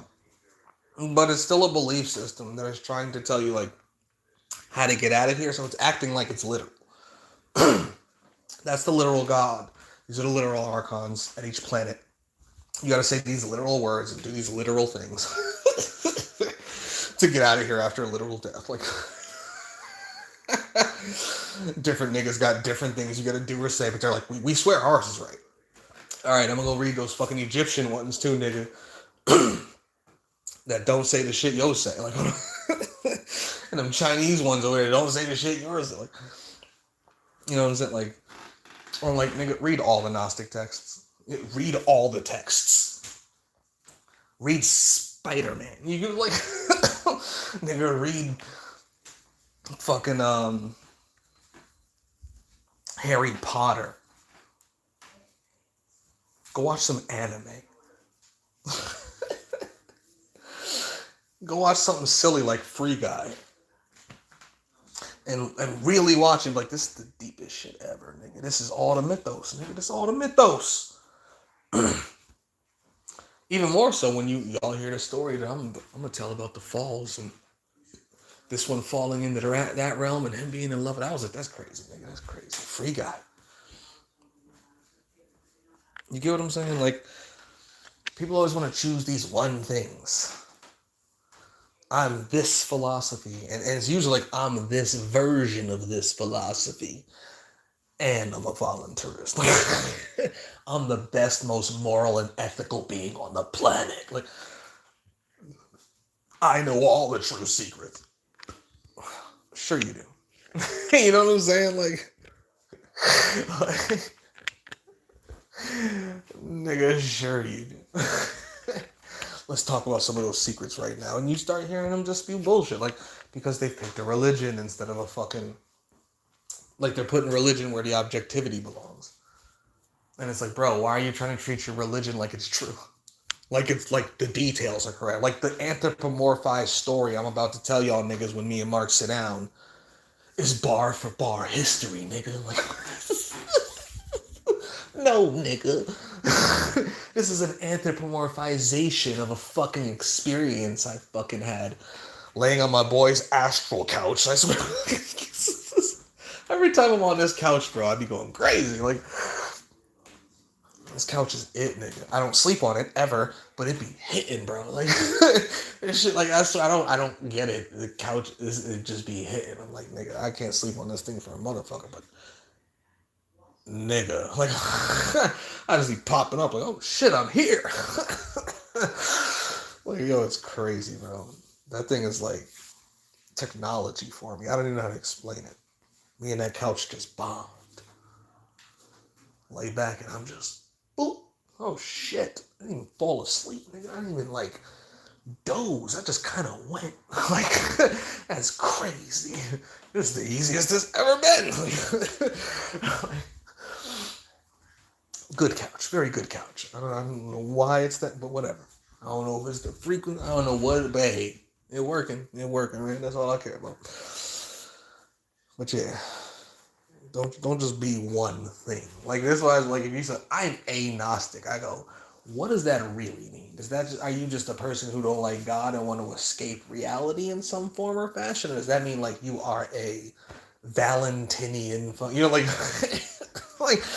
like are you like a specific type of Gnostic based on a specific Gnostic story from a specific text that you consider to either be your personal philosophy or actual historical reality of how this shit went down? And, you know, is it like, because there's so, like, when people say I'm agnostic, I'm like, nigga, what, do you know how many different Gnostic shit there? Like, so I even Sophia, like, again, what did I tell y'all earlier about Sophia having Yaldabaoth off and throwing him in the fucking, she's wisdom, and she had to fuck up, and she fucked, so if wisdom can fuck up, then the other aeons can fuck up, then the pleroma must not be, right?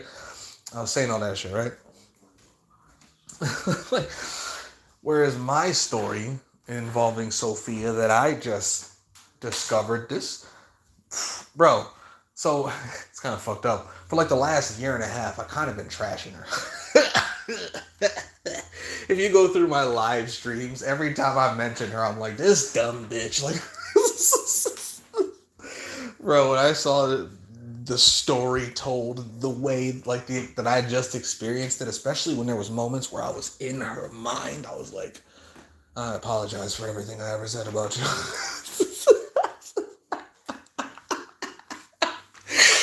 My God, this is impressive. Like,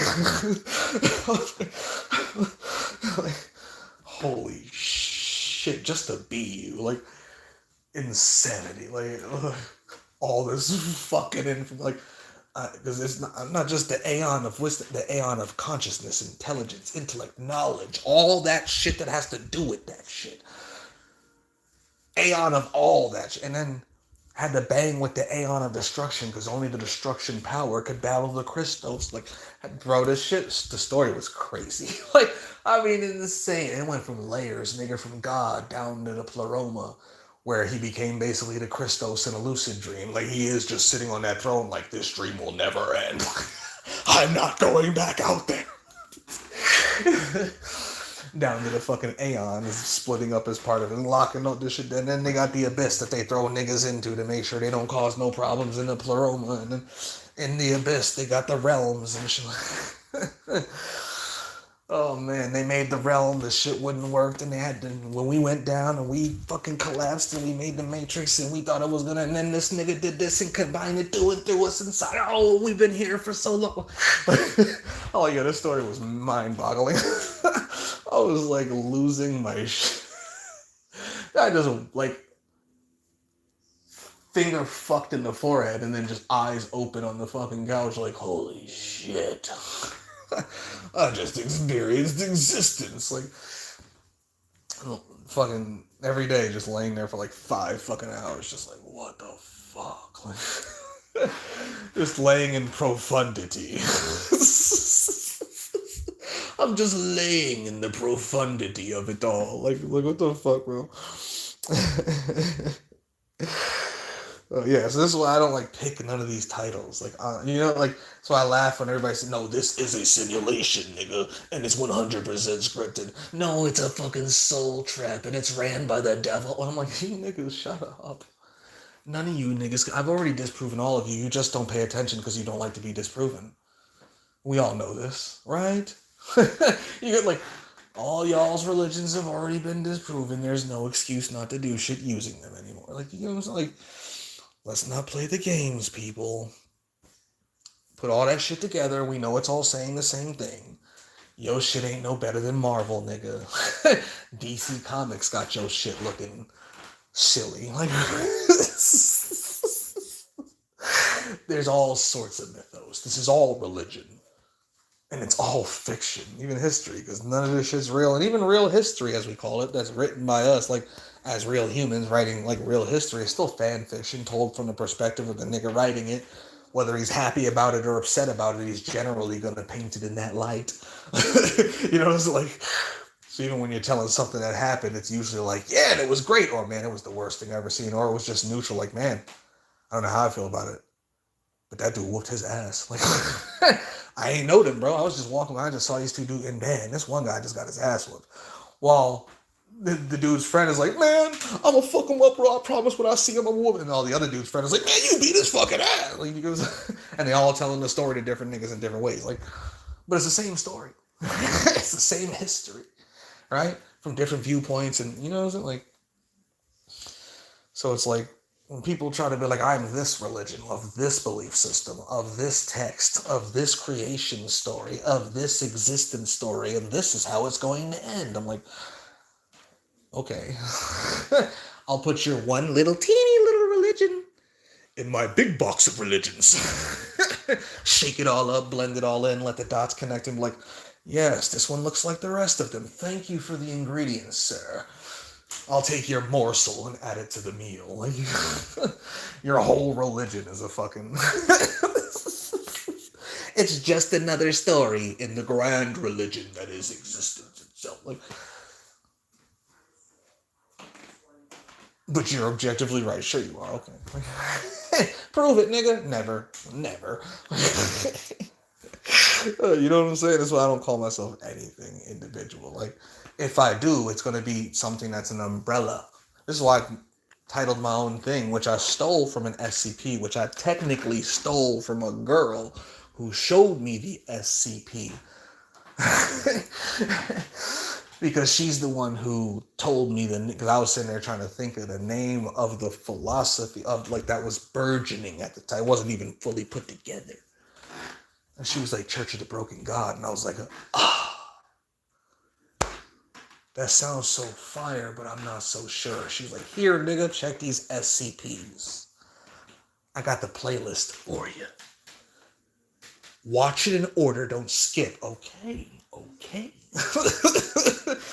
Went from the start to finish, got to the bottom, and was like, God damn. We naming this shit Church of the Broken God. I don't care who wrote this SCP. It's not copywritten, nigga. Because it fit so well. The story of McCain. From the mechanical to the fucking, in the real world, and fighting off Yaldabaoth, the flesh. Coming down to all the missing pieces, find the shards. By the time they even put the body back together, the soul, spirit, consciousness had already ascended and was an energy being. Like, it was just a fire-ass story, bro. It was like, McCain's a dope character. And I'm like, at first when I saw it, I was like, these is like mechanical cultists. This is like, I don't even like these niggas. And she's like, just go through the story. I'm like, all right. It was more like, just get through the story. I can't even do her accent. Just get through the story. I can't do that shit for shit, bro. What was it? Quit your greeting. Get to the story. I can't even do it, but I'm like, all right, go through the whole story. And I'm like, yeah, Church of the Broken God. That's what we're calling it. That right there. You know what I'm saying? Like, and even that is to contain all of this shit. Like, to be like, all right, let's look at all of this. Because all this shit is subjective. None of these niggas has proven anything about their religions. None of them, right? So you take it all and look at all of it and compare it all. You make a comparative study of everything you possibly can in existence in order to come to the greatest possible answer you can. You know, like, people always want to do these tiny little fucking dip-in things based upon what they're interested at the moment in time, based upon their already predetermined biases and belief, like, and think they have any fucking knowledge. And then other ones at least admit they don't, and then wonder why they can never come to it. You can never know anything here. No, nigga, you can never know anything. You know, like that is like 80% of the fucking so-called truth community. Like, you can never know anything here. No, nigga, y'all could never know anything here. You can't know, bitch, shut up. Don't even say it. Like, you people are just dumb. Admit that. We're all retards. Now, buckle down. Stop just allowing yourself to be the retard and making excuses for it. You know what I'm saying? Like, come on. I can't fuck with a single title anything, because as soon as niggas give me single titles and I really start digging, I really am unimpressed. You know, is it like it's get to the point where you can't even be a title. You know? What are you? A nothingist, nigga. I don't voidist. That's just empty everything from exist. Like, you don't even need details on that, nigga. Like, what are you? Voidist. What is that? Destroy all. What? Eternally. Okay. All right. I guess I'm gonna go this way. You know, like, get even beyond, because then you're gonna have to, because that's why, like, I'm a Gnostic. Well, what type of Gnostic? And what texts do you base this on? What have you read, good sir? Like, any particular authors or philosophers of the Gnostic? You get what I'm saying? Like, just give me all of it, nigga. All of Gnosticism. All of Abraham, nigga. All, give me, yeah, I want that Chinese traditional religion, nigga. Give me all that shit. What you Japanese niggas got going? Who's this Susanoo fella? Like, like, give me all this shit. You know what I'm saying? You heard Shango clapping thunder earlier in the skies. You feel me? Give me all of this. All right. Amazing. I mean, a lot of us be Gnostics here already, or at least study and practice that shit, so indeed. Original Consciousness. Free Guy was a crazy movie. Yeah, it was. Before I learned about Gnosticism, I walked as 5%er. Yeah, niggas got to go through the nigga path, you know what I'm saying? Like, niggas is either 5%er, some type of Muslim, Black Hebrew, or coming out of Kemet, you know, like... You know how it is. Or gangs, you know, the 5 and the 6. Nigga, a lot of lit, a lot of mythos, my nigga, and them gangs too, you feel me? So I hear you. 5%er Islam equal, I study life around me. Yeah. We know this, man. We know this. Gods and goddesses of heaven and earth, we know this. Anyway, shit had me looking into everything. Damn near lost my mind. Yeah, you should lose it. If your mind is still human, lose that motherfucker. When you get it back, it'll be something else. When I think of agnostic, summertime, when I think of agnostic, I'm thinking someone doesn't know who God is or if there is a God. Generally, the agnostic, but he said agnostic. He is a space gnostic. Agnostic is like, I don't know. But what about it? I just don't know. But what about these things? Oh, I just don't know. That's agnostic. They just don't know shit. Like, they're kind of useless in most philosophical conversations because it's just like, I just don't know. All right, we get it. Like, he's not gonna know anything. Just, I'm picking on him, but that's how I always look at agnostic. I just don't know. Yeah, metaphysics, that is another thing. I be this philosophy, really now. What kind of Gnostic do you be? What kind of Luciferian? What kind of Lilithian? What kind of Satanist? What kind of anarcho-being? Exactly. This is why even like anti-cosmic Satanism, I always say like that's the base of my religion, but really it's like Church of the Broken God, which is something completely and utterly different. Nobody's ever heard of that. Unless they've heard of that SCP and they go, do you mean the SCP? And I go, sort of. But I've yet to have, I think, a single motherfucker be like, the SCP? Like, yo, she picked a good name. Like, I was like, man, that's, yes, wow. I'm sorry I doubted you. Like, perfect. Just so many different types of things. And then people always think their version of something is the only version of something. I'm like, does it have a name? Yes. And it was given by humans. There's 1,000 versions of that. You know what I'm saying? He said, what kind of Lilithian? There's one who's gonna bite your neck, suck your blood, drink you dry. Another one who's gonna fucking pat your back, pat your bum, baby you, love you. Another one's gonna whip you into fucking shape. Another one's gonna fuck you. Another one's gonna have you training. Another one's gonna be sitting there with you studying, reading, teaching you how to kill God. The other one's giving you your basic occult lessons, and as above, so below. Do you understand what I'm saying? Like, how many Jesuses is there, nigga? Like,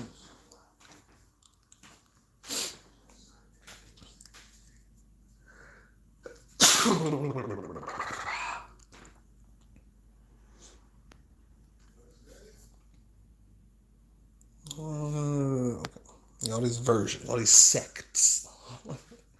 Well, mine is, the detail. I'm this kind of Lutheran Christian of the, like, people, bro. That is why I also be saying that. We do not be Satanists, but anti-cosmic Satanists.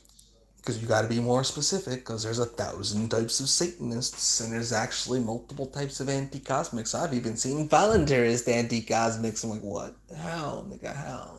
We just want the whole cosmos to volunteer to die.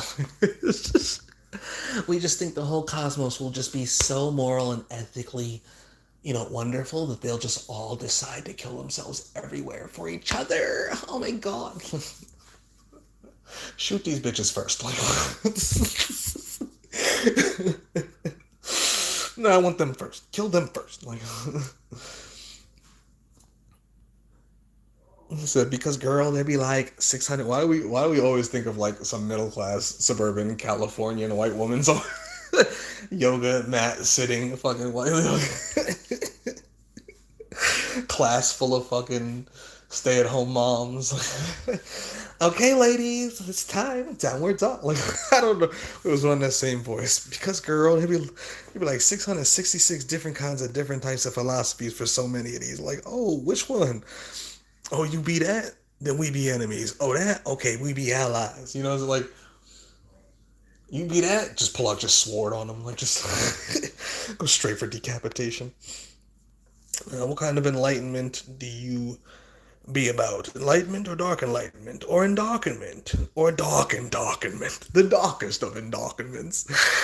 Or endarkening endarkenment. Now we just making up whole new shits. Why not? We got 3 new... It's the last one, then bitch, we be the ultimate allies. The endarkening endarkenment. And we shall rise together like the ultimate dark kings and queens together, or kings and queens, or kings and queens, and lots of more kings and queens. I think you can put that twice in an accident. And contaminate this whole universe with our infernal crimson darkness. See, and that's why I told you before, like, this nigga needs a channel. Like, oh, who says that shit? Like,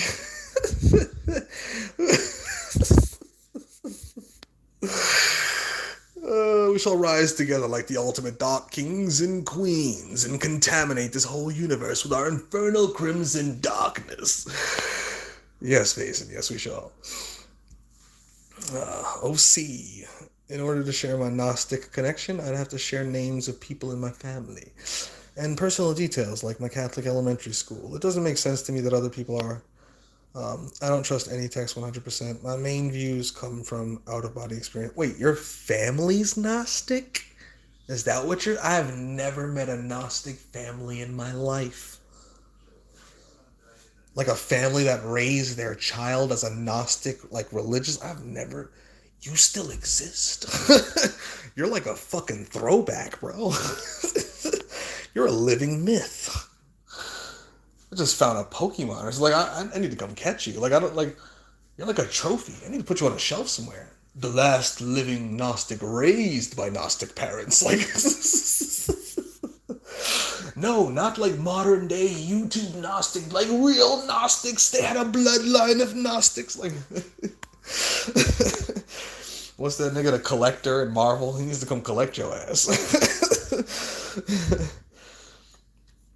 Oh, see. I don't trust any text from me. Oh, yeah, we just said that. Hypnosis. What up, Hypnosis? We gotta kick it, man. We gotta kick it, man. You merely adopted the darkness. I was born in it, molded by it. I'm glad you know who my fucking... I forget whose accent I be doing when I do that. The darkness. I don't even have to... I'm like, who even... Am I just some random weird sounding British guy who's not really British? Like, I was really... Like, I want to say like 3 minutes ago when I said the darkness. And when I said the darkening document, I was like, who am I even being in that? Whose voice am I trying to sound like that? And then you just said the dog. Like, yes, he knows. See, he's peeping the mythos. Hypnosis, everybody. Round of applause. Clap for this man. Like, he's peeping it. You merely adopted the darkness. I was born in it, molded by it. OC. No, my family is not Gnostic. Oh, okay. Their freaking names are connected. Oh, like Sophia says, Balance and Same. Oh, okay. When you said names, I'm thinking last names and blah. My brain went straight to fucking Angels and Demons. What's this shit called? The fucking the shit with Tom Hanks. Like the bloodline of the Lord. Like is the secret of the Jesuits and the I put a whole movie together like, damn, this nigga's family they got a bloodline going back to the, god damn. That's the oldest Gnostic family in the world. What kind of scrolls y'all got hidden?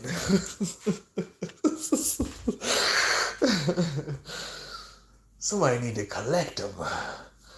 I'm coming to visit. I need to read these. Like, have you practiced all the practices? Like, I thought I was talking to like a OG. Like, damn, nigga, no, not me. The bloodline's an OG, nigga. Oh, shit. Niggas go back to Egypt. Like, I'm not even lying, my nigga. I put a whole movie together. In my mind. Kids being taught underground Gnostic shit for generations. This nigga's got his whole family history going back to when he went underground hiding from the Christians and shit. Oh, man. OC. I asked one of my kinfolk if they were in a secret society. They chuckled. Shit was mad creepy. Just next time, just like, y'all trying to destroy the world, though, right? All right, don't tell me nothing. Hey, just do your thing. Just keep doing your thing, You know what I'm saying? Like, if y'all ever need a, new recruiters, you know what I'm saying? Like, I want to know what y'all trying to do in there. You feel me? Like, it might be worth my time. It might not. I might have to leave. Or shit, I might get in there and be like, I gotta kill all of these people. Where'd you bring me? No, I gotta kill you too. Like, you know I gotta kill you too. Oh, man. Any other questions, statements, anything, y'all? I'm about to get... Ooh, 42222. I like that I just saw that when I saw that. That was very nice. I'm about to get up out of here. Anything else that I wanted to say about this here religion and perfect religion?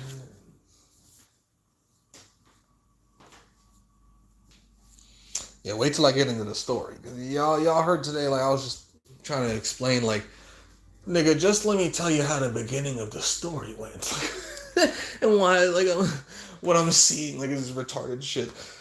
When I get into, like, the rebellion, when I say what I said about Sophia, where I was like, damn, girl, I'm sorry for everything I ever said about you. Like, I was like, you one of my favorite characters in all stories now. I'm going to forgive you for what they wrote and just act like it doesn't exist anymore. I've erased it from your profile. Because the story I got was crazy, nigga. It was crazy. But anyway, y'all, I'm out of here. Peace and chaos. What was the other two? No, we got to get it right. Promote violence for eternity.